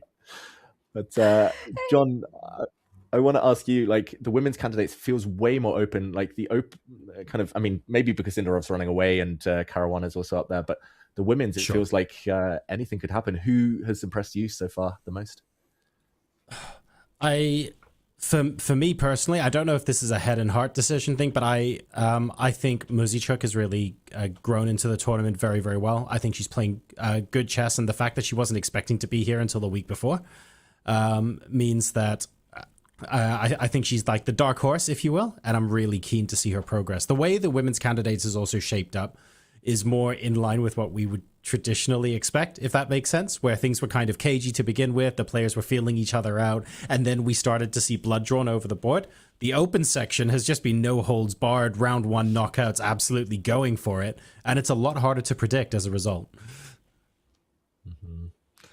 Hard to disagree, Tanya, with that. It definitely feels like something's in the air in the open candidates, something different this time around. And you know, David, I completely agree with John's take on Anna. And I remember having commentated with you so many times. This is something that you have mentioned, that a late entry or a player who gets an opportunity at the very last minute, somehow things seem to work out. Whether it is luck aligning or the lack of pressure, you can play freely, you are fresh to go on the board, but it just feels like they do go on to be a front runner in that tournament. We've seen that happen so many times at elite level chess. Exactly. And I mean, there's even candidates, there's recent history when Radjabov pulled out and then Maxime Vachier-Lagrave got a ticket into the candidates. That was the delayed candidates 2020, 2021. And at the halfway point, Maxime Vachier-Lagrave came in last minute. He was leading at halfway. Yes. And he was leading, I think, joint with Nepomniachtchi. But if the tournament hadn't been postponed, maybe he would have been the one to rise up and get that World Championship match. And I have to shout out one of my first coaches, Grandmaster Glenn Fleer from England. He has probably the greatest story of a last-minute entrant. He played a tournament in London, a round robin in 1986, and most of the best players in the world were present there. Like all elite grandmasters. He was, I think, the lowest seed or one of the lowest seeds. He came in, he basically crushed everyone. He even got married on the rest day. Like, he had a busy time, but he came in, no pressure, bottom seed, last minute entrant, went on to win it. So these things happen. Anna Muzychuk is going to be hoping that's true this time as well. And she's been at the elite level in the women, I think more than a decade now. She's been a big contender at the candidates. Interestingly, she didn't have a single win in the Toronto candidates, and her first win came here after a very long time. But today, a very good hold against Goryachkina, another one of the big favorites, the 2019 candidates women winner. Goryachkina, she's fought for the World Championship title as well. I think Anna's had a great start in these first 5 rounds, but the thing about the candidates is that it's such a long tournament. And the closer you get to the finish line, and if you're in the mix, the more difficult it gets because nerves come into play. It becomes the biggest factor. Endurance. It is exhausting physically, mentally, emotionally. This event is. Mm-hmm. Exactly. It's tests every facet of your ability as a chess player. And I think it will come down to maybe 1 or 2 key moments towards the end of the tournament when someone gets their chances, someone lands a big opening novelty and is able to win a game effortlessly, save some energy for later. Vaishali, in the meantime, she's part of a famous sibling duo, but Anna Muzychuk, we've been talking about her, she's also got to be feeling that maybe it's written in the stars. Like, her sister was women's world champion. I mean, what better pedigree? If her sister can do it, maybe she feels she can too. That would be quite the story. World champion duo. Wow.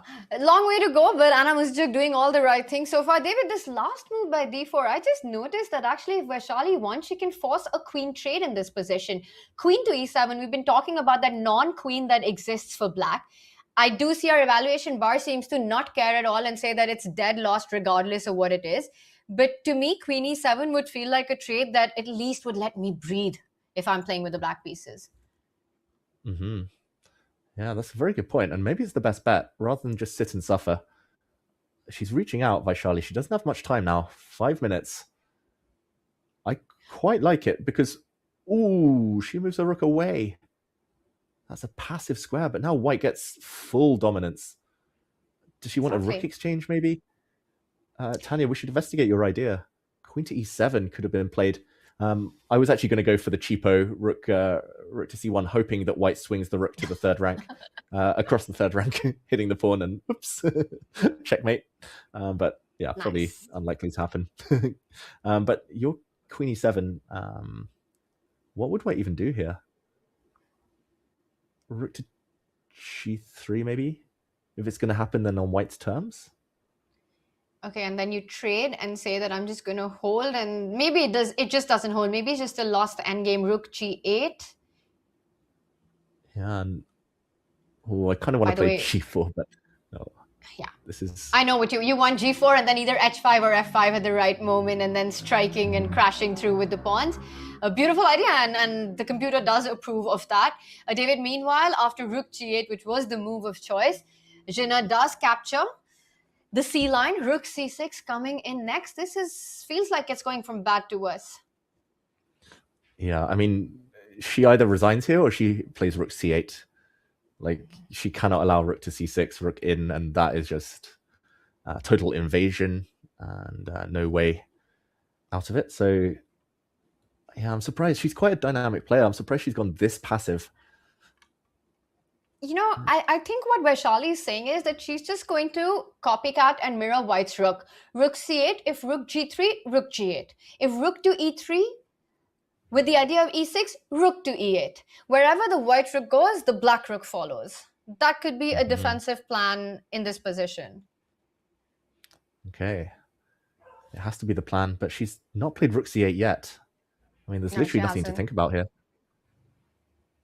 Yeah, you absolutely cannot allow rook to c6. What do you make of the rook exchange, Tanya? Because queen exchange, we didn't go too deep, but it did look like white was winning eventually by any breakthrough. But a queen endgame, maybe, is that the best hope? Let's try it. Let's see what happens. I would be very tempted intuitively to keep the rooks on the board. Though I'm not seeing the breakthrough part of it just yet, but it just feels like the right decision to do. Somehow, you know, you allow a queen activity. By the way, Vaishali is allowing rook to c6. This is so surprising, David. Oh, wow. She wants to meet rook c6. I must admit, I didn't see this one, but rook c6, she wants to meet with rook to e6. Okay, so still not totally over, but...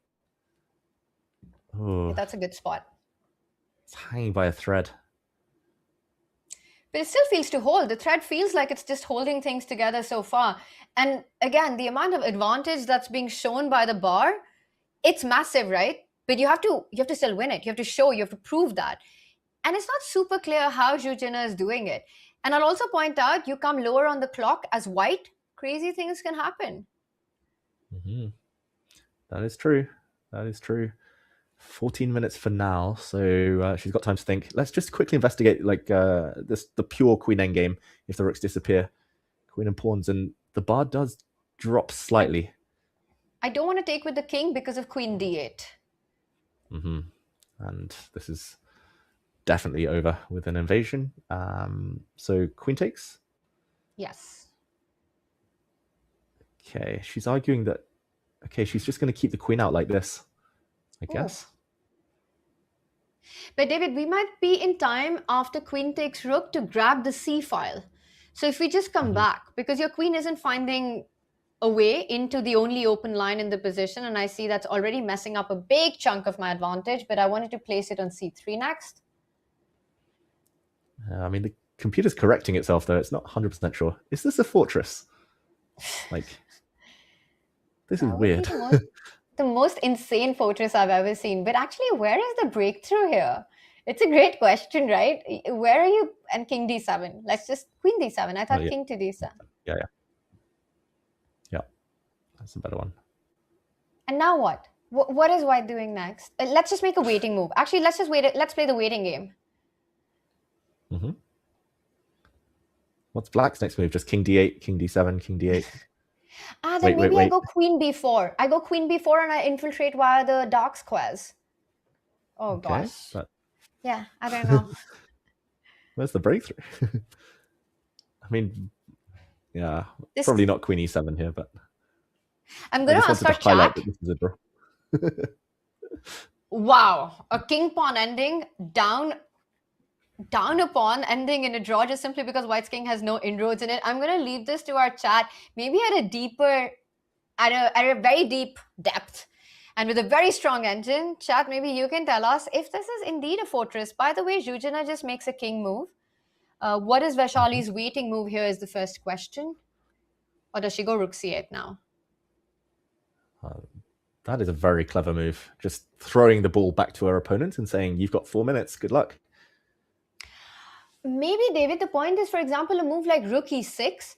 Zhu Jin just simply wants to rotate her queen around to the c line now. So queen g3, queen e1, queen c1, and infiltrate like that. Yeah, that's clever. Queen e1 is especially clever because now e6 is a winning idea, so black can't challenge the c file.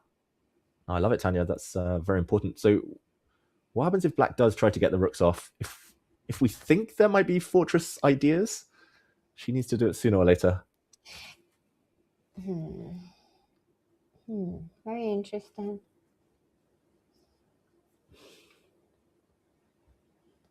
I still don't see the breakthrough. Or maybe it's... Still a fortress. Rook takes rook. He wants to come back, but black is always going to be able to... Oh, not sure about that one. But yeah, black's always going to be able to cover the entry squares that the white queen wants to use. If instead of queen c3 in that particular position, I go queen a3, sorry. I want to infiltrate on the other diagonal. Are you going queen e7? Yes, that was the hope. This is annoying. This is annoying. It's incredible if this is... Because I'm not finding a way to break through. And there has to be one, is the feeling. And Gina needs to work this out. Firstly, she's not even aware of how much of a winning advantage the position is, right? We've got the luxury of having the bar with us. So as a player, you're just starting to wonder, is there even a breakthrough in this position? Is there even a way to make this this fortress collapse anytime soon, hopefully, for Gina? Yeah. It must be something to do with Zugzwang. Like, I don't really see how to set it up. Like, rook c8, I don't think we're getting anywhere with rook takes rook, or at least we haven't found anything yet. So if we keep the rooks on, and then white just waits again, I'm wondering whether to wait with this move or just with the king again. Let's say waits. What's black's passing move? All right, so she goes rook to e6 to start with, not allowing this setup. So these questions, at least for now, won't be answered. And Gina is going with the plan, by the way. She's rerouting the queen to double up on the c line. And how are you fighting that? That's actually quite difficult, because even if you go king d8 and put your queen on d7, I think white gets in with either queen to a3 or rook to c6 at the right moment. Yeah. So just to show that, something like, okay, just something along these lines, and queen to d7. Yes. The fortress attempt. So do you go rook c6 immediately, or do you go queen a3? Queen a3, I guess black will hope to. The bar's undecided as well. It's apparently that everything is winning, but nothing is winning is what it feels like. Yeah, rook c6. Like, I'd wonder about this as well. Rook takes rook. Like, I think black wins if queen takes now, because the white king's actually so far away. Here we go, just to show. And the black king stops the white pawns, and this pawn will win the game. So, oh, yeah. I'll show it again later, but something along these lines. Tanya, like, this looks so winning. Oh, sorry. Queen So d7. winning. This looks so winning, but maybe it's just not. Maybe it's just not. Queen e7. It's just unbelievable to me. By the way, Vaishali is going for this fortress. She believes in it. She's gone king to d8. I mean, she's the student of Westbridge Anand Chess Academy, and the big believer in fortresses. If this works out, and if this really holds for black, David, I don't think I've seen anything like it, because it just looks impossible. It looks impossible that white doesn't have an inroad. And I saw a featured chat there that is going to be about either threatening the black king or distracting the queen right there. But that's exactly what we're trying to achieve. But it just feels like black has that one move that keeps things under control. Yeah, for now. I think we did maybe conclude that white is winning with queens off the board, with this strange plan of like putting a rook on g5 and then just... I saw again in the feature chat double pawn sacrifice, white playing like g4, and then when one of the pawn captures, pushing the other pawn and breaking the fortress. If a white rook ever gets behind with queens off, then this is just winning. So maybe she can try and manufacture a queen in exchange somehow. It's so frustrating though, Tanya. I guess this is why we talk about pawn breaks a lot, because if white's pawn were on h3, for example, it's an easy win. Like, later there'll be a g4 pawn break and lines will open. But here it's still tough. What an unbelievable position this is. And I'm going to bring John in right about now because, John, it does feel like, you know what, you mentioned that you're going to be the winner of the entire prediction game for decisive results. You know, David's got no chance. Are you getting a bit nervous about that prediction game that was on? I mean, everything we've analyzed, it looks like Vaishali's fighting. Honestly, I am a little bit nervous. I think there's a reason they say that sometimes the hardest games to win are the ones that are already won. Trying to convert from a position where you know you should be winning, it's all well and good saying that, but how unbelievably frustrating and difficult it must be to get into a position where actually there's still every chance that this game ends up being a draw. So definitely don't count anyone out just yet. There are no chickens that we should be counting before everything hatches. That much is for sure. And I look forward to seeing how this game pans out. Now, we are getting to time trouble territory. It's going to have to be pretty close. So we're going to take a quick break now, which might turn out to be the last break of the stream. And when we come back, we find out whether Ju Jin can convert against Vaishali. See you guys in a sec.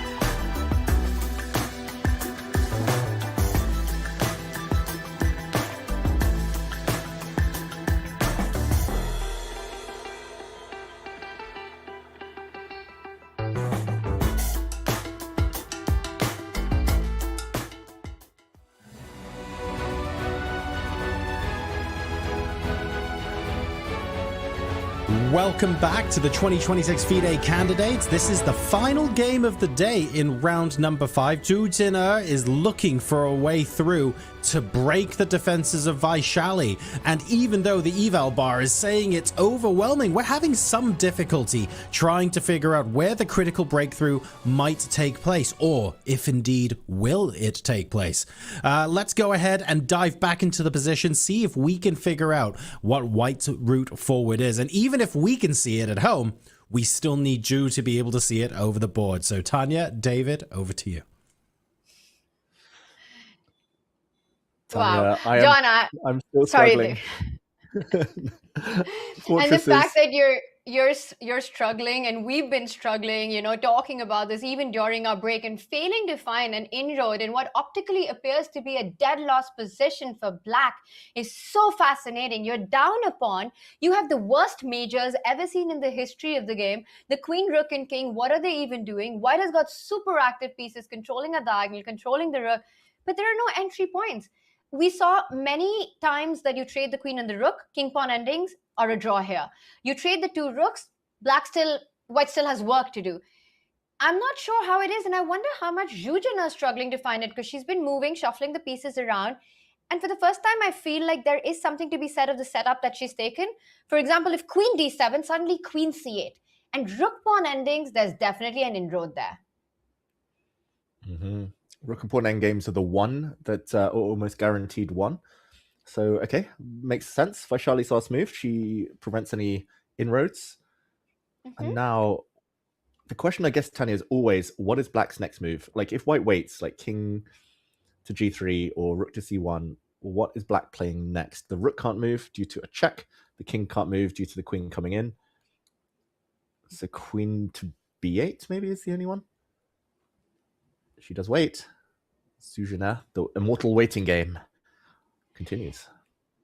The waiting game continues. There's no mating game in sight for that Black king right now. I will say one thing though, that Vachier-Lagrave's clock has dipped below 40 seconds, and I look at you. It feels like you found some idea here. Have you just had a moment of realization? Is there a winning plan here? I think it's Zugzwang now.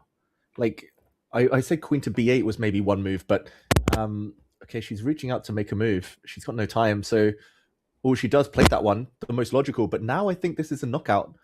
This pawn is the target suddenly. Ooh. And it can't be defended. Queen to a8. The rook will intercept.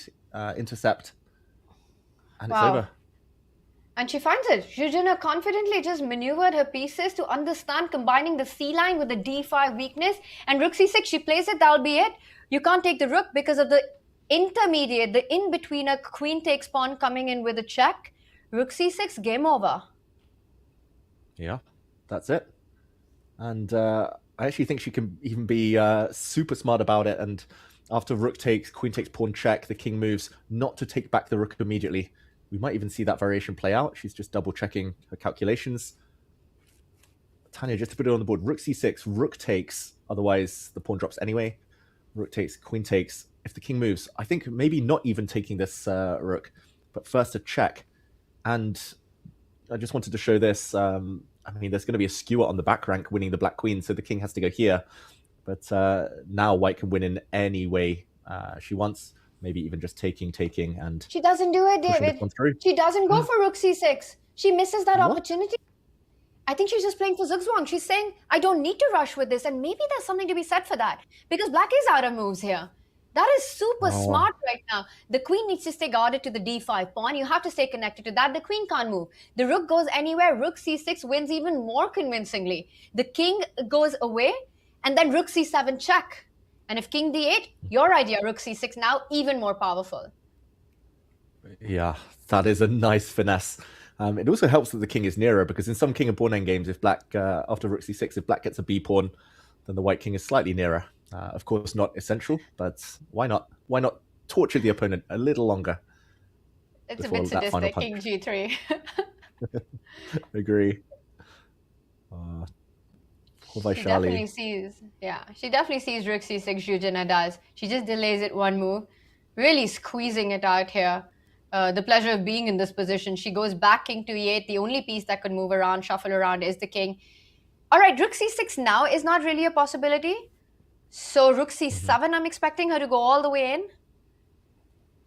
Yep, rook c7, which will most likely be met by a challenge of rooks. Yeah, the rook can't be allowed to kind of come round, and that black queen is the most trapped queen I've seen in ages. Queen to c3 as well, super strong threat. Yeah, and then rook e7, you then go back to c6, you're hitting d5, you're hitting g6, you haven't traded anything. Yeah, Vachier-Lagrave might be about to resign this position. This has fallen apart, so no fortresses. At least our feeling was right. Zhu Jin showed us the path, but we had the feeling. 2 seconds, 1 second. Oh, she made a move with just a couple of seconds left. But Zhu Jin, great technique. Like, she's played so quickly and confidently. I'm not sure whether she always knew there was no fortress or whether she just kind of wanted to make moves and wait for Vachier-Lagrave to run low on time before threatening things. But either way, she found the way in. She found the right path. Maybe one of the only ways forward. Yeah. Beautiful maneuvering around and shuffling of the queen and the rook to line them up on the C line at the right moment, eyeing the d5 pawn. And Vachier-Lagrave, with once again just seconds on the clock, makes a decision, but now everything will fall apart. Rook defends the d5 pawn, but the g6 falls.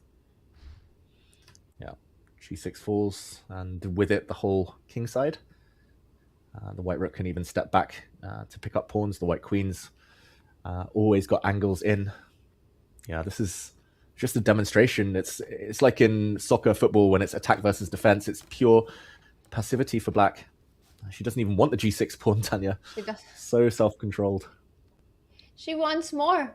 She knows that pawn isn't going anywhere. And you know, king f7, rook c8 is a queen trap. Your queen isn't even running anywhere. You don't even need to give a check for that. And if king slides over to defend that, then you pick up the g6 pawn. And that would be handshakes for sure. Vachier-Lagrave, no saving this one. But it was doomed for a while, David. Yeah, it's been doomed ever since the time control, ever since we joined. It was actually probably doomed ever since the opening, where she made a couple of odd decisions and her pawn structure was compromised. This has been a positional masterpiece from Zhu Jin. Just great strategic domination. Now picking up the second pawn. The eval bar now says mate in 11, which is a signal of what's about to happen. F5's dropping, the queen's coming in. Handshake. The last game of the round finishes, and it is a win for the Chinese Grandmaster. Incredible scenes in Cyprus. For Zhu Jin, she gets her second win in a row, and that's against her second Indian as well, taking down Vachier-Lagrave, taking down Divya Deshmukh in round 4, and Zhu Jin really back in the mix. One of the big heavy favorites. She is the current world number 2, her peak rating at 25.78, only 23 years old, making her debut and shining in the last 2 rounds. John, incredible stuff by Zhu here. And it looks like the prediction winner of the day, John Sargent, indeed it's you. 4 decisive results. Very happy with that. Thank you, Tanya. It's been a fantastic day of games, and then I was also wondering for the last half an hour, is there really going to be the possibility that we wriggle our way out of this with the draw?